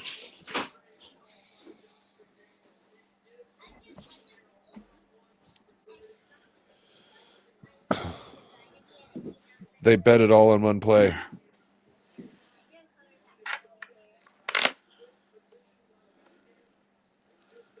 Oh, is that a touchdown? Yeah, it is. Jesus. As soon as I go to the toilet. Yeah, they sold out. Was it a seam route? Ish, yeah. It was If I remember correctly, he didn't start up the same seam. He came across the field and then straightened up and went up. No.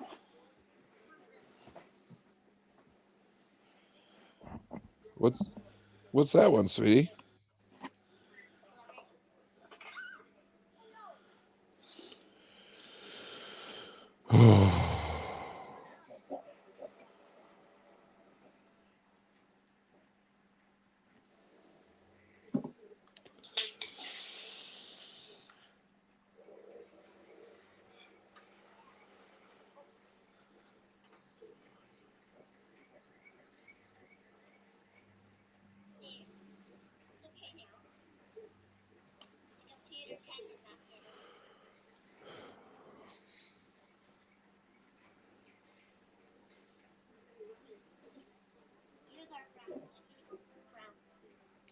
Gonna go for the Browns? That's a good call. Antlers are normally brown. No, they're antlers, which is they're like little horns.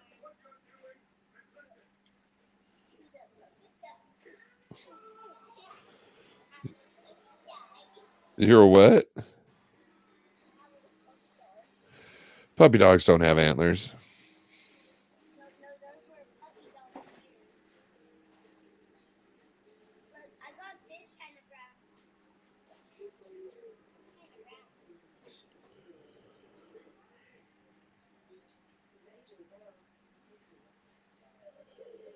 Yeah.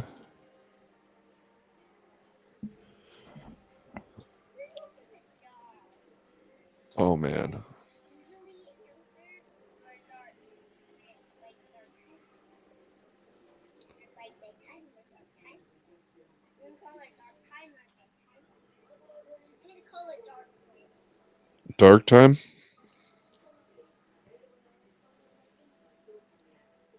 Sometimes you get a better female, sometimes you don't. I'm gonna go with them now. Now it's supposed to be red for the top.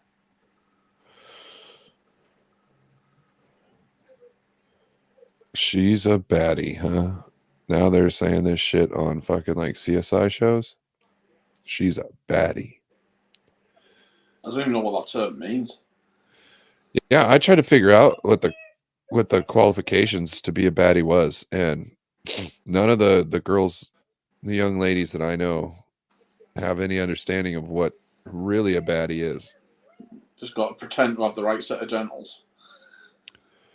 Well, no, like how to put it. It's like you got to dress like Kim Kardashian or Nicki Minaj. You got something like that. You got to look like them, and then you got to be like, you got to look like you're always smelling foul cheese. You know what I mean? You got to have that look on your face because that Alright. gives you exclusivity. You know what I mean?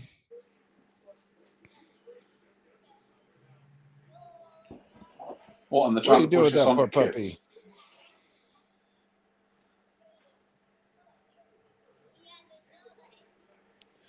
Yeah, he wanted to get his own toy. It's locked down now. What color are you painting the rest of it?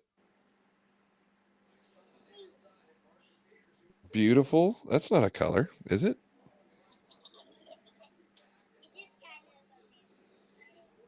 It's a catchable ball. I don't see why he struggled to catch it. I think it was just the defensive box coverage that put him off.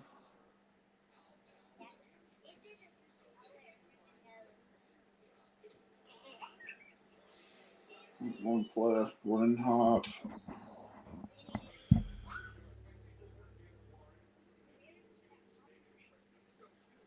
Still struggling to get any yards, the Steelers. Something's wrong with the Steelers as of late. Mm.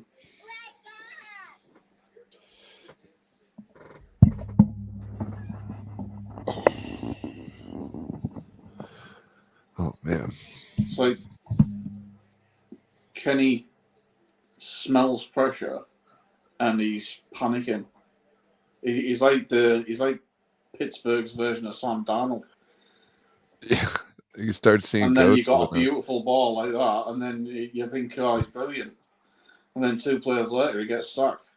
So now we're at 6-7. Well, there's a flag on the floor.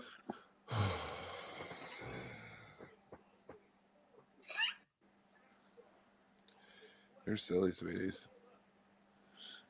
As soon as Sam Darnold's used the word Sam Holy Darnold, moly. touchdown. Holy moly. Steelers touchdown. Am I ahead of you? One sec. Oh, there's a flag. Faith, leave Allie alone.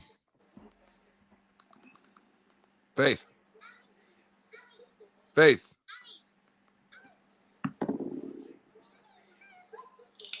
Be nice and leave her alone.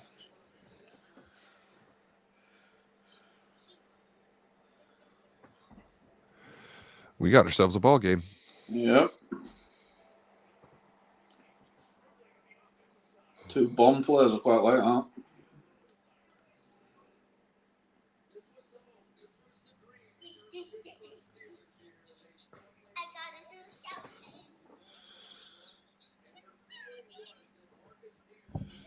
Sorry for anybody watching. My daughter has called me in the middle of this show, and I don't want to shut down on the stream, but I don't want to not talk to her. So thank you very much. I'm just trying to juggle. Appreciate you, James. No worries, mate. What color are you coloring it now? Oh, there you go. What kind of fur? What color fur are they gonna have on their chest? Oh, there you go.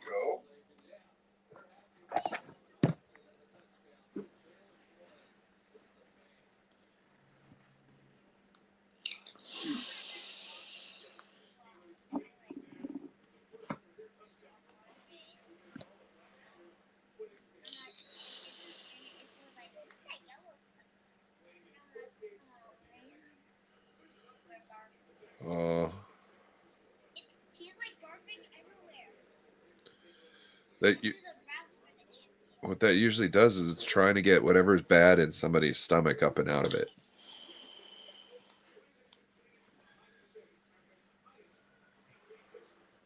They can't really suction it into there so they can like digest it.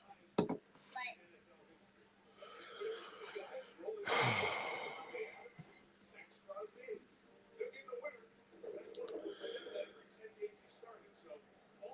Oh yeah? I'm not eating it. Probably drunk.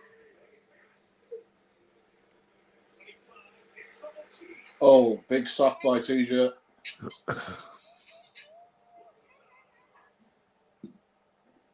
What are you chewing on? A pen?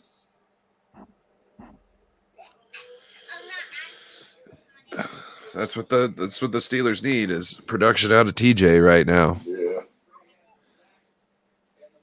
Well, I think the winning in the trenches is just giving the sorry, it's just to the point where they've got to get to him before he can get the ball out.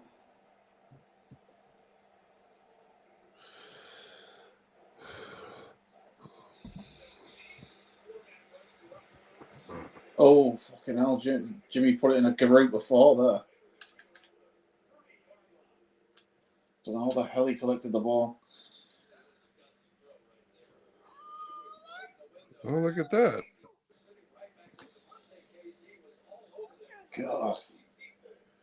Sea turtles, huh? Pretty. The hospital ball I've ever seen.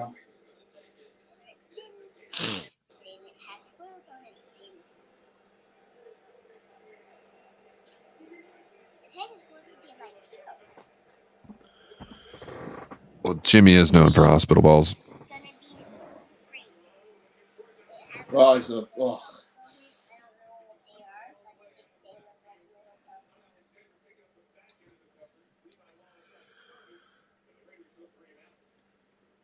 Was he late on the route? Did he get bumped? What the hell happened there?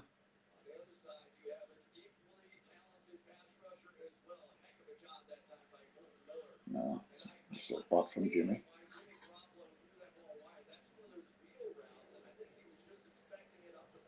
Kind of an artistic. My sister wanted to be a artist when she Collects the ball at the 19, and he's dragged down at the 24.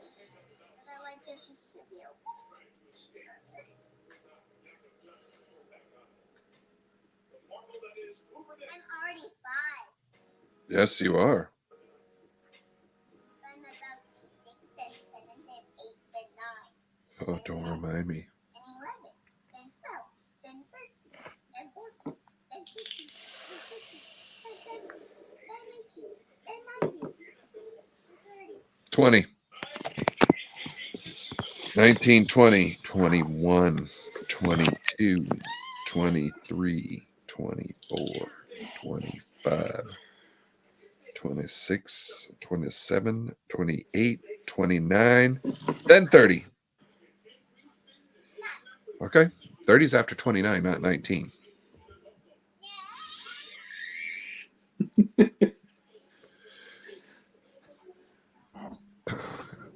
It's almost like you can hear.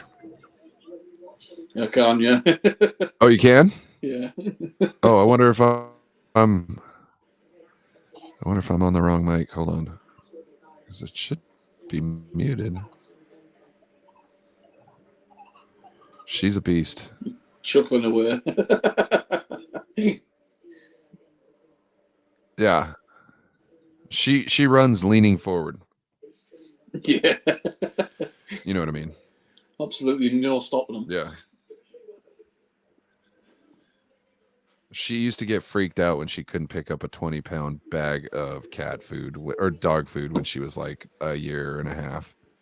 She would just like freak because she's trying to grab it. She's like, ah, just trying to pick the bag up. Just, I want to pick this bag up. I'm pissed that I can't pick this bag up.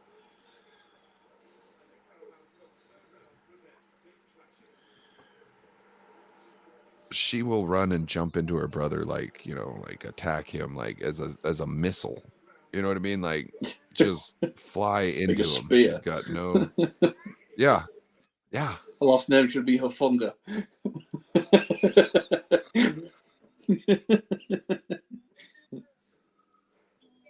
Moo.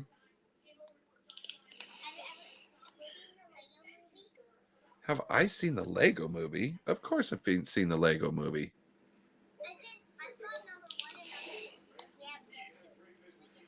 My favorite character in the first Lego movie is Unikitty because she's all nice and happy and this and that, very nice person, wants to see everything. And once somebody pushes her too much, she just handles all the business. Be really nice until somebody pushes you too far, and then you handle all the business. God, that was so close.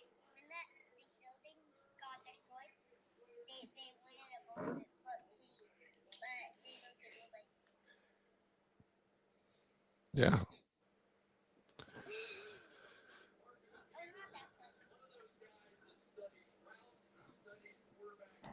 Remember when we watched Mario?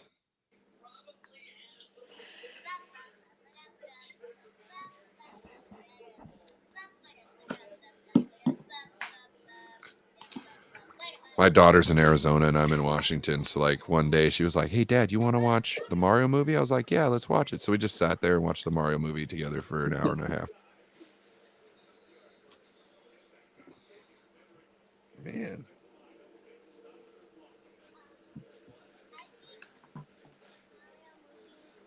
With my youngest son, he's autistic, so he has to watch it over and over and over and over again.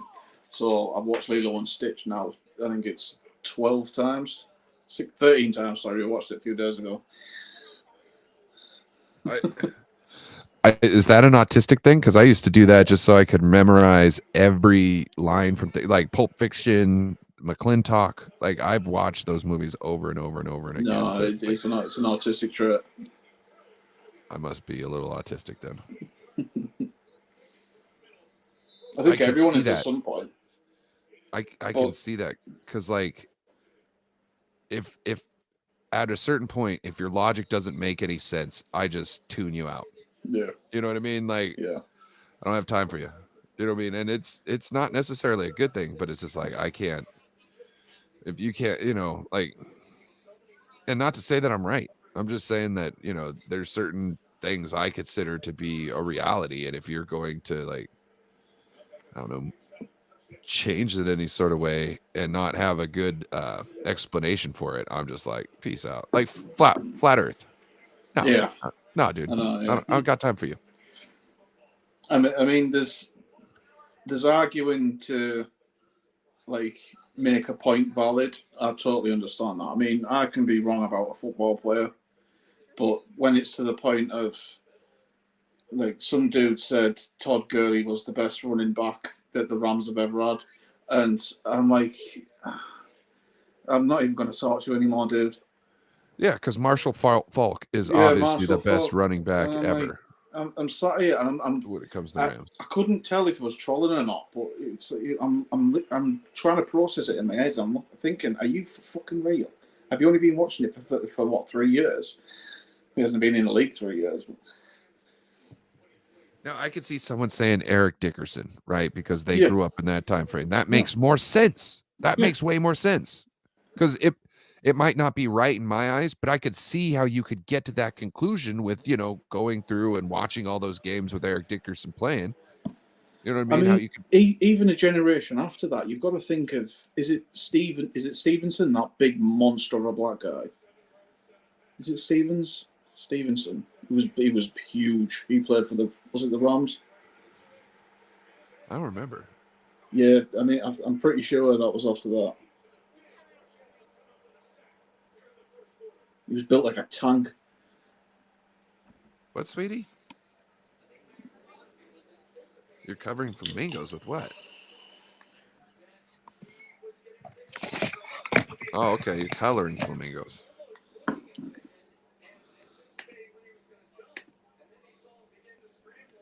You know where flamingos get their color?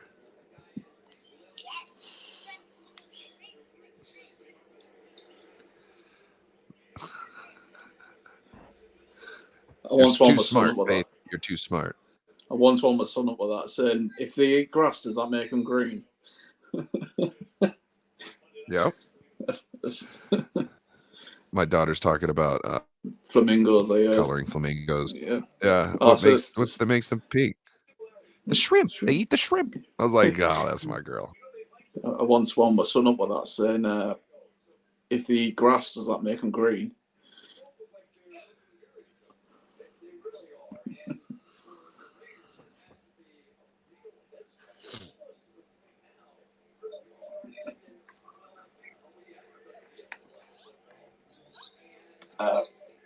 If they eat grass,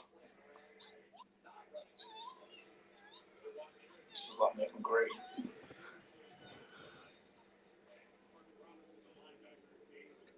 Hello.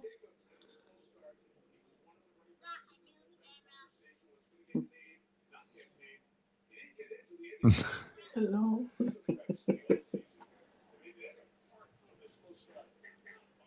Nice to meet you.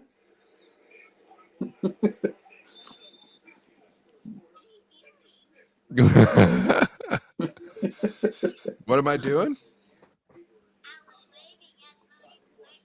Yeah, that's James. James was waving at you. You waved at James. Yeah, watching the football. Yeah. I had her for a weekend and she had just started learning like high fives and like I was like, okay, you got high fives, all right, go Niners, right? And so like I think she might have learned go Niners instead of high fives there for a weekend, and then she went back and didn't go Niners anymore, and I was like, oh hey, maybe I shouldn't have done it at the same close to when she learns it, because then she thinks, oh, I wasn't doing it right in the first place. No, this is why the game's on, sweetie. So it's somebody's giving you a regular high five and the game's not on. You don't need to say go Niners. No, she always needs to say it always. She's named after the faithful. Faith, I like it.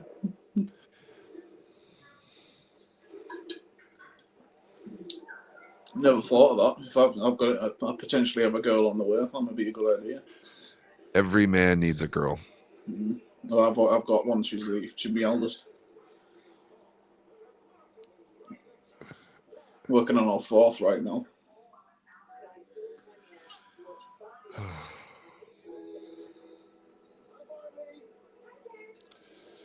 Were you trying to be like a sumo wrestler? You being like a sumo wrestler?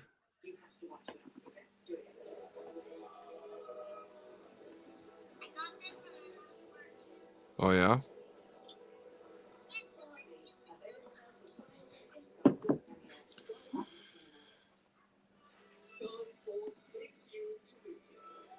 The only thing I don't like is my daughter's always trying to show me what she has. You know what I mean? Yeah, Like I don't yeah. want that to be a thing. Well, I make my son giggle, and it has to be said over and over and over and over and over again. And he'll laugh exactly the same as he used to when I said it the first time. It's brilliant. Absolutely priceless.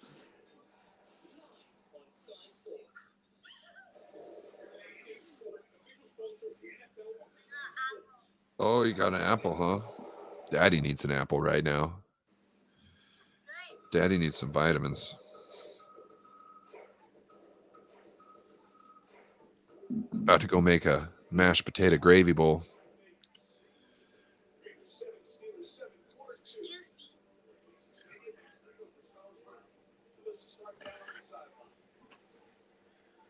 I actually wanted to come over to your house because I wanted to say hi to Iceman and you.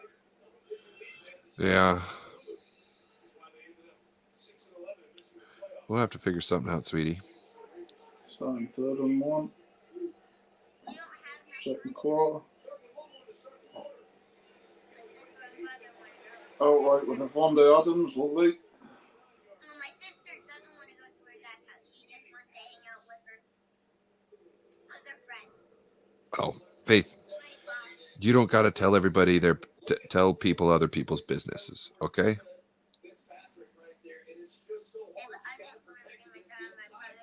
No, I got you.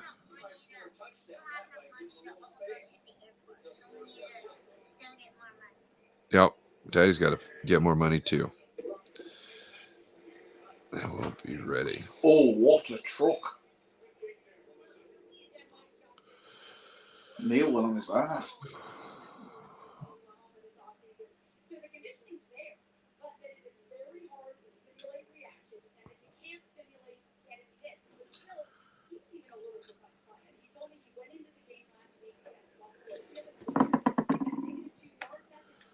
Oh, you got some money in there, huh?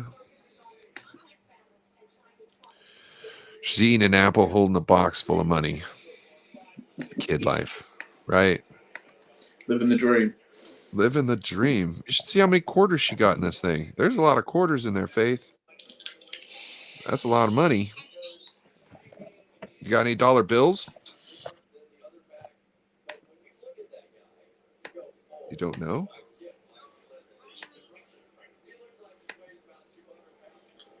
If you get dollar bills, you got to put those on the bottom and hide them with the change.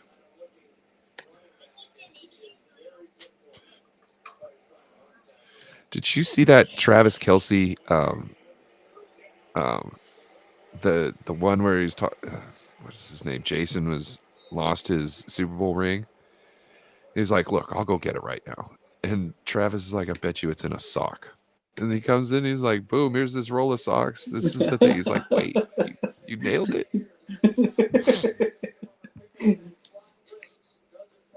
Because he does like the stoner thing where he'll hide it really well from himself, and then he loses it because he hit it so well.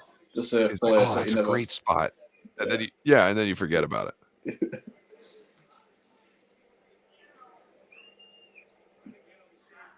I enjoyed the one with his wife. I thought that was brilliant. Why are you taking the toy away from the puppy? Oh, no. How did he get flagged on that? He didn't make contact with him. That's a bad flag.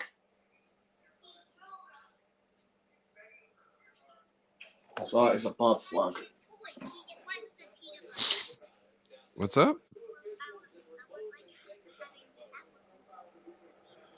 Apples and peanut butter? I like celery and peanut butter. He overran the route. No, he didn't. Is that pass interference?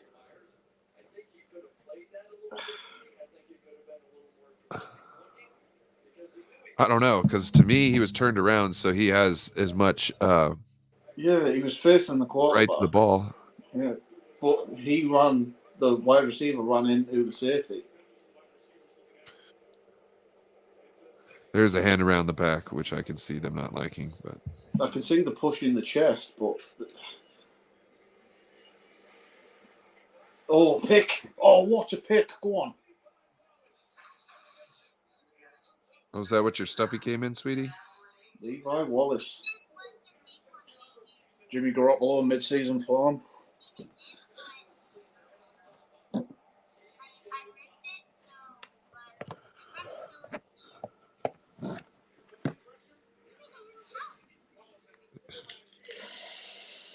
You can make a little house out of that. Interception.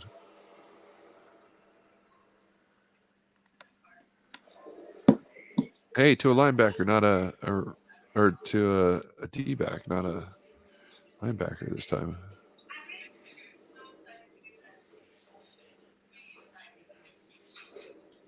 It's like the spam the out route.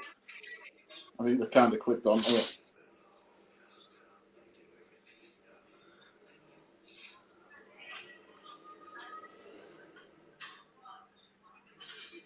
I think they were in cover 2 as well. That's the only route that you don't throw it when I cover 2. Dude, that guy had a step on the inside. That was not a good throw.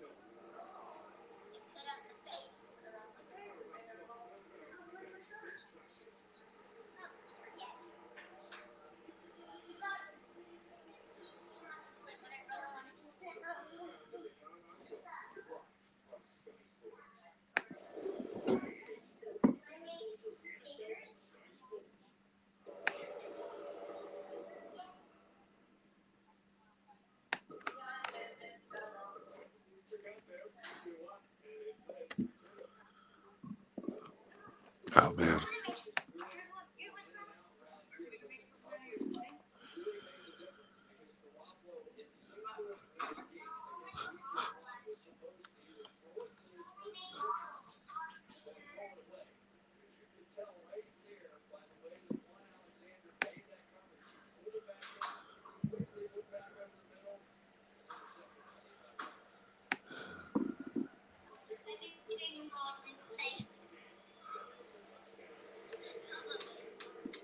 Uh-oh. Molding clay. That's a mess waiting to happen.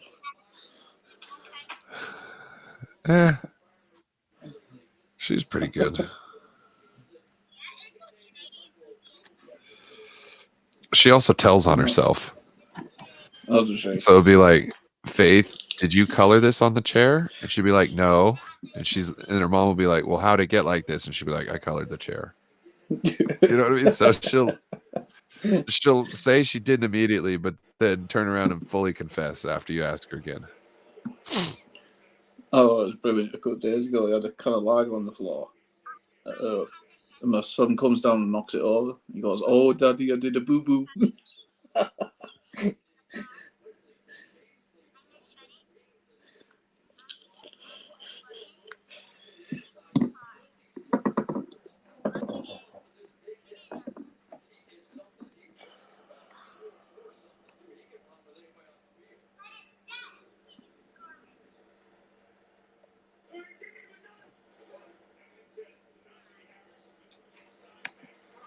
Good run by Najee. Jesus, he's battling.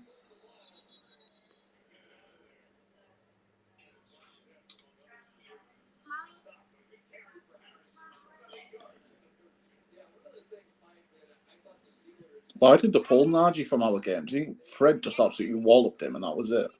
Dude, it took him like a quarter for them to let him back in.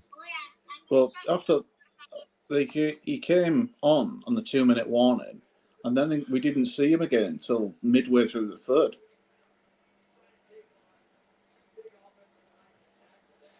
I think Fred took his soul from his body. Yes, most definitely.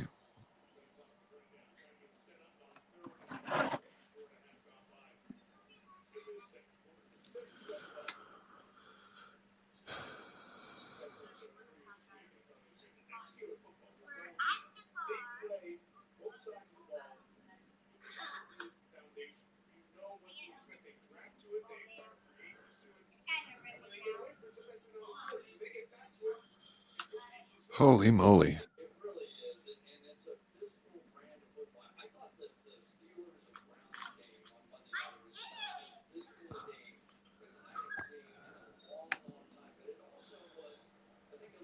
You open it all by yourself, huh?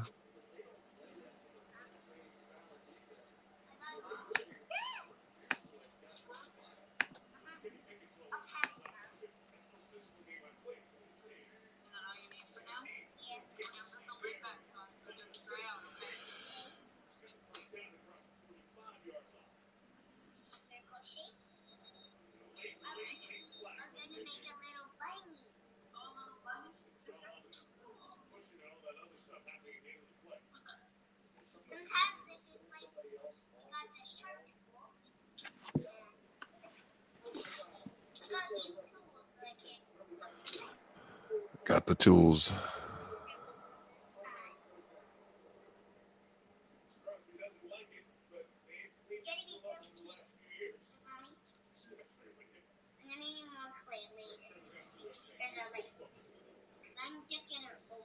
Personal foul for dragging him Yeah. off.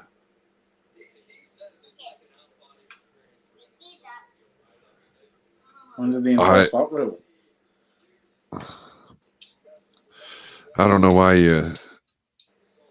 I don't know. What is this situation going on with Chandler Jones? I don't know. It's like is he going down the route Antonio Brown did, or is it CTE? Holden Smith.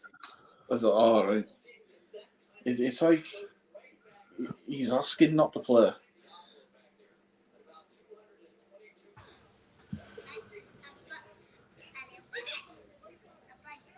You're making a bunny.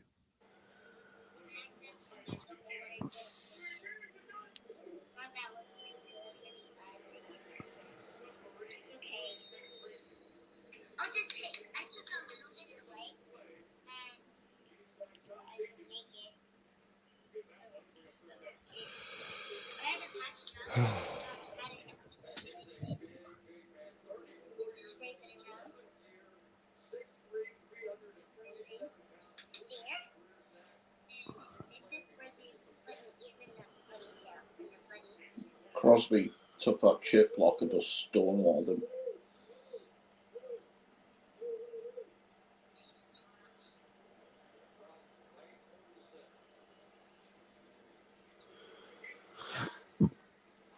Oh. So how was Fitzgerald's pass interference and that wasn't? I really don't care about Fitzgerald. I don't. Not I think he. Fitzgerald, Fitzpatrick, sorry. Oh, Fitzpatrick. Yeah, Fitzpatrick's pass interference and that apparently wasn't.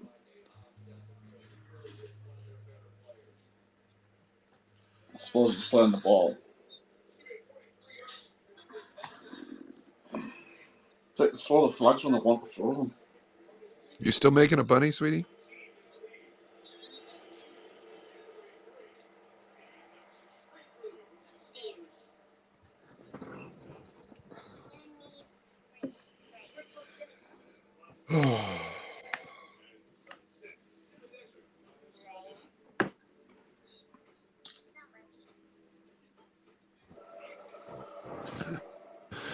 I haven't been sick in years. In years. And now all of a sudden I got sick. Like it's been like 2-3 years since I've been sick.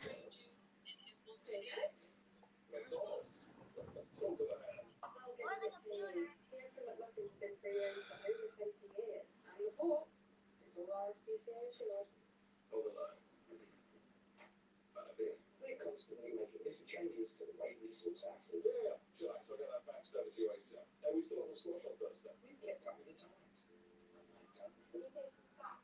What's that? A casino, because it's made to relax. It's made for the unknown.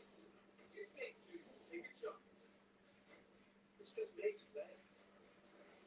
And now, get every spin of Holy Macro Extreme Fishing. You play today at 888casino.com. That works.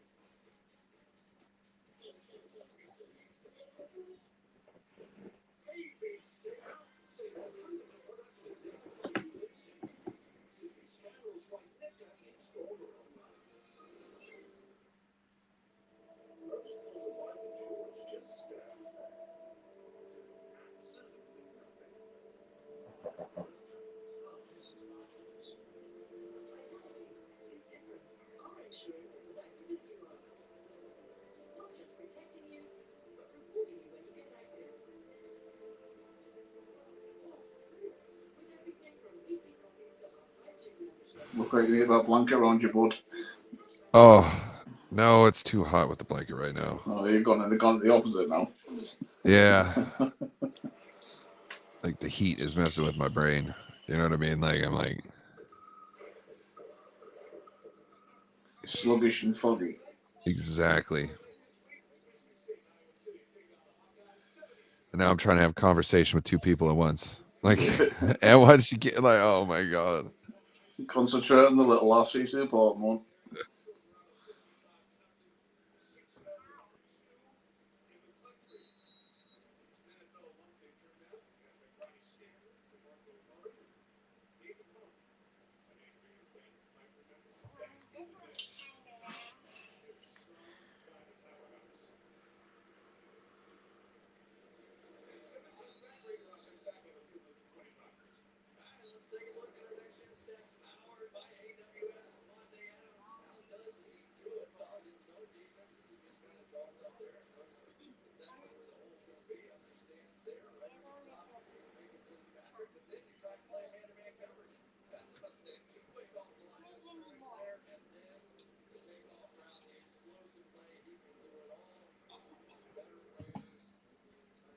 Devontae Adams looks like he runs his routes in slow motion, but he's comparing it to the cornerback.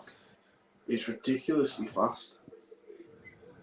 It's so deceptive. Well, he's just trying to set him up. It's like a change of pace.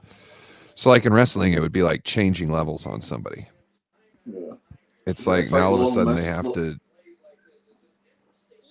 They got to meet you at the same level, or you're screwed. Yeah. So Lionel Messi does the same thing. He'll walk and walk and walk, and then all of a sudden he'll just break into like a jog, and it's like he's disinterested from the game. And then all of a sudden it's like, now I've got you, and the defenders don't stand a chance with him.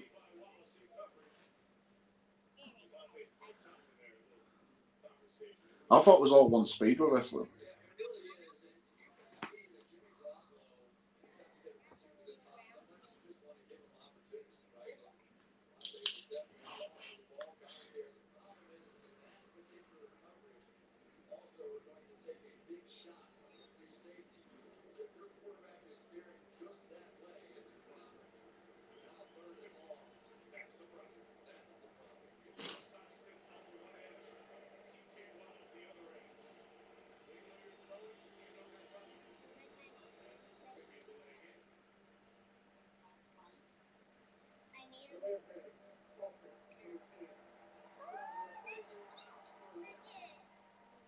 Okay.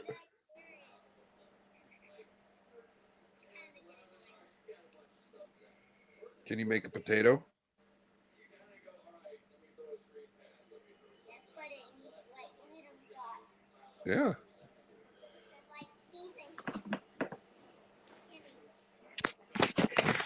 Potato's the easiest thing to make. All you need is a lump of clay and just put more lumps in it.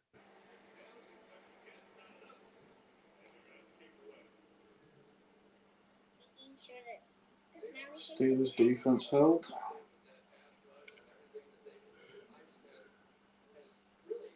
Oh, Is Mike Tomlin the defensive coach or offensive coach? He's defensive, isn't he? I can't remember. No, he's offensive. He's offensive. Yeah, the Raiders coach. No, Mike Tomlin. Oh, I don't know. He might be defense. If I remember correctly, he's defense.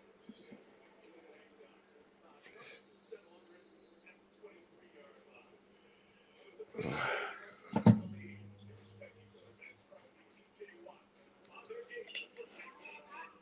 talking about this. I'm talking about like rolling pins. Because they're sex. They're like bodies. They're like a rolling pin.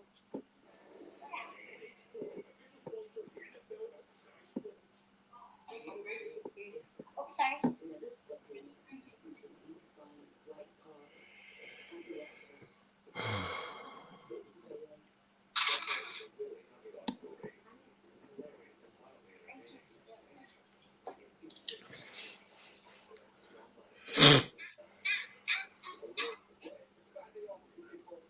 Besides them two bombs, we haven't really seen much of either team.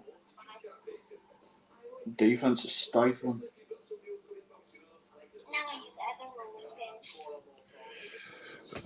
That's kind of what I was expecting out of this game, but I thought we'd have a little bit more of offense. You know, I think the two bombs, they kind of lulled them into sleep, and then all of a sudden it goes over the top. That goes for both quarterbacks.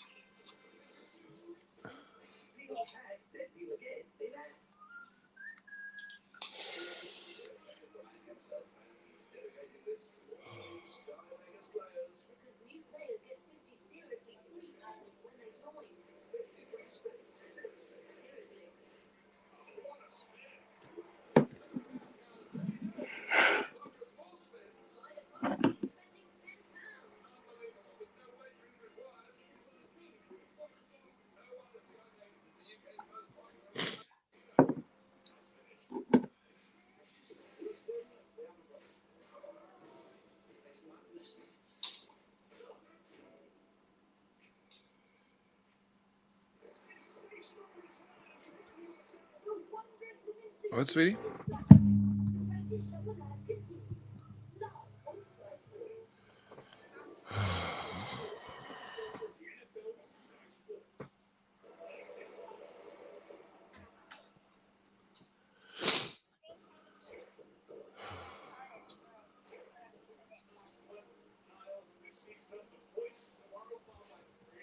Oh my gosh.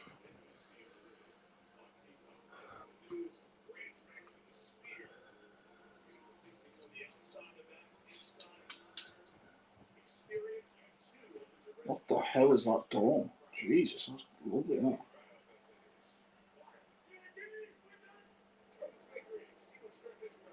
Play action.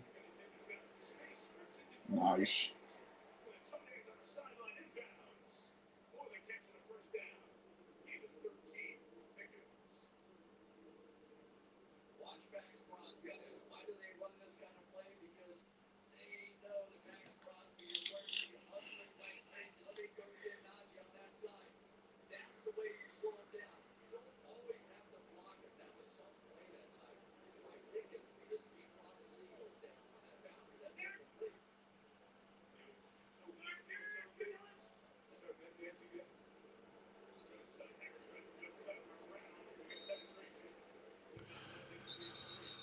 Oh, what a little sweetheart.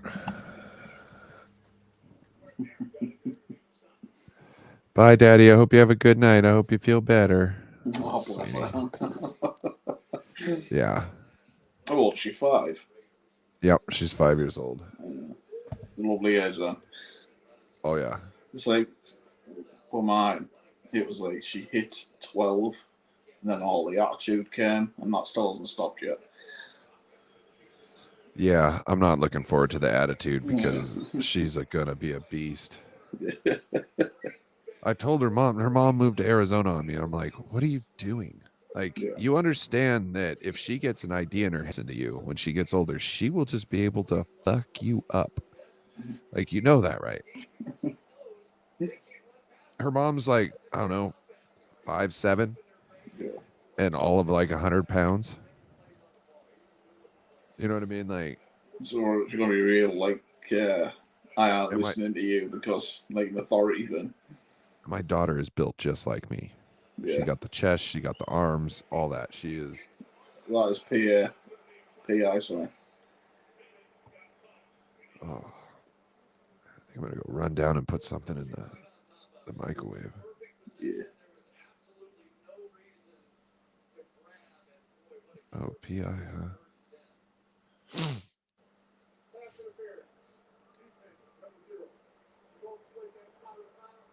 Holy moly. Appreciate everybody watching, tuning in. Sorry, at the last hour I've been talking to my daughter. She's supposed to call me early on in the days. You know what I mean? Like, we've got that. Like, she's supposed to call me on Saturday. And If she gets new toys, she wants to play with them. I mean, well, she was like, then hey, I'm going to show that.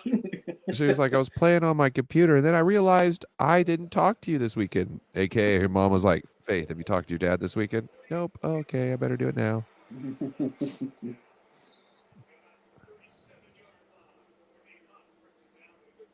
She was telling other people's business. My sister wants to go up there, but she doesn't want to see her dad. She wants to go with her friend. And I was like, Faith, you probably shouldn't be telling people other people's business. Like, I understand why. But like, you shouldn't be saying that out loud.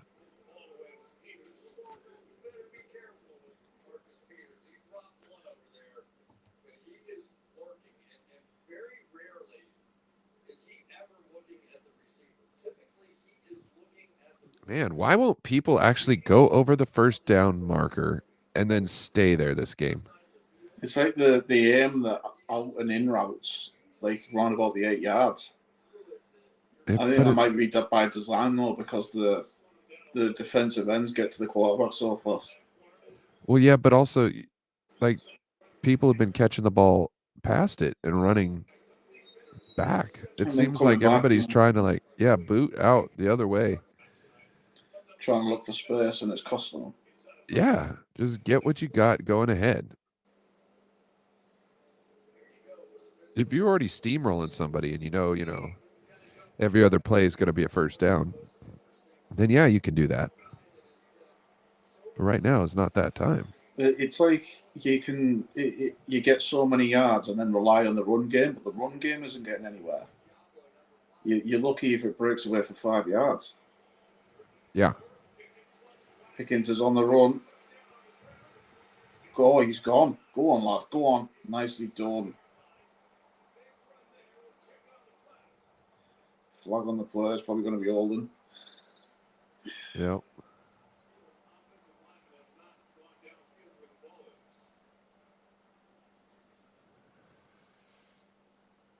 Definitely probably holding. 1 second, I'll be back. I'm going to go make something real quick. Yeah, no problem, bro.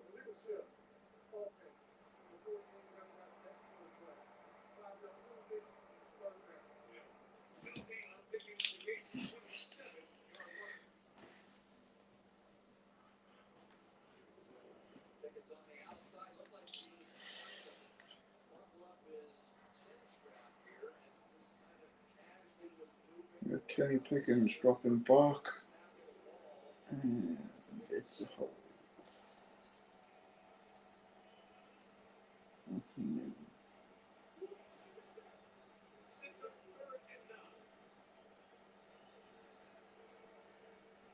Can you snap the ball?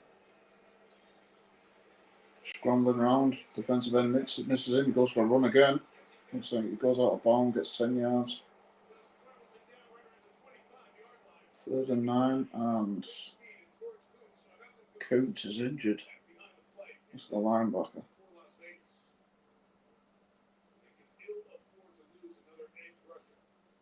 Oh, it's an edge rusher, my bad.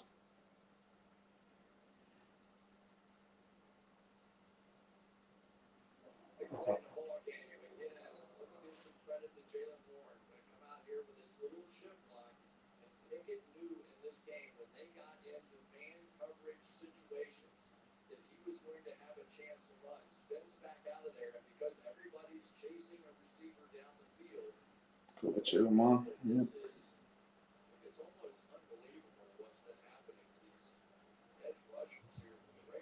Looks like a Steeler offensive lineman took a little hit there as well. I walked downstairs and immediately started freezing my ass off. Nipples are all fucking hard. I'm getting the shakes and shit. I'm like, what the hell is going on here? Any kind of movements just reactivated it. That's just stupid. That's just stupid. You're in that fine line between if you put something on you too hot and if you take something off you too cold. Yeah, I don't know if I can work like this tomorrow. Like, Yeah. I'm not doing this all day.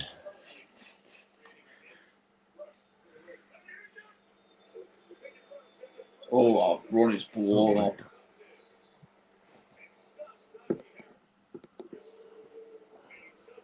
Marcus Peters. Oh, jeez. You talking about that one guy who was caught 5 yards deep in the backfield? Yeah, I must be. I'll pause it a second. No, you're good. I'm on it right now. All right. I'm looking at Mike Tomlin. I'm going to show the replay.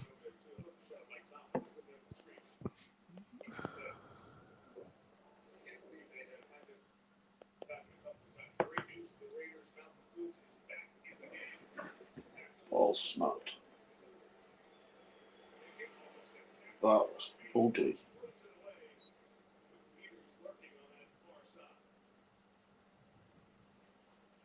Thinks he's doing Patrick Mahomes impression. He can't throw a fucking ball. Dude, I was like, what is that? It seemed like a throw. Yeah. You know what I'm saying? Get it away. Yeah. Don't hurt me.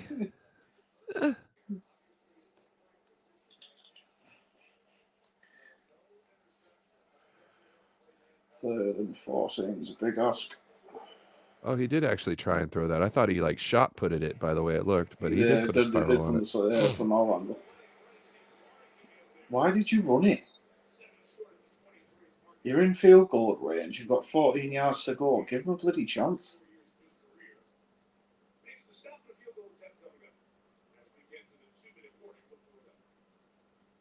Mike Tomlin is just worried about being safe right now.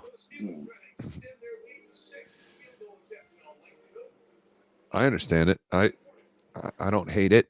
If you're gonna do something like that, I understand screenplays because at least you've got a few blockers out in front of them. Where a draw is just your substandard safety play, really. Take the 3 points and let the defense do the work, I suppose.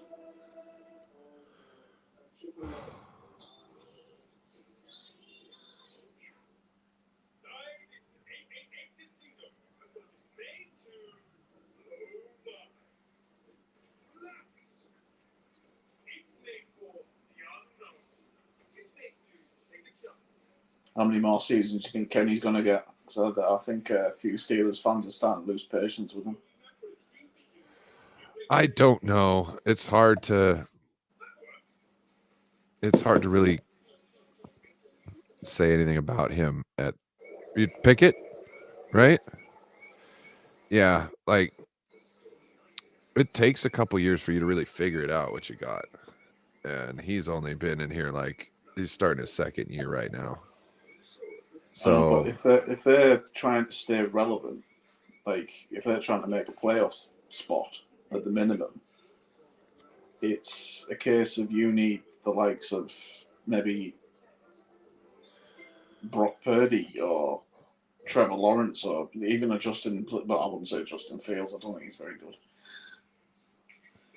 I thought he was going to be better than what we've seen from him. I'm not saying that he's bad. You know what I mean? I just we haven't seen He reminds me too much of Sam Darnold. I think that's the problem I have with him. What about you? Sam Darnold, huh? I don't know. Who would you compare him to? Because every time a defensive back gets near him or defensive end, it's like he panics and like the shot put play we thought. I don't know who I'd compare him to. Oh, I got to go back and put my stuff down for another couple minutes. Give me 1 second.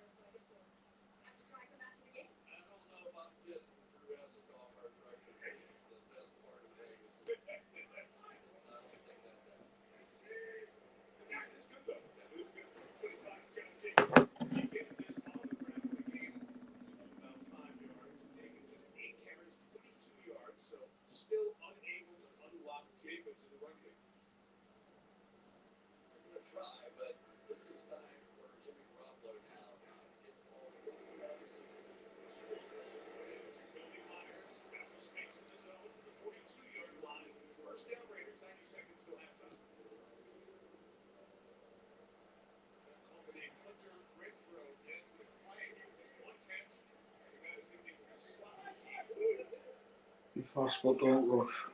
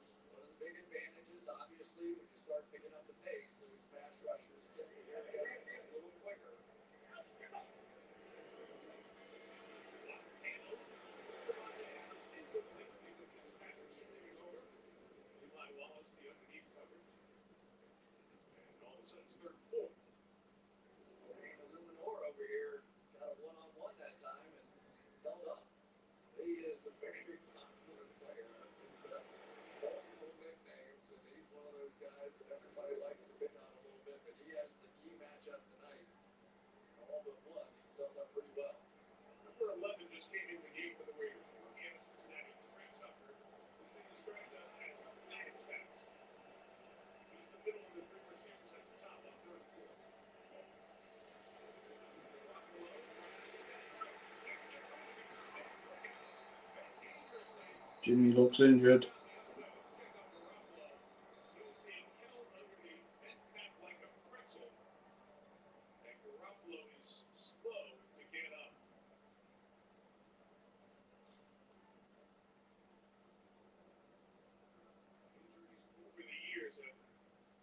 shortened seasons for Garoppolo.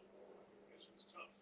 Yeah, no chance that time for Luminor on this one. Watt goes right around, a little slow getting out of the stance there, but watch what happens to Garoppolo. He kind of just gets stuck, gets that left leg trapped under Watt, and Watt can't move, and he can't move, and everybody wants a sack. Chris, we also need to watch if he was down when that ball came out. Or if the whistle blew there, the knee is down. Whistle also might have blown in that situation. I believe somebody blew a whistle when he was that vulnerable. They usually take right to the quarterbacks. Yeah. Back to the turf in the grass that we haven't used for a long time. That would be the definition of it there. So from the 40, they will punch it away. Rams kicked up the first down on that 2-minute drive and then stalled quickly. J. Cole. Long way, 60, and that is 40. Steelers get 20, and we're back at 30 after this. Beto.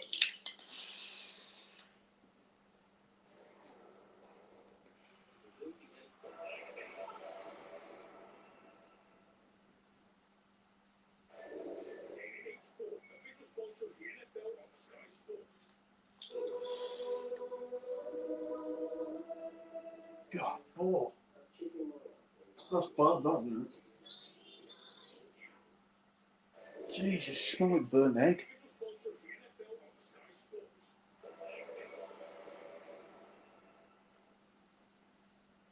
Able to see Jimmy Garoppolo during that 30-second commercial, and you see he's not very comfortable. They're going to walk him back. He's going to jump back to the locker room to get looked at. After just getting caught up in a bunch of bodies there. Just missed Jimmy getting folded up like a deck chair. I actually just looked up and saw the tail end of it. It looked uncomfortable. Yeah, he got off the field limping, so we probably won't see Jimmy now for 3 games. Nothing new.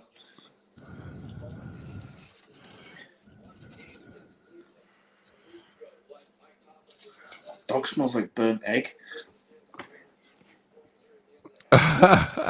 God, he stinks. It's just love. Keep your love to yourself if it's like that. What I hate is when they fart and realize, man, that's bad, and then they get up and leave. It's like, you bastard, why did you get up and leave when you went to go fart that one? Like, When he's laid on the floor, he actually makes a noise. So when he does it, and then he looks at me, and gives me a dirty look. Thinking, you cheeky fucker, it was you. got assholes talking shit behind your back. Oh, halftime. Mm-hmm. Probably a good thing. Jimmy might need that leg seeing him because that was nasty the way he got folded up. Why does it look like there's a fire in the background? Oh, that's smoke. Oh, like the smoke? Yeah, smoke machines. There's 4 of them. Just like the interview with Tom, that looked like there's a fire in the background. Yeah. Like the stadium's on fire. They're just going on with an interview.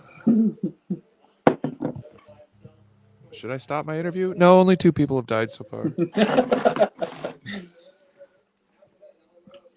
You ever seen some English football chants? Dude.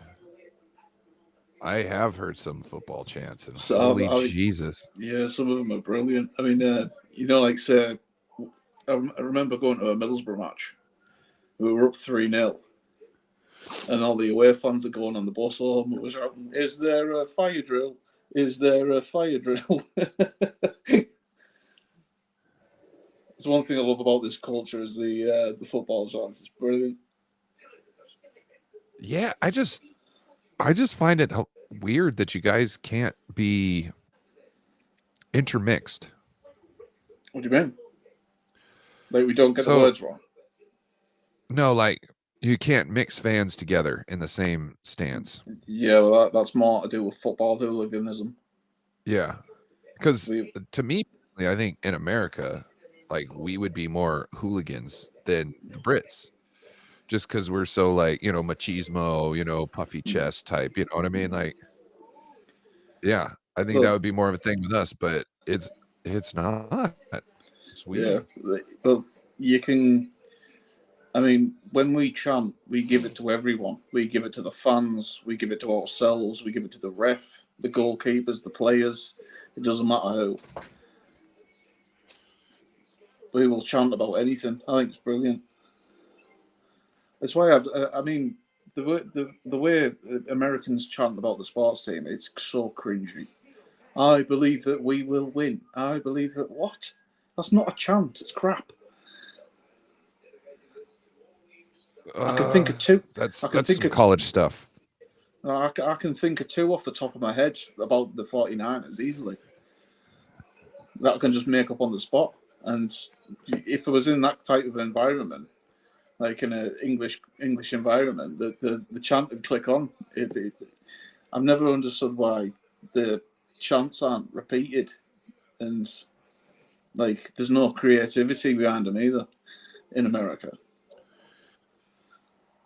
You know, James, I mean, maybe we need to start a movement. yeah, You know what I I'd mean? love Like it. maybe you should Yeah. be designing some chants and we should be getting them out to the faithful. Because like really our chant is Raiders suck. That's our chant.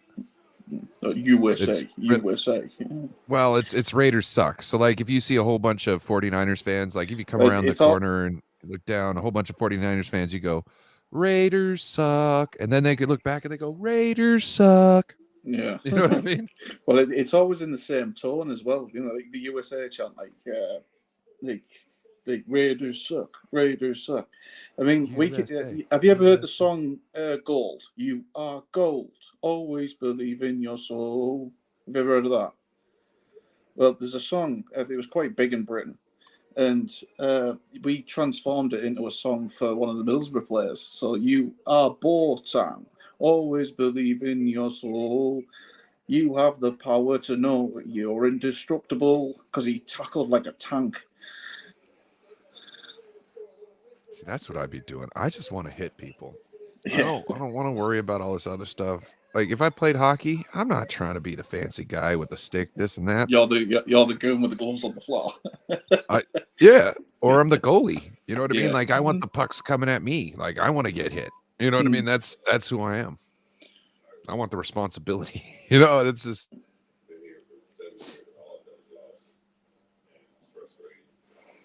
oh God. I'm watching Garrett Bowles. I don't hear what he's saying, but he is looking like he wants to be anywhere else but sitting in that locker right then and there. A tight end for the Dallas or the Denver Broncos.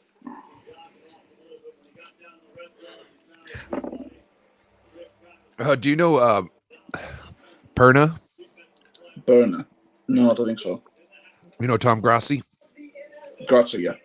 Okay, well he's got a homeboy he does stuff with called Perna, and he's got the Oh yeah, the sports good show Yeah. or something. The sport called, yeah.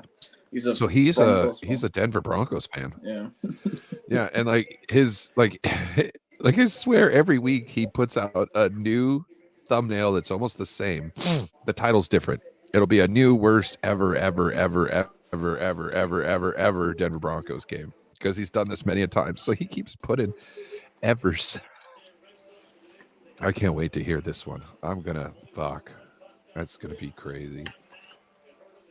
Have you ever heard the going back to the chants thing? Have you ever heard the Jamie Vardy chant? Because that can easily be translated into the football world. It's a song. No. Hang on a minute. England fans.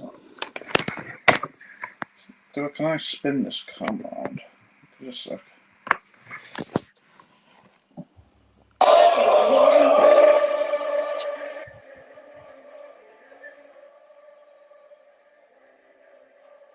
More, just keep wanting more.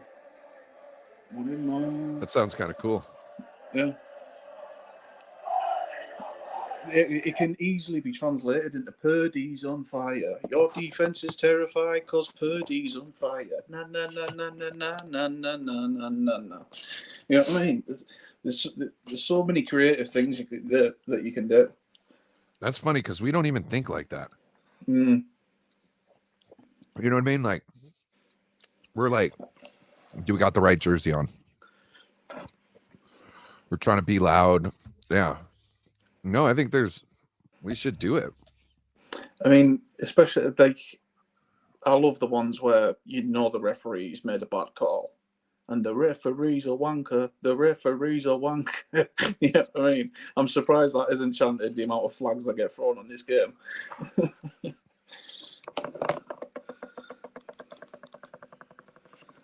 Yeah. Yeah, I'd love like that kind of culture to enter football.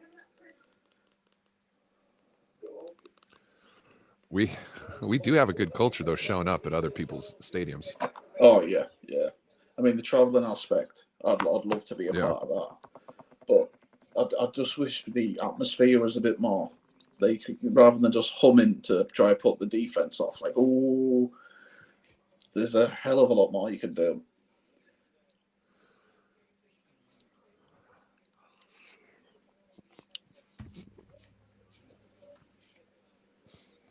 Oh man.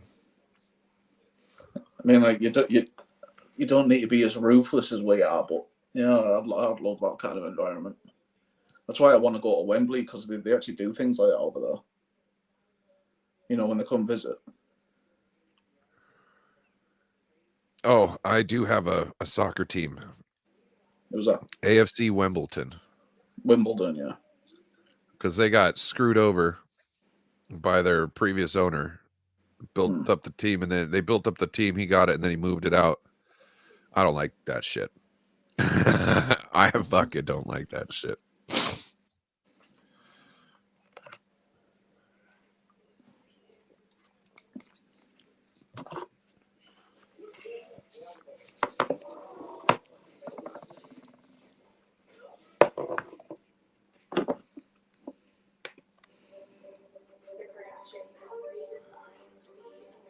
Yeah, what happened with Kirk Cousins and Herbert today? Well, the two known for choke artists, and it's like they can. It's like they were non-existent in the game, really, wasn't it? It's like you could have put Justin Hoyer in there, and it wouldn't have mattered. Brian Hoyer, sorry.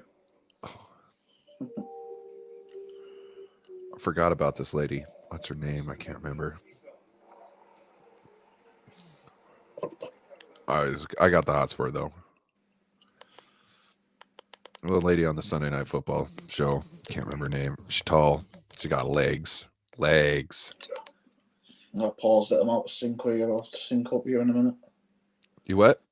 So I paused it to do that bloody chant through the mic, but I'm going to have to sync up here in a minute. Yeah. I'll do it when the game starts. Yeah. What the heck kind of commercial is this? So over here, we don't get very many college games. We get the occasional one. It's hard to actually judge who's good and who's bad coming out of the draft without doing in-depth research on YouTube. Is there any quarterback prospects that could go anywhere that I should be looking into, really? The best thing to do is to go on one of those draft simulators. Yeah. And then you'll get used to who's around, the players that are around in that area. And those are the players you then want to go and research. And you're just going through and you're just trying to find, don't look for their highlight reels. Look for full games that they played in. Because you want to see, like a highlight reel can be, who cares if you got a 3-minute highlight reel? If your shit play reel is 10 minutes long, you're not going to see that in the highlight reel. I'd rather see the bad players and how you performed on the bad than the good. Right. Because if you're going into a bad environment, like say you're going to the fucking Commanders, you need to know what you're getting out of them, really.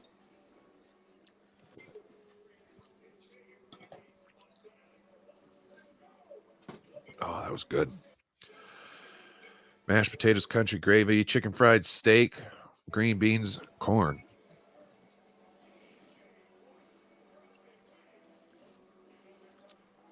Oh, is that Stephon Diggs?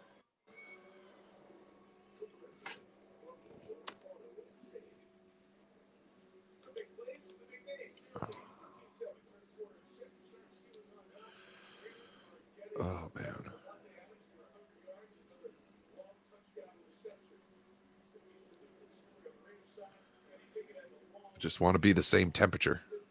God damn it.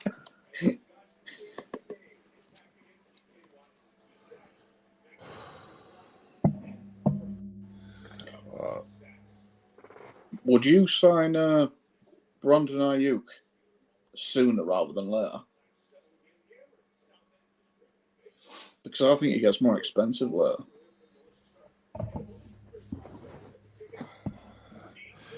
I think we're screwed no matter what, kind of. So yeah, you can, Yeah.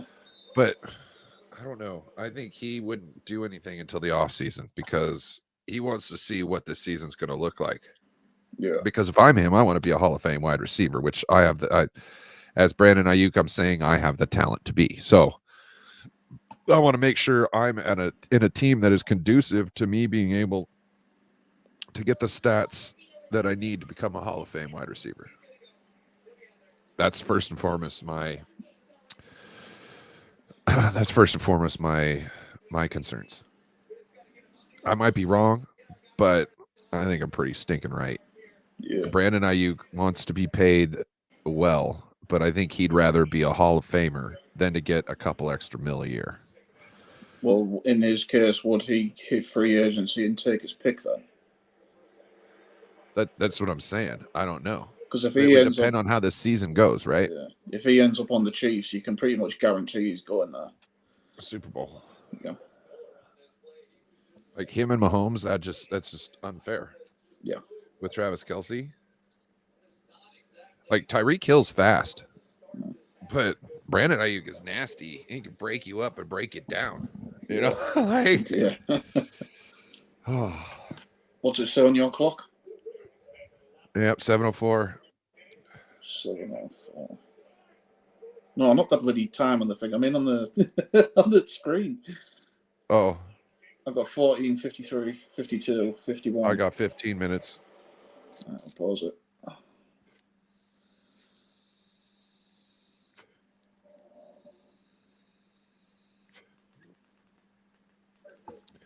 Oh, Jimmy overthrew his receiver. 14:55.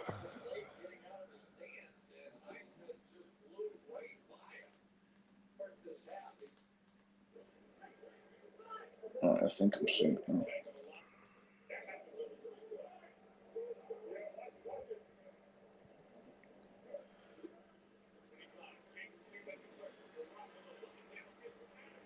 Oh, was that a hit? It was a cheap shot, that wasn't it? What? Ooh. No, I don't think it was a cheap shot. I think he was trying to hit him to make sure he didn't receive the ball. Oh no, we'll see. It seems like no matter what happens, if there's a tangle with a defensive player and an offensive wide receiver or tight end, it seems like it just always goes on the defense. Yeah.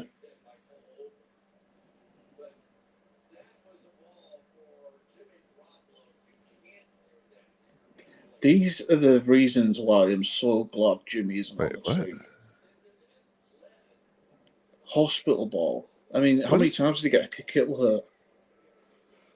What's the penalty on that? Unnecessary roughness. It's like an unprotected receiver, isn't it? Oh, well, don't throw the ball in that area. Like, I liked what Tom Brady said. He's like, look, back in the day, they didn't make rules to save people. Like, if you wanted to throw a ball over the middle and Ray Lewis was there, you knew you couldn't because he would end somebody's career. Yeah. So you had to game plan. Mm-hmm. I don't agree with any rule like that unless it's contact with the head. As long as it's not to the head. Yeah, I'm totally fine with that. Like, you remember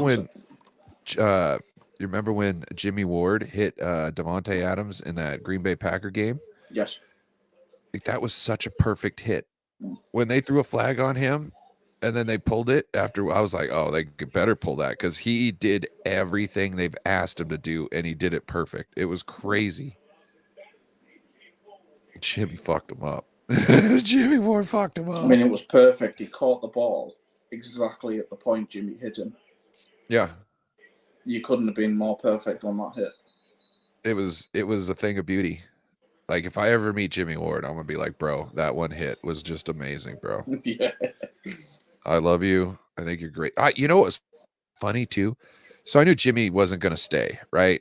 And Jimmy had, he had gotten a job over in Houston. Yeah. And like I still wasn't, emotional about it all. But when he put out his thank you to the team and the fans, like 2, 3, 4 days later, a week later, whatever, I got like a sentence and a half into it, and I was already like, eyes were welling up. You know what I mean? Because he's like a family member to me. But he's been here You know that what I mean? He's bloody like, long. Yeah. yeah. And just to see him go out and not be with us anymore is just, to me, it was very sad. But I understand what we're trying to do. Jimmy understands. Jimmy's a dog. I mean, I think I started watching a couple of seasons before he actually got drafted.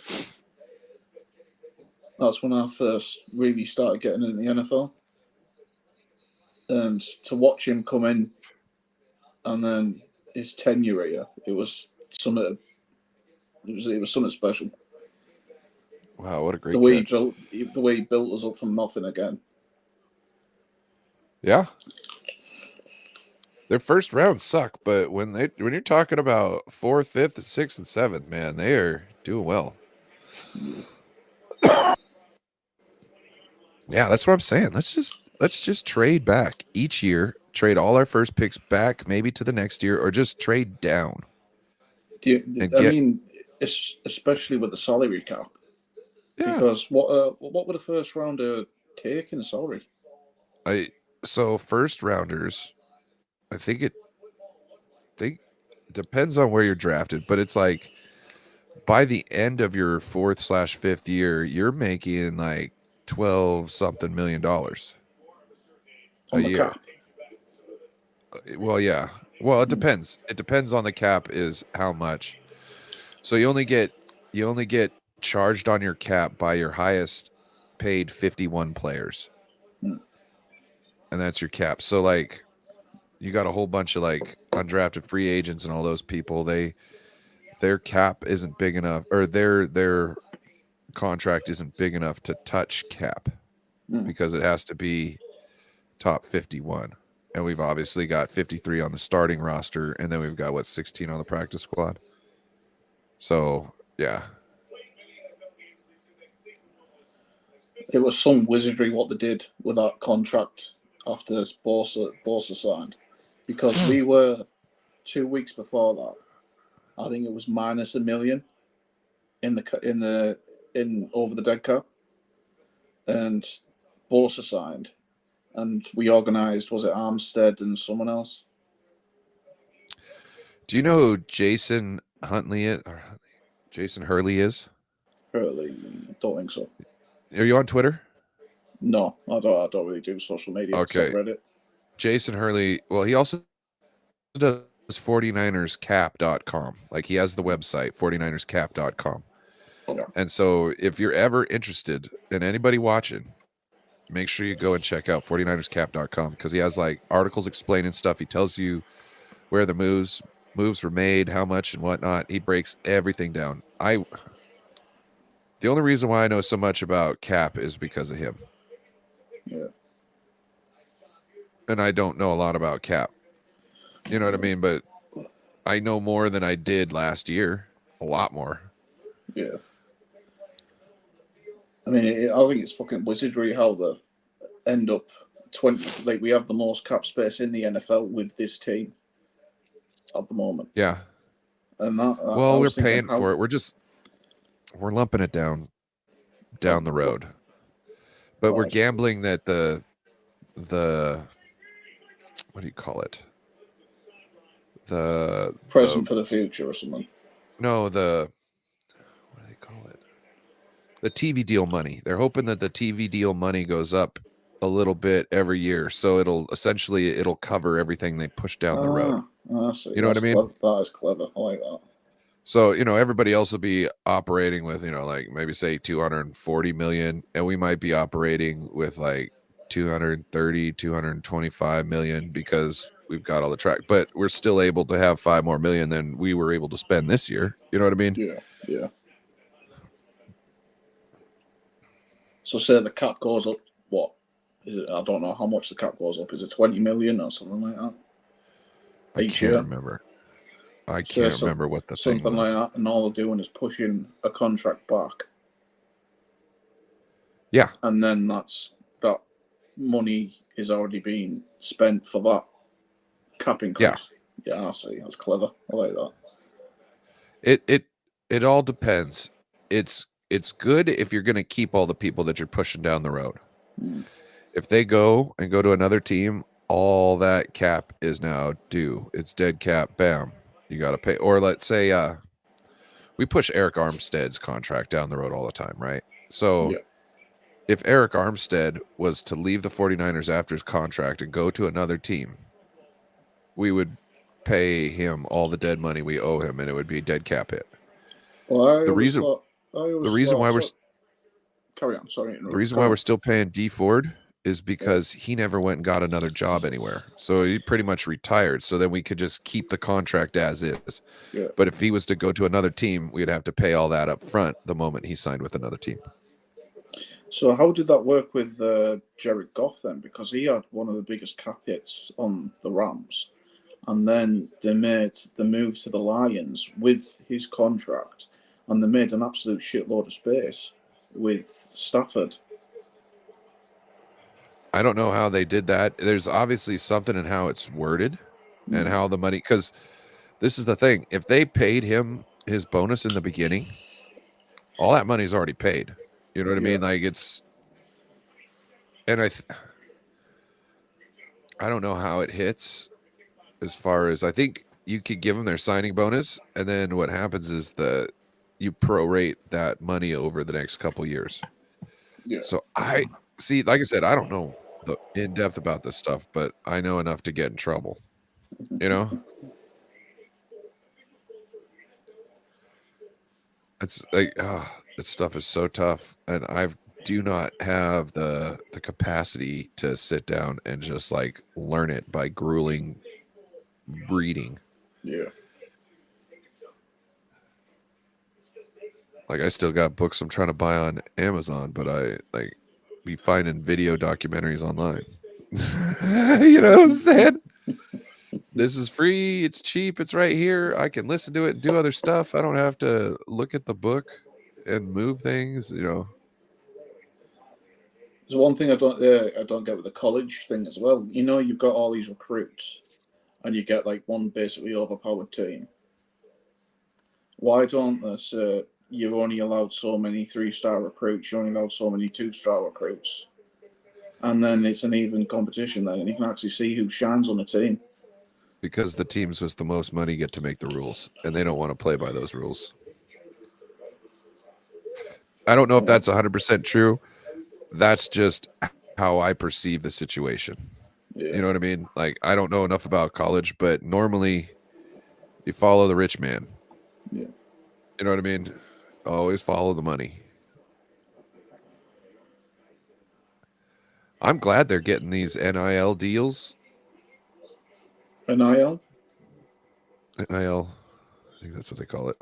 What's that? It's where the college players can sign away their likeness and stuff like that for advertising, so they can get sponsored and all this stuff instead of having to like starve in college. Yeah. Now they can. Now it's getting a little out of hand. Don't get me wrong, but I'm not mad at them. Like they are getting some really big contracts, and to me, it's like that's fine. Like I'm not hating on it. It's just you're going to get these big, huge contracts, and then what's going to stop them from going into the NFL and just shit in the bed after getting another contract because they already got a bag? Like, a lot of these people don't understand how finances work. You know what I mean? So they get this big, huge bag. They think they're set for life, and they start spending money like an idiot.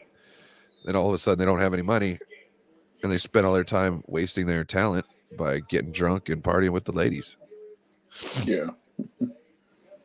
Do you ever think that the XFL will make like some kind of promotion relegation kind of league? What do you mean? Say the NFL buys the XFL and all the teams with them, and then you then have a promotion and like say you've got the Premiership and the Championship in soccer. So the teams who are the worst, they get relegated. The teams who are the I got what you're saying. the best in the Championship get promoted. Yeah. So it's a constant moving up and down. And I like that. It stops teams tanking. I like that, but I also like the fact, like if the NFL did that, well, okay, we've got football in two different types of seasons, year-round refs. You know what I mean? Year-round refs. Yeah. I think that is, you brought it up. I've always thought that that's an important thing. I think this is the other thing. They don't not just need to have year-round NFL refs. The NFL needs to spend money on the high school refs. They need to make sure they're pumping that system with money. So it's a interest, because I used to be a ref, right? The money is shit. The stress is horrible. Nobody fucking likes you. You know what I mean? Like it's one of the toughest jobs I ever did. And I coached and all that. And I thought reffing was just the toughest thing ever. So if you're able to keep people at the lower levels doing it, year over year over year, then you've got yourself a training pool to pull from. Yeah, that's already how they do it. But what's happening is nobody wants to be a ref. Nobody wants to be a ref. If you make like a bad call, you are then demoted like to like a division until you start making the correct calls, and then you're promoted again. So then you've always got the best run at NFL. I can see that. I just think that they're gonna, at some point, they're gonna come to an issue where reffing is really bad because nobody is doing it at the high school and college level pretty much anymore, or they're barely doing it. You know what I mean? Like, there's probably high school games that get called because nobody can ref the game for them. Yeah, and that shouldn't be a thing. And if you want to have, like, if you want to have validity as a sport, your referees have to be good at what they do, or else, like, look at baseball. Baseball is just trash now because the umps are like, it's my show, I run this thing, I'm the most important thing. The umps are the divas. It's like, we don't need that. Let the guys play fucking ball. If you look at the NFL reps, they try and stay out of it. Like, you know what I mean? They will make bad calls here and there, but they like to let them play. Is that a pick six? No, just a pick. Oh.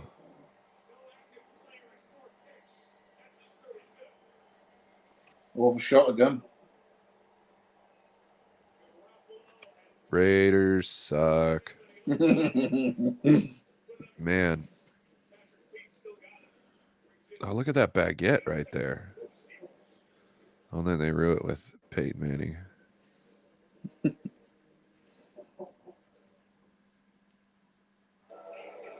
I love me some good French bread. How about you? Nothing like some fresh French bread. Oh, my God. I remember I was a beer man, and one of my favorite lunches, I'd go into the Safeway, and they would, like, cut a French loaf in, like, 3 pieces. And I go find the warm one, and I get that for, like, I don't know, like 60-something cents. Then I go 2 packets of lunch meat and get like 3 or 4 cheese sticks. Yeah. And that was, like, the best lunch ever. I was just like, just fresh French bread. Scooby-Doo.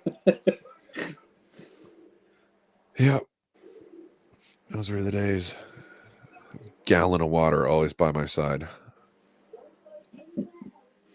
I was a beer man, so half the time I was working off some of the alcohol from the night before. The other time I was trying to store it up in my body for that night.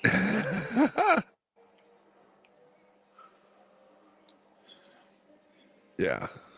Oh man, there was a point in time, like, so in the town of Everett, that's where I used to live. Well, I've lived there, but I used to live in Marysville mainly. So in the town of Everett, if the Budweiser truck rolled by and saw the PUD guy, they were supposed to give him a half rack of Rainier for free. Right. So the PUD guy's like the electrical guy. They run all the utilities. You know what I mean, like your power and whatnot. So it was, and I'm guessing the deal was you give my guys beer when you see them, and I don't charge you the full price on your electricity. Yeah, I get it. It was crazy. There was one guy took his whole money, all his money from the day. I can't remember how much it was. Could have been like $19,000 or so. And he put the money on black or red or something, but lost it all. Yeah. And he comes back and he goes, I don't have the money. And they're like, what happened? He explains to him, and they're like, all right, well, we're taking it out of your paycheck $50 at a time. Yeah. Can you believe that? Yeah, it's a fucking... The guy, oh. No, that guy was, man, he was a close talker. He could nail your chick right in front of you, and you'd be like, I can't be mad at him. Like, he was one of them. He was just a slick talker. He could just talk you into whatever. Like, you just wanted to tell him yes about everything. He was dancing with my girl, and I was like, he's gonna fuck her. And he didn't. Everybody else did, but you know, yeah. When we broke up, I didn't lose the girlfriend. I lost my turn.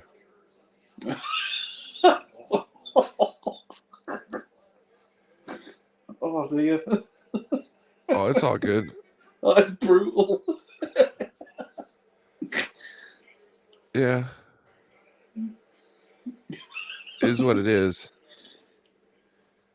Oh, that's brutal. Oh.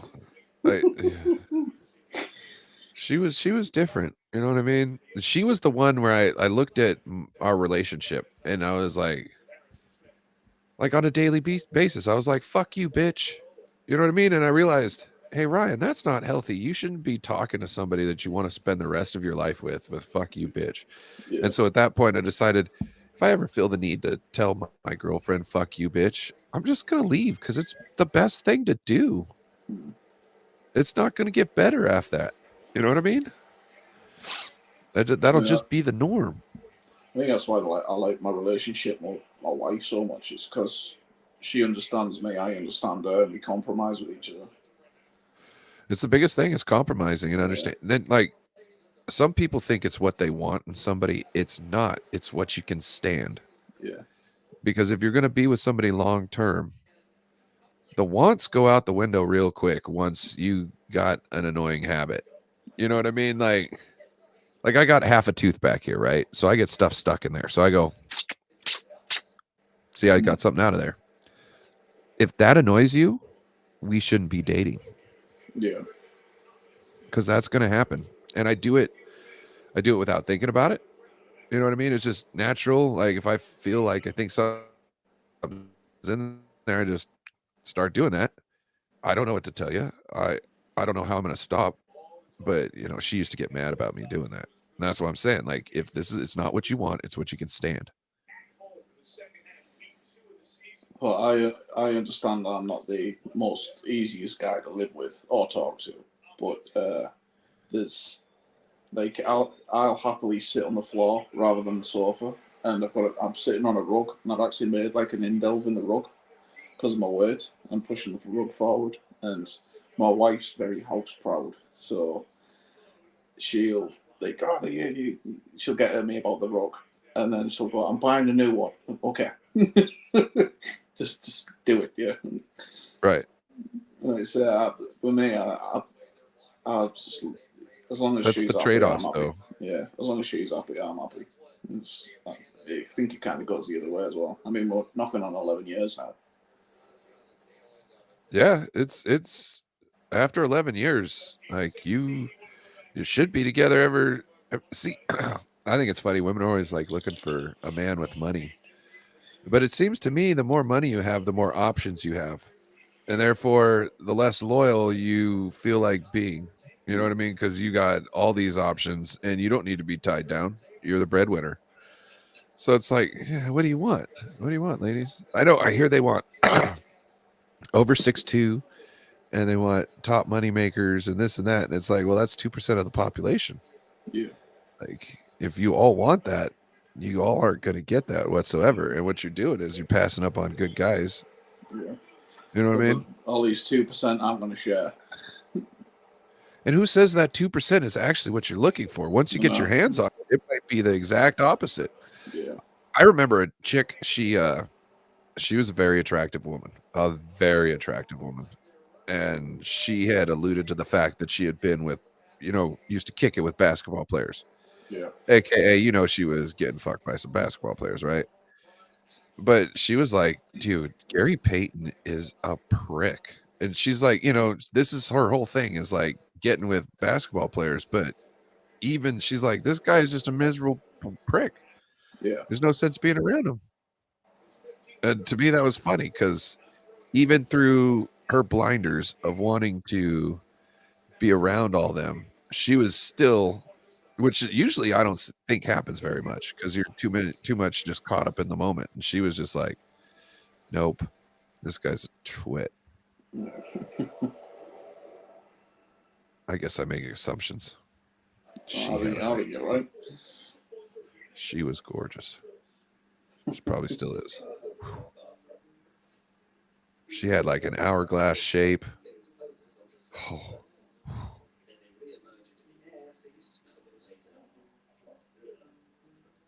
What she doesn't realize is because she's giving it away to all of them, none of them want to keep her. Yep. See, and I told my goddaughter, I said, look, if everybody knows what you got, it's not special anymore. Yeah. And you're gonna make mistakes. Okay, you're gonna make mistakes, and just learn from them.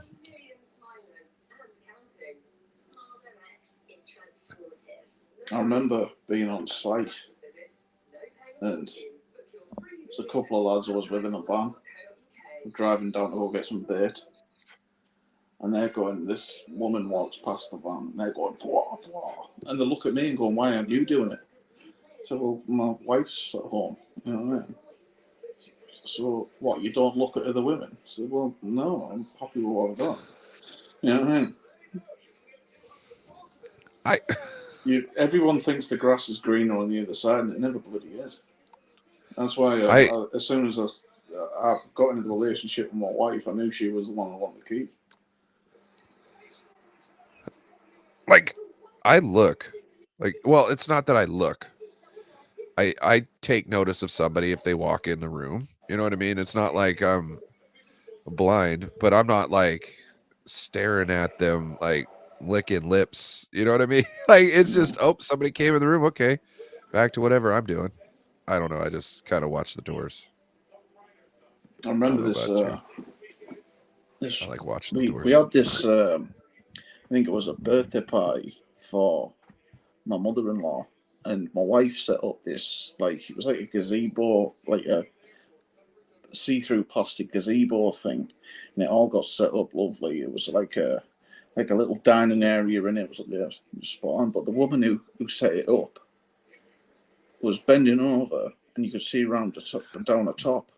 And I just got up and walked in the living room. I went, nope. My wife followed me. Went, what's wrong? What's wrong? Well, I can see down the top. I don't want to be. Yeah, I'm not comfortable. She's going, oh, bless you. I had a lady that I worked with named Keisha, and Keisha came out on the lake with the rest of the beer guys, right? And Keisha worked as she was a beer lady, right?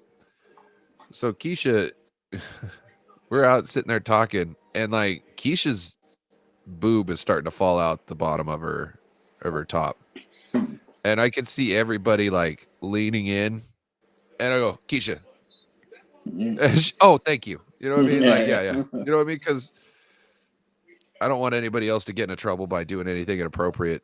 You know what I mean? She was there as a homie, not as a appetizer. You know what I mean? So let's keep it professional here, guys. You know what I mean? Like,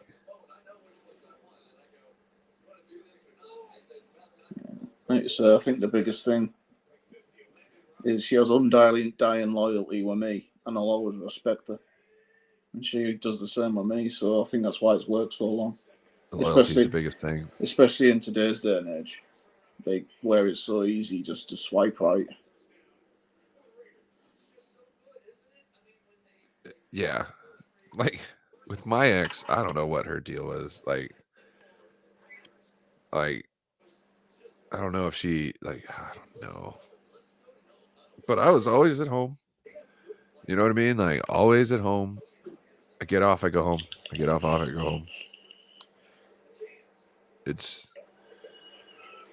I just got like depressed because her mother moved in and started like taking over control of everything, and that ruined it. And then she was like, "Why aren't you attracted to me?" And it's like, it's not that I'm not attracted to you, just that your mom is changing everything, and like I thought we were the adults, and now she's the adult. Like, Yeah, I got an issue with that because this is not what I signed up for. Mm. You know what I mean? She didn't rectify the problem, and everything fell forward from there. Right. Yeah. And I wasn't, how to put this, I don't know. My depression is like, just ignore it Mm. kind of thing, Yeah, which wasn't what I needed to do at all. Was I needed to put attention to it. But I don't know. When I'm supposed to do something, I get like, and I'm depressed, I get like paralysis. Yeah. Not that I can't move my arms and my legs, but for some reason I just can't will myself to do the one thing that I need to do. I'm like, why the fuck don't I just do this? Wait to the last minute on everything. You know what I mean? Very last minute on everything.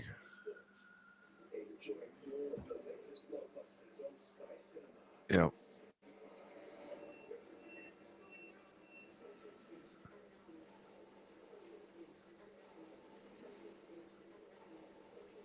Almost lost my ex while she was giving birth to my daughter. They cut her artery.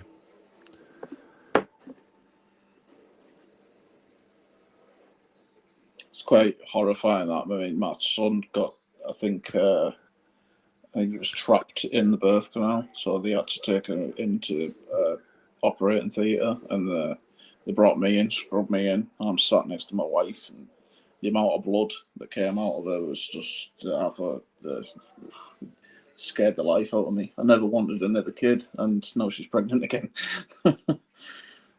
Yeah, that was kind of scary for me too, because not only was my daughter breech, but they didn't have they didn't have an anesthesiologist for another hour. So my ex is dilated like 8 centimeters. My daughter's breech already trying to come down the canal almost. And my ex's mother might have ruined our relationship, but she saved my daughter's life that night. And I'm just going to put it that way. She saved my daughter's life that night because the nurse couldn't be bothered with our situation. And Sandy, my ex's mother, she knew exactly what was happening. She knew exactly what was at stake. If my ex started to push, it was going to suffocate my daughter. Yeah. And she'd be dead. And we still had like an hour or 45 minutes left. And she's just yelling at her, "Don't push, Becky, don't push." So like, yeah, that was my daughter's birth. And her umbilical cord was wrapped around her throat like 3.5 times. Almost 4, the doctor said. Like he was getting into the elevator as I'm walking out. And he stops and he moves out and he's like, "Your daughter almost didn't make it. She had the umbilical cord wrapped around her neck 3.5, almost 4 times." I said, "Holy shit." Because I was like 2.5 times. My daughter, she's a troublemaker. Like I said, she's a troublemaker. She got to beat daddy's record and shit. God damn. Oh, shit. Ooh, that was a great catch by that was nice. Picked it off the fucking floor. That was great. Oh. Yeah. Why are we doing all this underneath stuff, Raiders? There's another thing I like with my missus is like I'm not very good with money, so everything I earn or get goes into her bank account, and I just go, right, I need fag juice and I need a couple of cans to watch the football. Right, okay, and it's there for me. You know what I mean? So she handles everything financial. That's why I like that. Yeah, some people aren't good at financials, and it's better I'm just to not have at all. somebody. Yeah.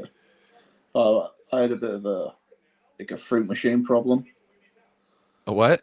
A fruit machine problem. You know the lighty up machines where you put quids in and you potentially win 70 quid on it, like a slot machine.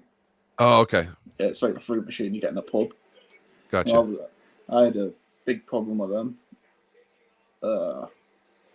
And now I go right at my max a week is a tenner if I'm betting, and I only have a bet on the NFL, and that's September to February. So the rest of it I don't bother with. So like you say, I've always thought it was better at handling the finances. It's good that you know that though, because like other people just too proud. You know what I mean? And it just doesn't work out well. Yeah. Like I remember my mom telling me that my dad wanted to be in charge of all the big decisions. It's just like, huh? Yeah. So you want me to do all the normal work, and then when the big decision comes around, you just make the big decision? I was like, well, it's a little, he wanted to do the books, and he wasn't very good at it. Yeah. He got better with age, but Like if there's something big we need or something like that, she'll always ask, but she never needs to. Just go do it. I'm like that one. You just get what the hell you want. As long as we've got the bills paid, I'm happy. right. As long as everything's met for the month, go have a blast. I don't care. Does she work? No. Oh, okay. It is nice to have a situation like that where one partner doesn't work and the other one does, because you can always have somebody at the house. You know what I mean? They can, be there when packages or stuff need to be delivered, take care of the family type thing. It's better when there's always somebody at home. You know what I mean? I think it's better for kids. Yeah. Not to say that it has to be the woman. I'm just saying that I think it's best when there's at least one parent who stays at home.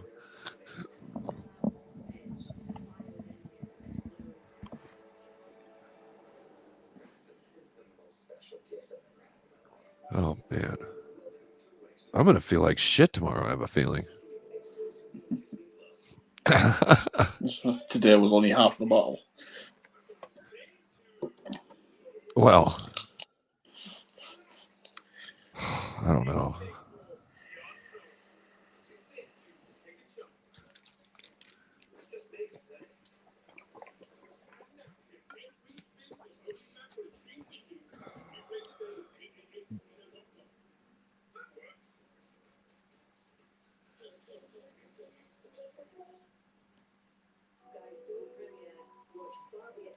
One thing I've never understood. So you say you play defensive tackle. What's that? Did you say you play defensive tackle? I've played defensive tackles at times, but I was a left tackle on the offense, and then I was a defensive end on defense. So when a team goes up tempo and they say like it slows the pass rush down, but doesn't it slow the pass defending as well? No, not necessarily. Why? Well, because like when you go up, any good offensive lineman can stay in his stance for a while. Okay. Right. It's just like you get the muscle memory to hold you in that spot, and it doesn't take as much effort to hold you in that spot. Defensive linemen, they get all stretched out. You know what I'm saying? And that takes a lot of strength to hold yourself all stretched out like that for any period of time.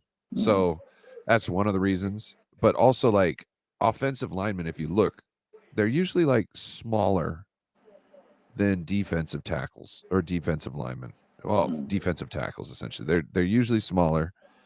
They're just made to go every down. If you notice, like, defensive linemen switch out, offensive linemen don't. Yeah. It's just the conditioning that you have.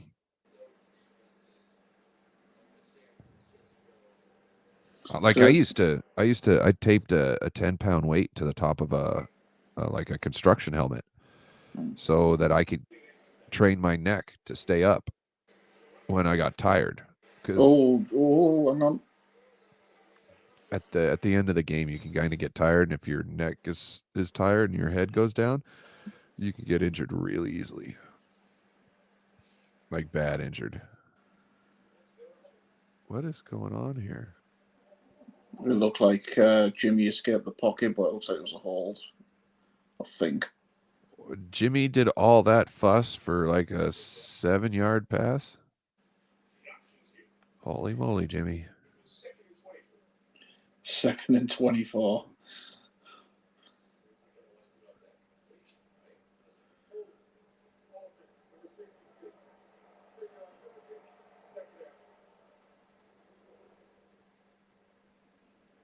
What position do you think you would have played? Safety. I'd love to hit someone. I don't think I'm tall Gotcha. enough to play any other position.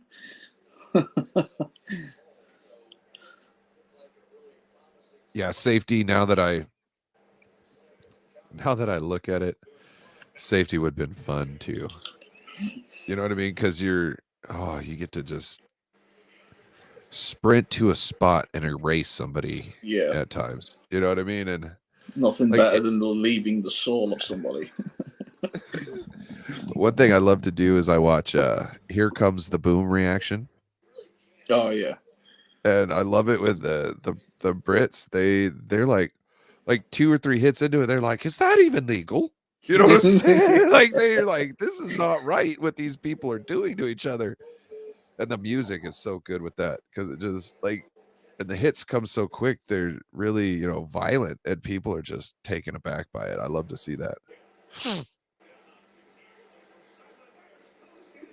Jimmy, there we go. Well, Jimmy, his best great play catch. was a 2-yard pass.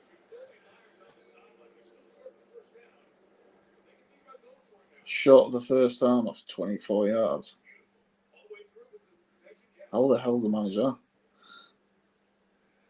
How did he catch that? Did he get both feet on that? Oh, I think so. Yeah, he did, didn't he? Top of the left as soon as the ball came in.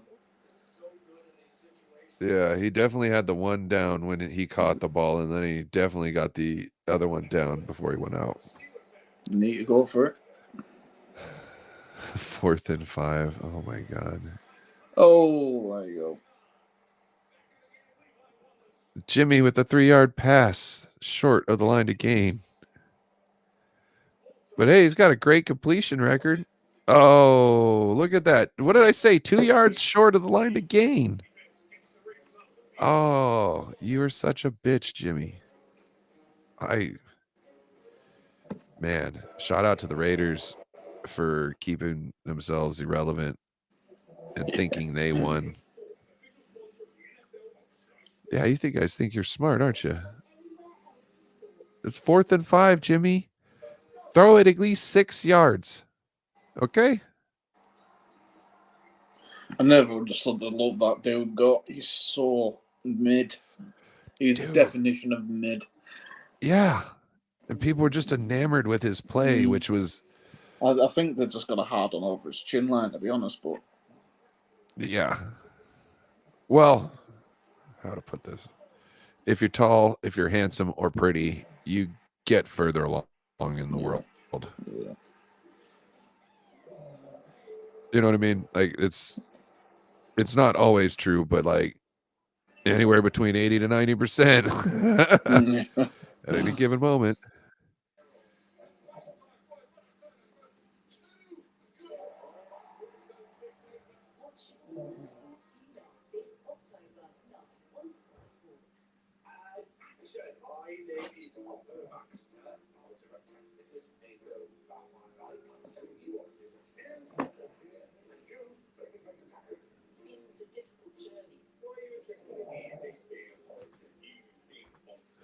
These stupid gnats.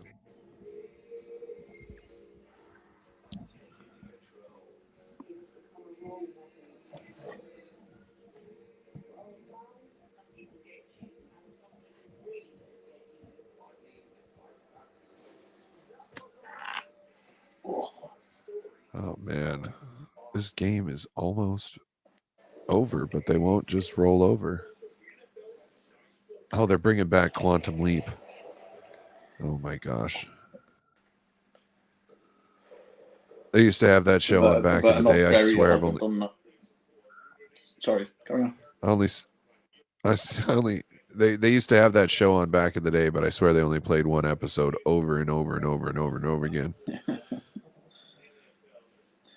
A lot of the remakes that they do, I am not happy with. It's all this woke mentality bullshit. Yeah, I don't get. I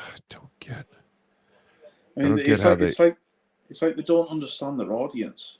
I mean, we're 90% of the human population are working class people with families.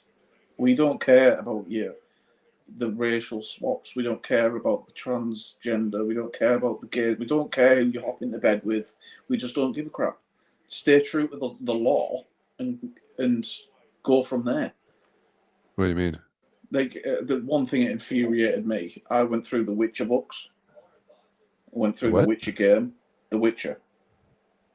Oh, I went through the. I started watching that show and I turned off after like the first one. It was. I don't like how those shows are produced. It looks fake to me. So I just I don't watch shows that look like that. Well, that could have potentially been the next Game of Thrones. Oh. And it's like the race swap people. The Yaskia was a womanizer, and all of a sudden he's gay.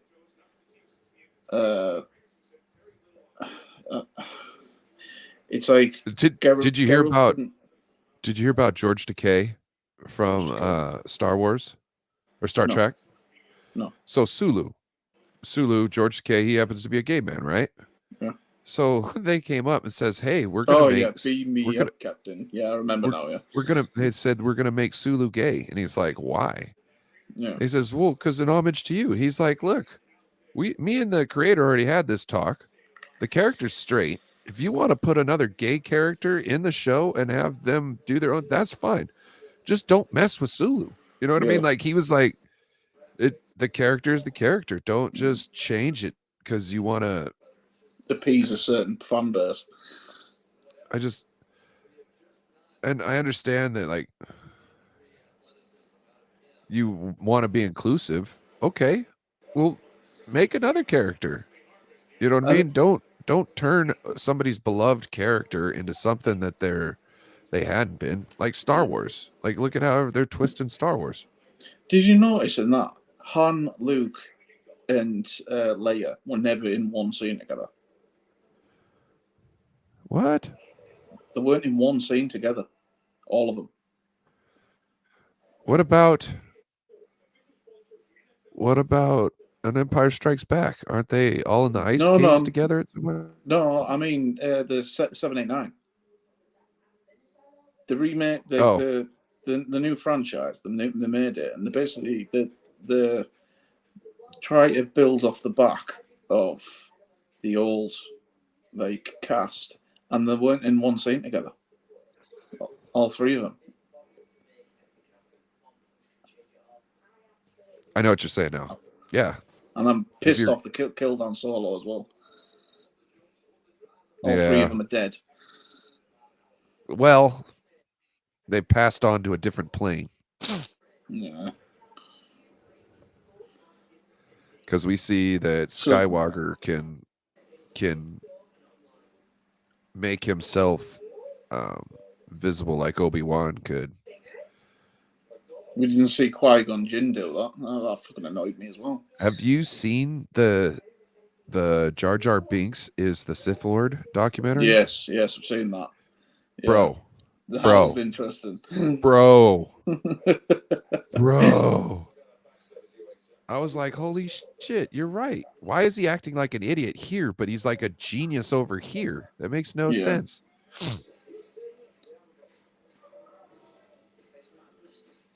To be fair, I'd have had a lot more respect for the character if it was that case. Yeah. Where all of a sudden he's a clever politician in the fucking thingy after. What the fuck? He's a goofball. using what everybody else thinks is the what do you call him? The Sith Lord as your Padawan. Yeah. And then Darth Vader's being told you're the fucking second in command when he's actually third. Mm. That's kind of crazy. Yeah. But they always go in twos, so someone had to die. So Yeah. Jar Jar would have died, yeah. I like that. Well, somebody had to die. It wouldn't Yeah. necessarily be Jar Jar. Well, you got to Somebody's gonna think have to that go. there'd have been, at that case, if Jar Jar was number 2, where would Darth Maul fit in? Because he was number 2. He might not have been. He might have just Might have been been the 3. number 3, like Darth Vader is.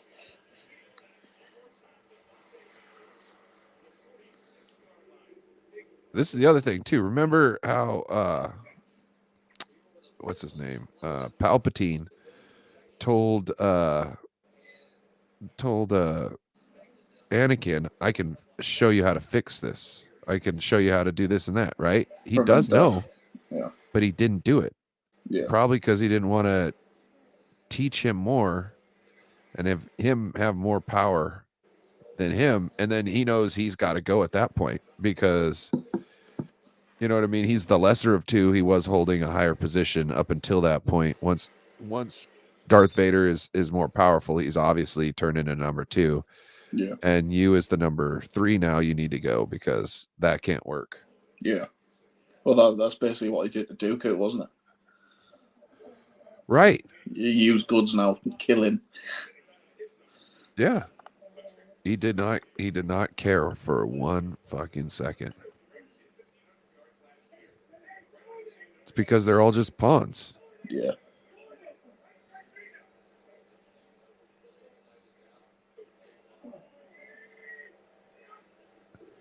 I don't know. Yeah, I like Star Wars. it kind of annoyed me in the last one, the number 9, where Palpatine could rise all these Star Destroyers with the Force. Why couldn't he do that against you know what I mean? Why couldn't he do that against X-wings when they were attacking the Death Star? Why are all those things skating on like an anchor through the desert?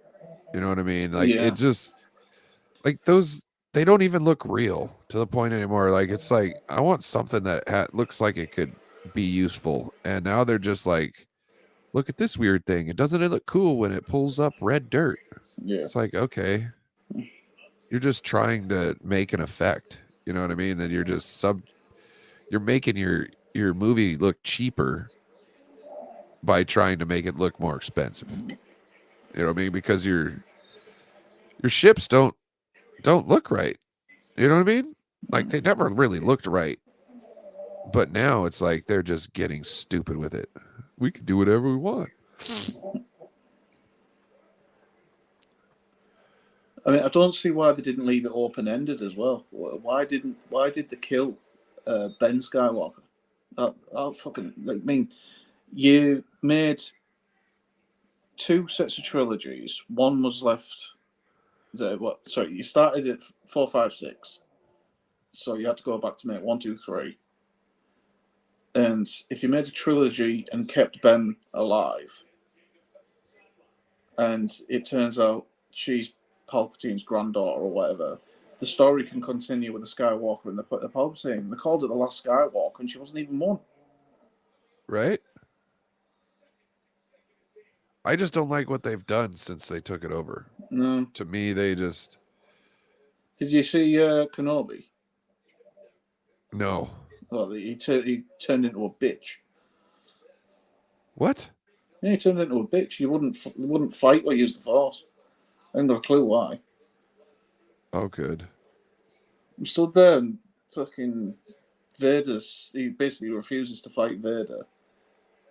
Vader sets fire to him and he does nothing. Well, I don't know. Isn't he dead already at that point? Who? Kenobi?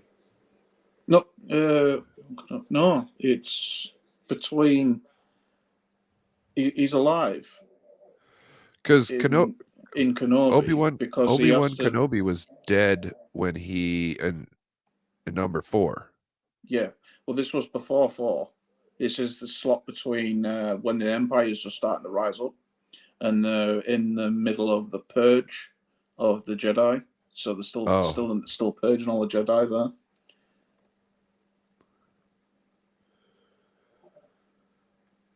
And he's fighting who? He's fighting Vader. Vader wants to kill him. How is he fighting Vader when Vader? Oh, never mind. I get it. In the middle of this purge, It's between 3 and 4. Yeah. In the middle of this purge, Vader has basically told the Inquisition, "I want Kenobi's head on a platter, but he's mine." And yeah, Obi-Wan's a bitch in it because he doesn't do fuck all. I'm sat there like, "Fight him." I think. Hey, just a couple seconds ago, did your channel go all Flicker, crazy? yeah. Yeah, I just saw that on my screen because I saw your thing light up like the cops were in your living room. Yeah. And I was like, "What just happened?" And then I saw that, and I was like, "That must have been it." Man, Can't get anything going, can I? Jesus Christ, the Raiders suck. And throws it behind him. Way to go, Jimmy. It's better than behind him than straight into a receiver like he's been giving them all bloody game. Oh, Jimmy's down. That's Jimmy's the other. knocked the fuck out. Jesus. Oh, really? I Oh, might he's have up. to. Jesus, that was a rough hit. Oh, I don't know. I think he acted like a bitch there at the end Personal foul. because it didn't look that bad when I first saw it, real time. Took him off his feet. Yeah, but I don't know. Oh no, that's a good tackle. No, his helmet doesn't even touch it, does it? that's what I'm saying. It seemed like it was a clean hit. Yeah, it was. Yeah. He's got the ball. That is a bad call. Yep. And then he just flops and acts like he's got a concussion.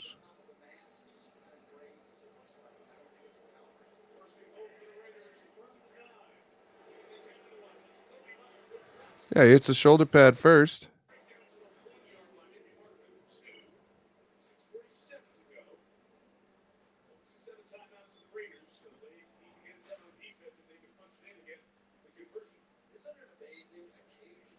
All right, Raiders get down to the 1 yard line. Let's see if they could do more than coming away with a field goal.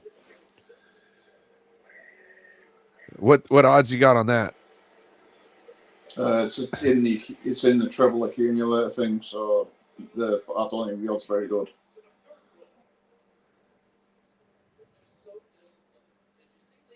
Just a sec, let's have a look. Online sports betting.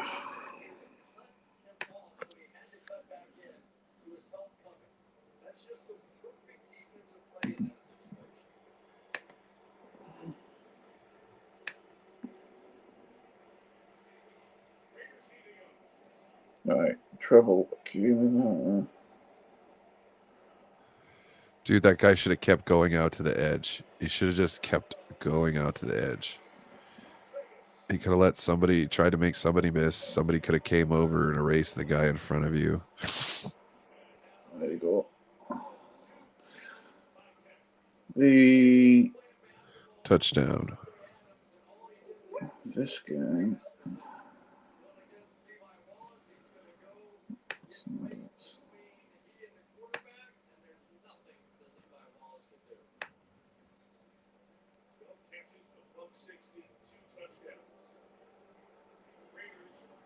Dallas let me down on that one. It was only a quid bet. Las Vegas Raiders were 4-6. Oh, What? they're going for 2. I have a feeling this won't be a success. If the Dallas Cowboys didn't lose and the Eagles win tomorrow, I'd have took home 80. But that bet's been killed. Dallas let me down. So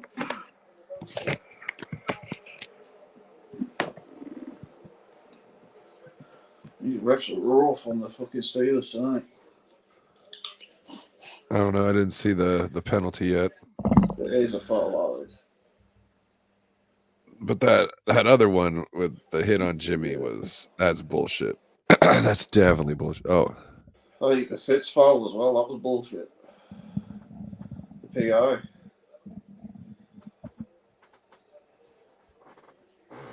well, there was penalties on both teams there because the receiver did a hands to the face, and I say, Nice.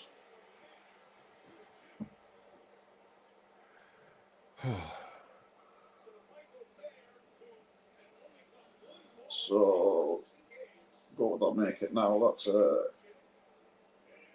8-point game? Yeah, 8 points. 15. So they need another 8 points in 5 minutes. I don't think the onside kick it yet, do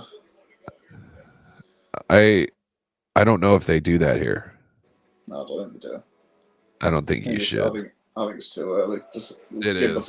Give the ball to Kenny and let him make them stick. Unless they've got like no timeouts. And that's the only way I could see that, because then they can't stop the clock. It's 3 and out them and stop the clock. They could take off a shit ton of time. I think they only took one timeout for the last half, but I think they've got all 3 right now.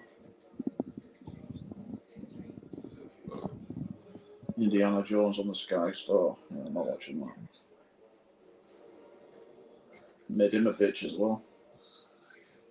Dude, they messed up Indiana Jones too. Yeah. It's bombed. It's out on the Sky Store already. Where you've got like the likes of Heisenberg and that Barbie movie that they won't even touch it for another few months. They'll still be in the cinema.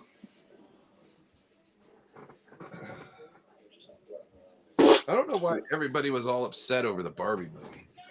I think it's because of the sexual innuendo in it. Somebody said it was because Barbie takes back over Barbie World after Ken took it from her. And I was like, wait, what? Why is everybody upset about that? Why can't Barbie take over Barbie World after Ken fucking took Barbie World? What? Doesn't that make sense? Yeah, the place is named after her. But yeah, I was sure I heard someone say there's a sexual innuendo in it and they don't want that around the kids.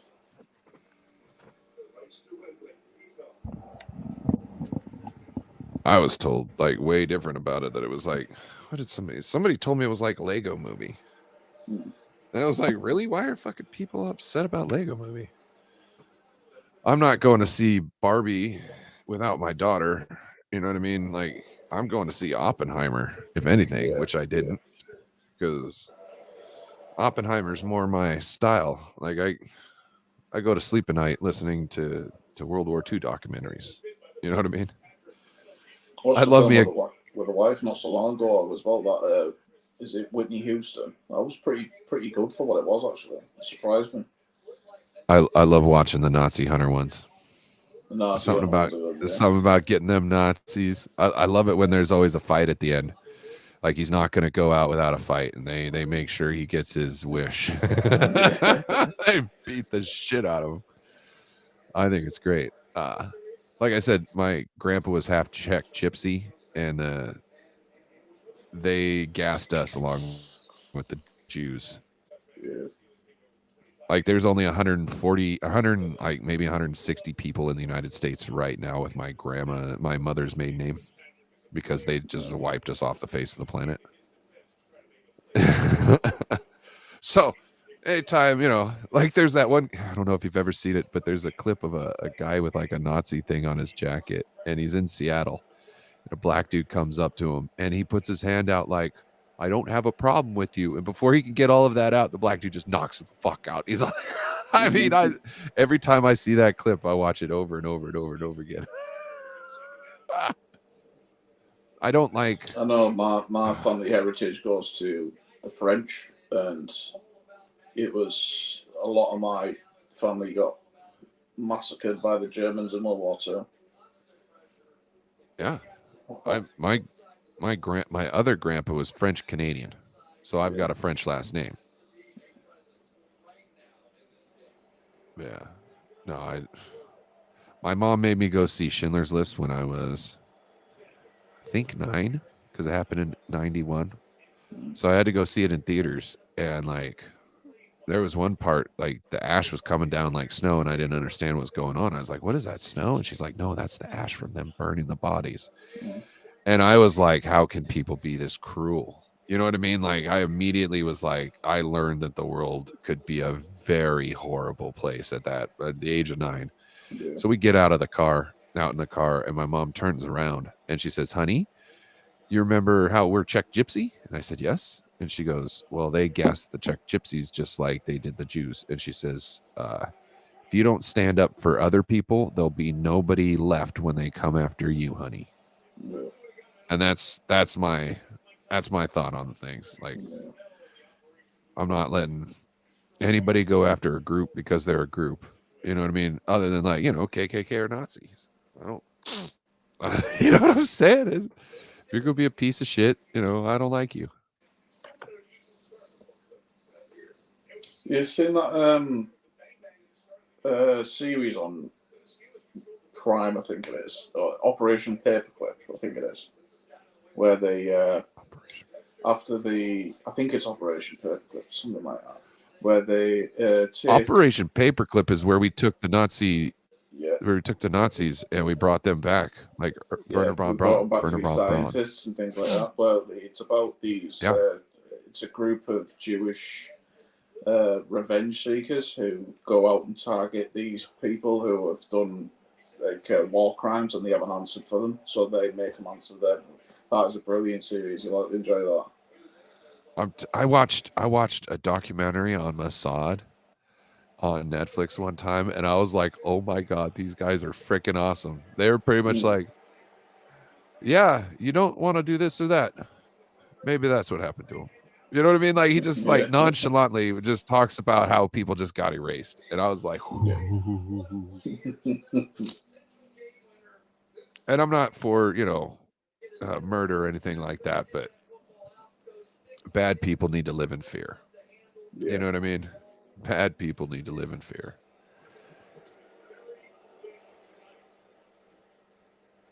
It's like I remember growing up. Go on. I remember. Oh, nice. I remember growing up, and the IRA was a big thing at that point in time because they were fighting for independence.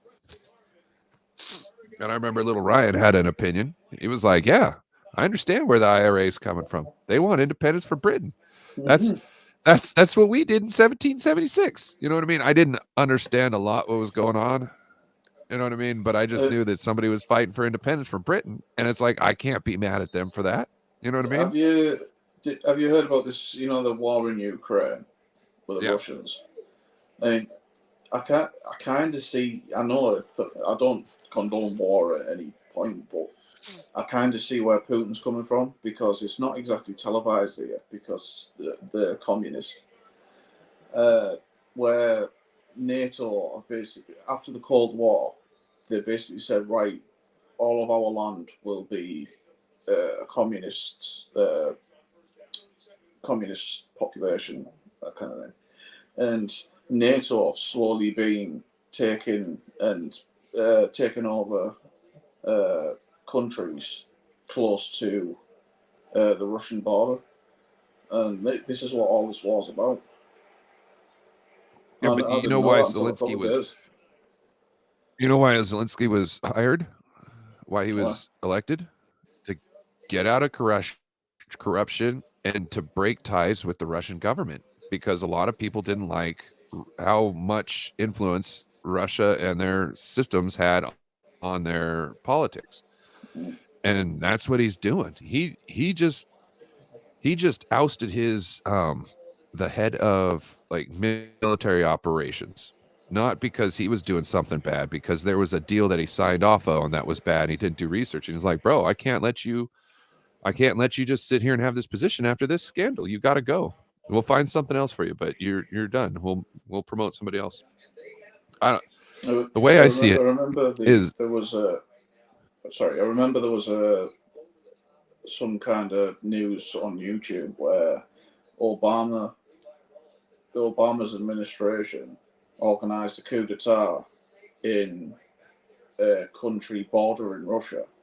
And I don't know how the hell he got away with that without starting a war. well, think about this too. Like 3 years ago, Finland and Sweden weren't thinking about joining NATO whatsoever. Yeah. And Russia, because of its actions, has caused them to do that. Yeah. One of them's already in and the other one's trying to get in. You know what I mean? And now that screws them a lot more, because now you have Lake NATO there. Mm.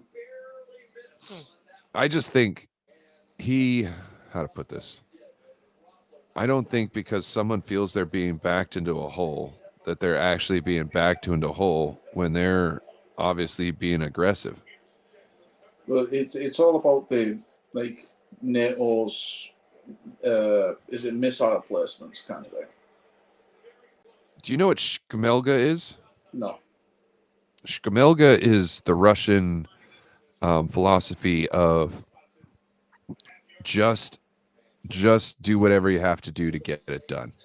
Yeah. Like as little as possible. You know what I mean? Like you don't plan on doing it right. You plan on doing it just enough to get it along down the road another day.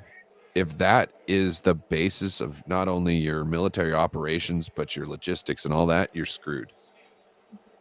They keep ousting their military leaders, you know, all these captains and generals and all this, but Defectors and things like that. well, your system is all fucked up.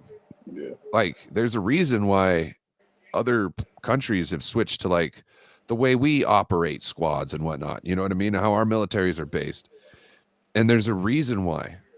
There's a reason why.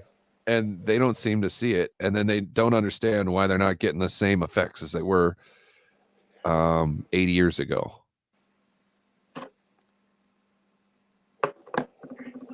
I don't know. I don't understand how Russia thinks they're going to get out of this one. Well, he still hasn't declared Like, that they a war, has he? It's a military operation. No, so. it's a special military operation. Yeah. Oh, 3 minutes left in the game. Kicking a field goal. There's a flag on the play. Field goal is no good. They've still got 3 timeouts, so I've got enough time.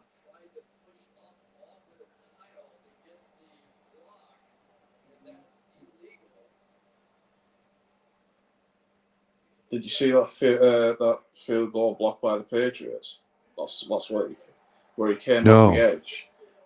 He started basically on the sideline, and he got that much momentum to swing round, got straight around the tackle, and blocked the kick. I thought it was brilliant.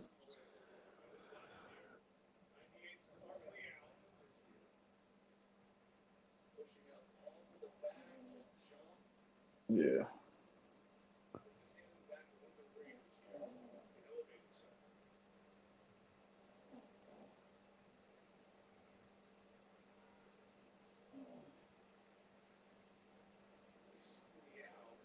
So what happened? They jumped off the back of the offensive lineman. Oh. Does that look like a jump to you? I can, by the letter of the law, I suppose it is, but I need to look at it again. He put his hands on his back to elevate himself. Okay. That was the foul. I guess I didn't know what I was looking at.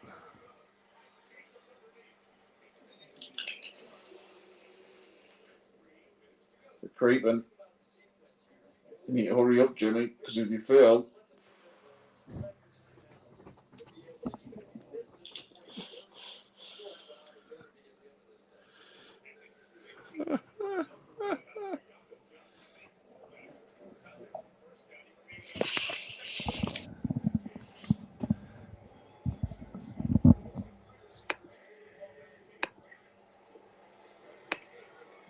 man.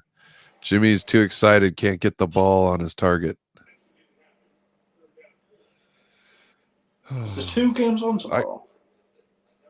There is? Yes, I believe there is. Why are they doing that? I don't know.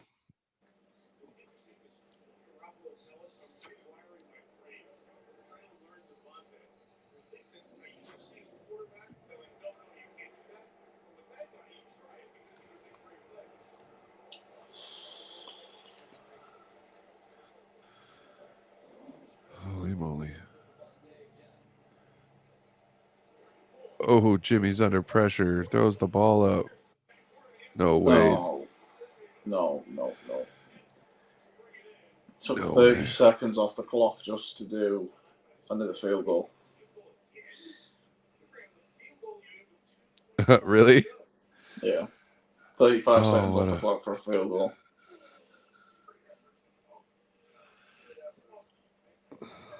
Should have fucking just declined it and done it on the ensuing kickoff.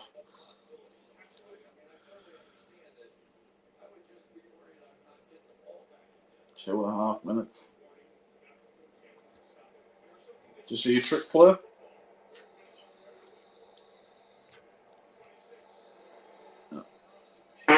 Excuse me. Barking spiders. That's what my dad used to call them. Barking Dad. spiders. Dad, you farted.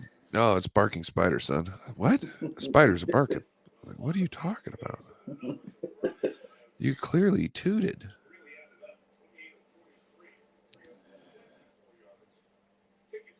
But like I used to always say, like when your farts start getting smelly, you know what I mean? Because that's letting you know you're about ready to go, Unload. right? Yeah, So unload, I say I got an asshole talking shit behind my back because it's, you know what I mean? I let people know, hey, I got an asshole talking shit behind my back. Like I'm about to go drop deuce, so like.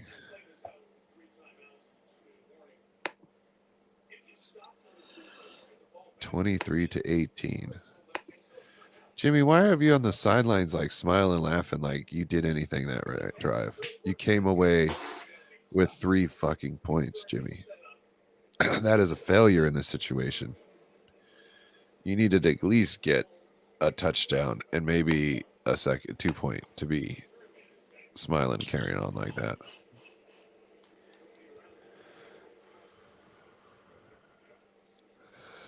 And they're booted out the end zone. I don't think Pittsburgh run game's strong enough to get the ball down the field. I think it's going to go straight back to late Vegas. Isn't it funny how everybody gets one-dimensional at the end? Everybody's trying to run, but they can't. You know what I mean? And if they pass, they usually just go incomplete all the time. It's just funny how right at the end, all of a sudden, teams that haven't been doing anything all game can summon up enough to stall another offense out. Never got that.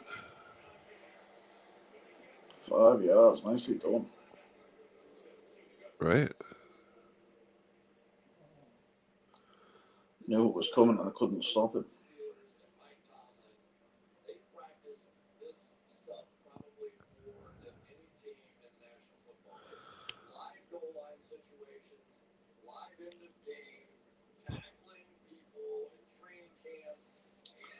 One timeout.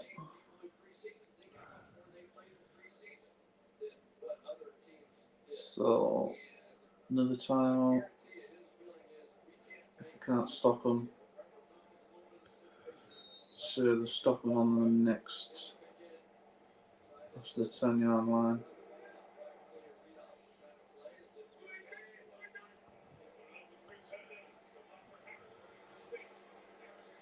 Shut down. So it's what, 3rd and 2, 3rd and 3? 3rd and 3, I think.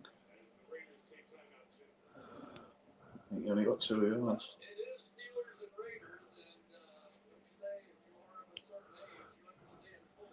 Now, me, if I was McDaniels, I wouldn't use his timeout. I'd let it go at the 2-minute warning if they can't stop him. And then at least you've got 45 seconds on the clock or something like that if you get the next 3.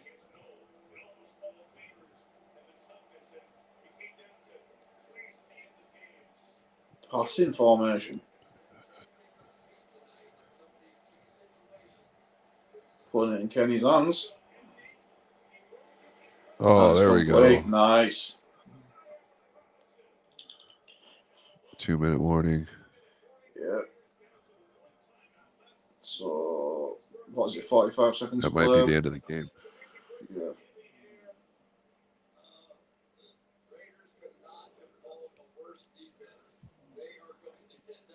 Why are they so far off?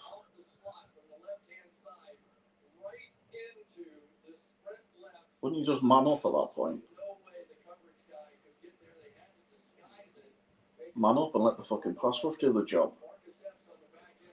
I don't know what they were doing there. You have to play press man. I don't see why you do Right? anything else. Right? Right? That is ridiculous. Maybe man with like a spy in the middle, you know what I mean, to watch everything. Say cover one and leave one spy in the centre in case Kenny goes for QB power. Right. Farting again. Spiders.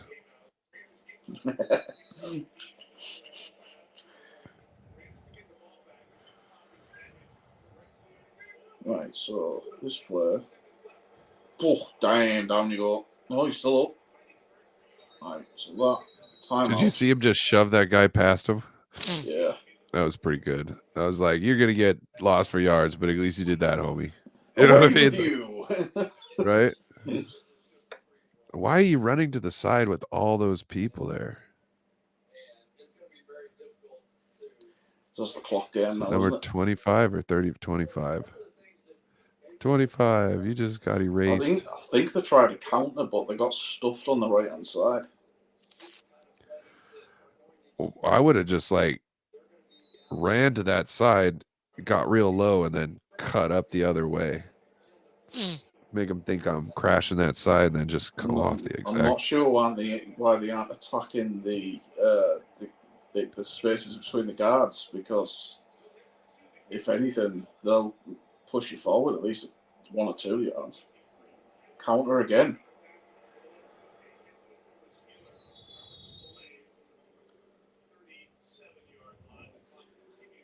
So it looks like they're going to have about 20 seconds on the clock, 30 seconds on the clock, somewhere between. Yeah.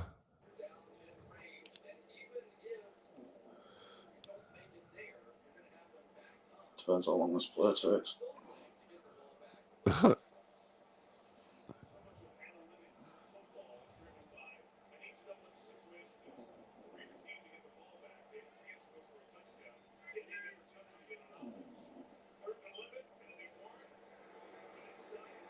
Down. Okay, 40 seconds. Take it all the way down and then punt. You're looking at about 19 seconds. Yeah. I don't think Jimmy can do it. Yeah, try. That's not Jimmy's strong point. Only hope the Gods block the punt, but they haven't had any luck with that. Unless the Steelers drum up some cover 0 blitz on the right time where the offense, throws some secret play or, their special play. Yeah. You need to go max protect on the punt. To me personally, I wouldn't blitz Jimmy here. I would not blitz him. I would make him throw the ball. You've got what? I just want to drop everybody and make him have to not throw an interception.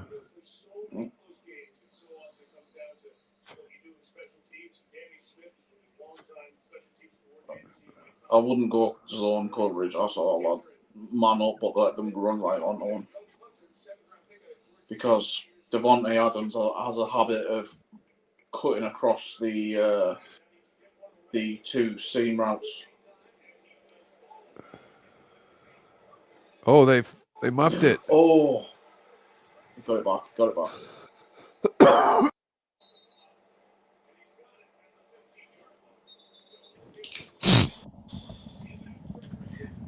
It's thick. I like it.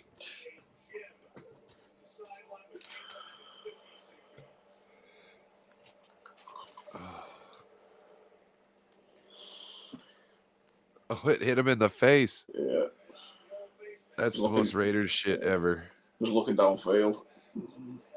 That's the most Raiders shit ever. If you're fair catching, keep your eyes on the ball. Bro. I'd use Manny and wait for the out route from Devontae because you know it's coming.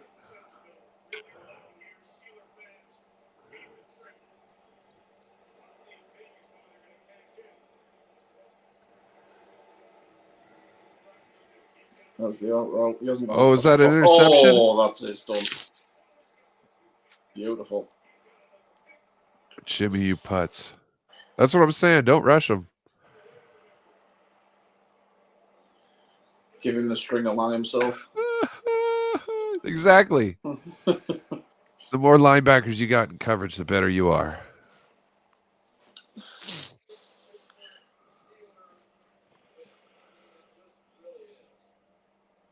Double Devontae and just let everyone else play man, yeah.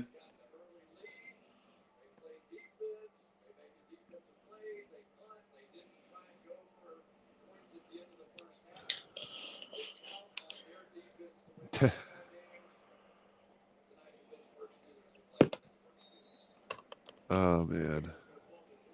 I feel so bad for Devontae Adams. Going there because of your best friend and then he leaves. Dude, plus his talent's just being wasted. Yeah. Just fucking wasted. Hey, Jimmy, you look handsome as hell, though. Did he smile after that INT? That's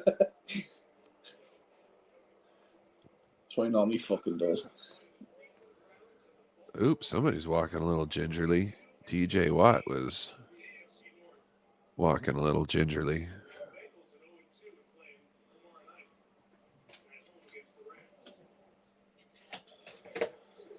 Oh. Right, I want to get some shut eye. Lovely talking to you. Yeah, I appreciate you stepping in. No problem. Much love. Catch you later, man. Yep. And with that, we are out. I'm going to go to bed myself. Appreciate everybody in the chat. 7 hours. Peace.